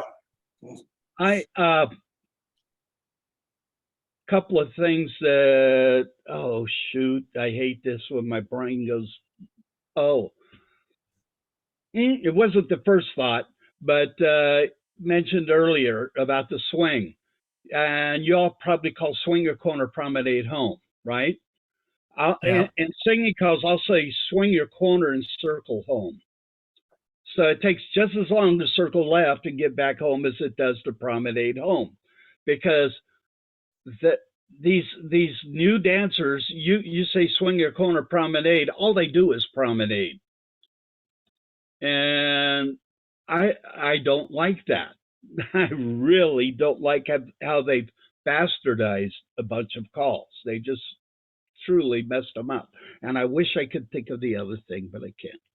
In my senior groups, I have some who cannot do the swing, but then I tell them, do not just walk into the promenade, but kind of stay there and, whatever, count to 4, 2, 3, 4, and then start the promenade, because then it gives the others some time to do the swing, and they're all in timing back again, right? Yeah, that's an alternative I've used.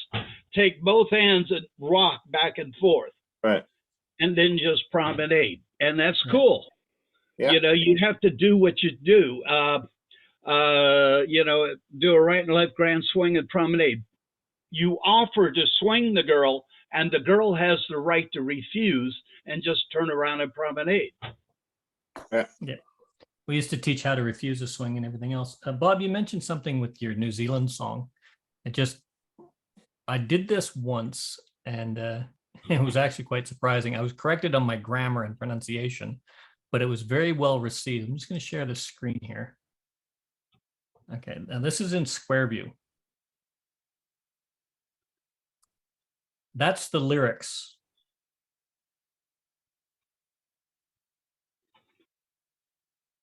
Okay, that's the literal translation. But the song, this is the song, Same Old Side Road. Oh, Same Old Side Road. Okay. Now I'm just gonna, I don't know if it'll come out, if you can hear this all right, but it should work. Is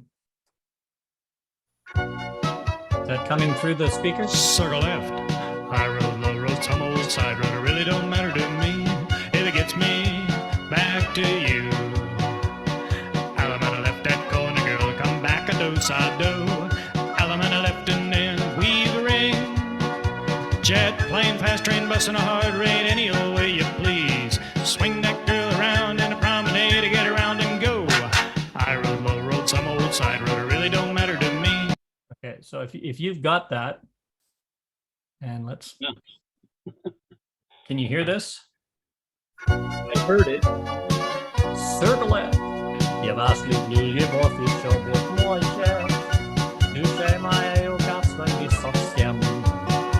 Nog pusten na posa niet prevoje.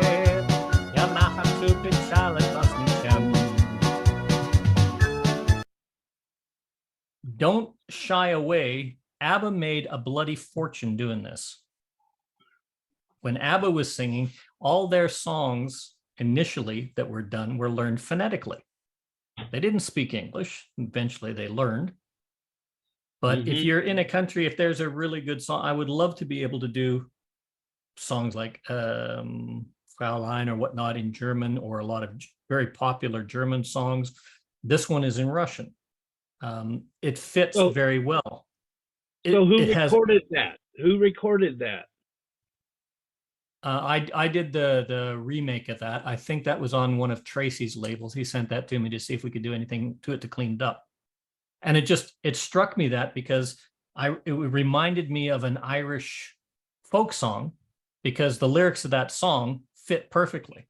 Now it has the lyrics have absolutely nothing to do with the original lyrics of the song. They do not match in any which shape or form. These are the original high road, low road, same old side road. Really doesn't matter to me if it gets me back to you. Yeah. In Russian, "Я вас люблю, любовь чтоб вот может, в душе моей угасла не совсем," means I once loved you and perhaps I still do, because, you know, I still feel this in my heart. And it basically says, hey, I loved you. It didn't work out. Great. I hope you find somebody that loves you as much as I do or did. Goodbye. That's the whole poem. It's a very morose, sad poem by Pushkin. But if you can fit the metering of the song and put it in there, it really doesn't matter what the lyrics of the song are, because if you just listen to that music, can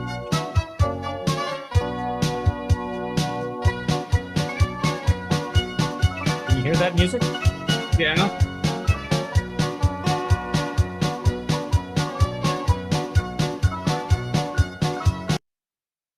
That just screams Russian folk music to me.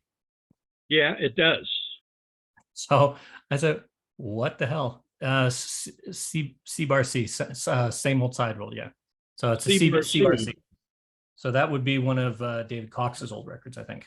Yeah, No. okay. I'll have to drop a note to Dave and see if he can send me a copy. He will.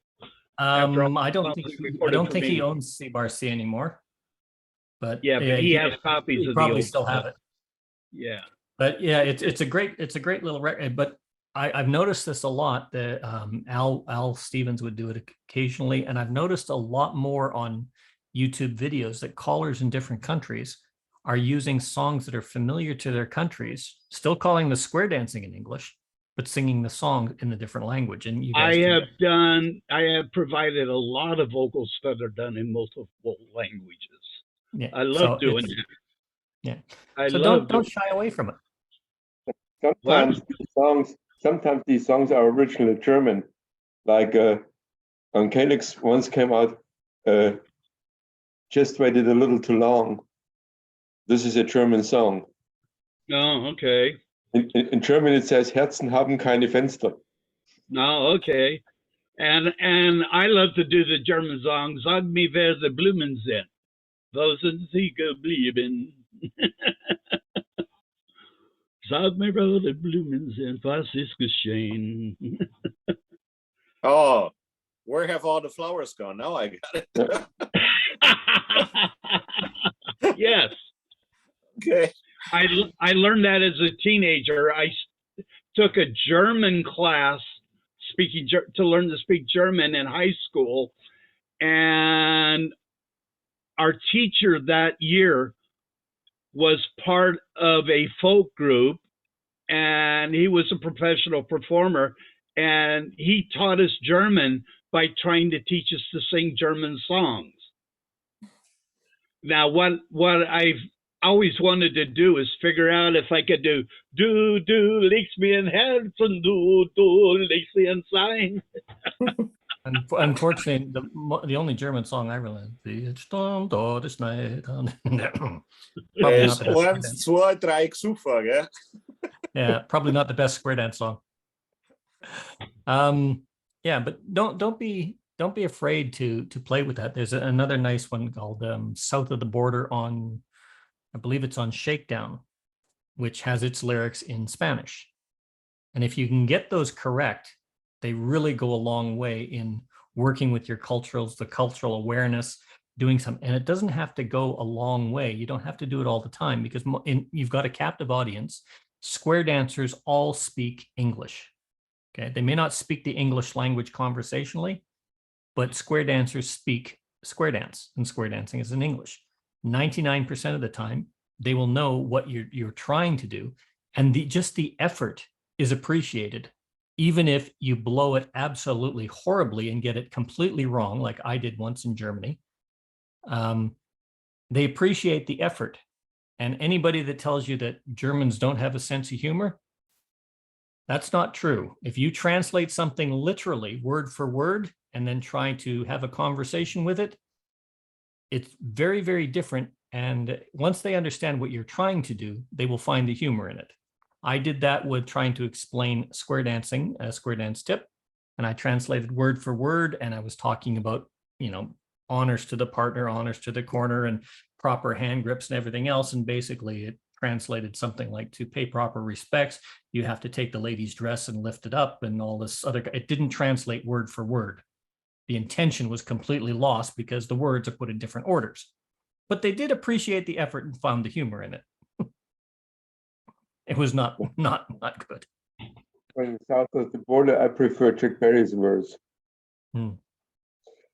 He thinks about being a traveling salesman. And while he was away, his wife got pregnant. And he says, and as you can see, I have no drop Spanish in me. And then he hit the guy on south of the border. There are a number of ones that are like that. A good example is, I don't know if you've ever heard it, Island Song. Come along with me with the butterflies and bees. Or if you get down into Zach Brown, I don't know if you've heard, can anybody here pass me a beer? I'm a playing music that you want to hear. And then it's about going to a tiki bar and getting drunk down in the islands and unwinding and all that other kind of stuff. And getting drunk on Bacardi by the bonfire. And it all depends. They're both exactly the same song, just different lyrical choruses. And difficult song, but they're great songs. Don't be afraid to play with your music to find lyrics. I was going to say a shitload of songs. There is a large group of songs that I do where I try to sing in that other language. I don't know. I've just had a thing for languages since I was a teenager. But I don't. If I do an evening traveling dance, I always do probably one tip where I'll say, this tip, I'm going to sing the song in Japanese. Okay. And that was because I was hired to do a dance in Japan. And I did a full weekend dance for Riverboat. And I wanted to be able to sing something in Japanese.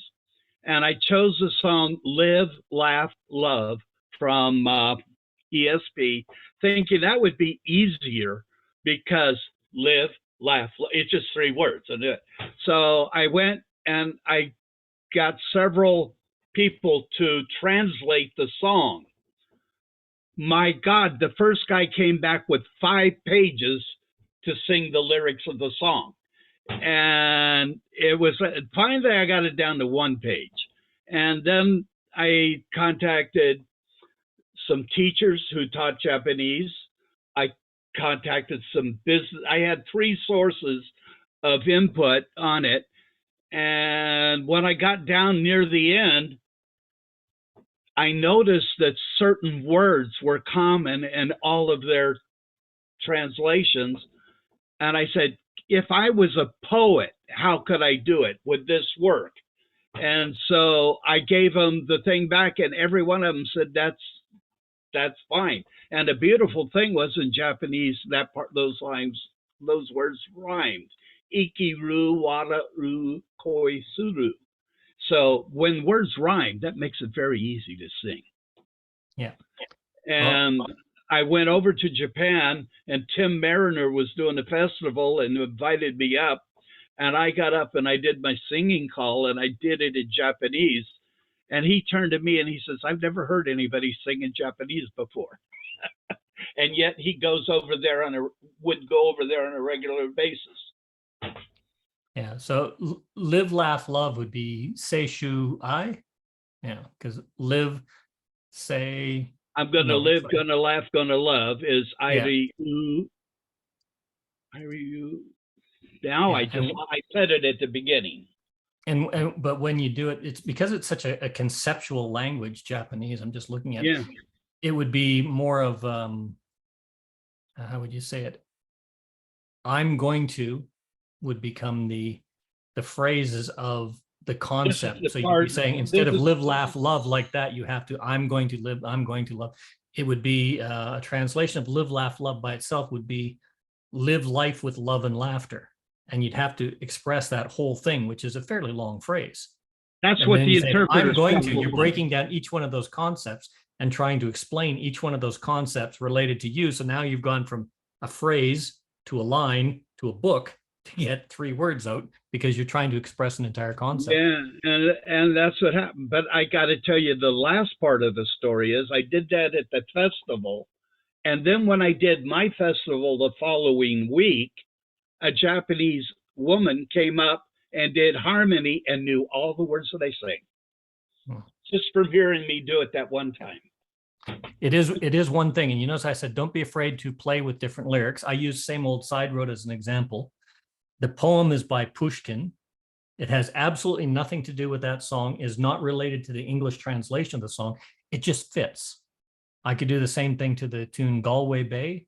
You know, have you ever been across the sea to Ireland? And maybe at the closing of the day, you could do Ya vas lubuli bofi shobut moja vudushe mayo gasla nisofsiam. It fits to the metering of the song. Okay, what language? No relation. It has absolutely no relation to the song. But you have to be careful because if you pick some, and I'm using your example as the New Zealand national anthem, and you pick a song, there's a New Zealand national anthem, and you do a translation because it fits the metering about going out and drinking beer, it may not have the same context or the same welcome if it's that traditional. So be aware of the cultural awareness things. Well, too. I would love to get a written out thing of the lyrics that they actually sing. You know. Well, you've got Key's address, don't you? No. Key Longship. He is on Facebook. I'll see if I can find it out and have him get in contact, and maybe you could discuss that directly because he would know that and be able to get that a lot better than I would. Oh, that would be awesome. Not only the language, but the phonetic pronunciation of how it fits to the song as well. Yeah, because what I always do when I release a song like that, I do both, an English version and a version with them using the native language. So anyway, it's now 1:31 our time, so it's been going on. My wife has opened the door a couple times to check on what's going on, so I think I'm going a little bit longer than normal. But I want to thank you all for contributing. Bill, thank you for the topic of conversation post-session. It's pretty much created a secondary session, and it is still recording, so I imagine Mark is gone, so I don't know if Mark would be recording this, but somebody is probably recording this. John, I think that would be you, is it? So if you're interested, get a hold of John, or John can get a hold of Mark, and between the two of you, you can get the second session for free. I think Mark would be still recording it because he's left his computer. Oh yeah, oh no, running, yeah, he's still there. and So yeah, he's still on. it converts when you turn it off.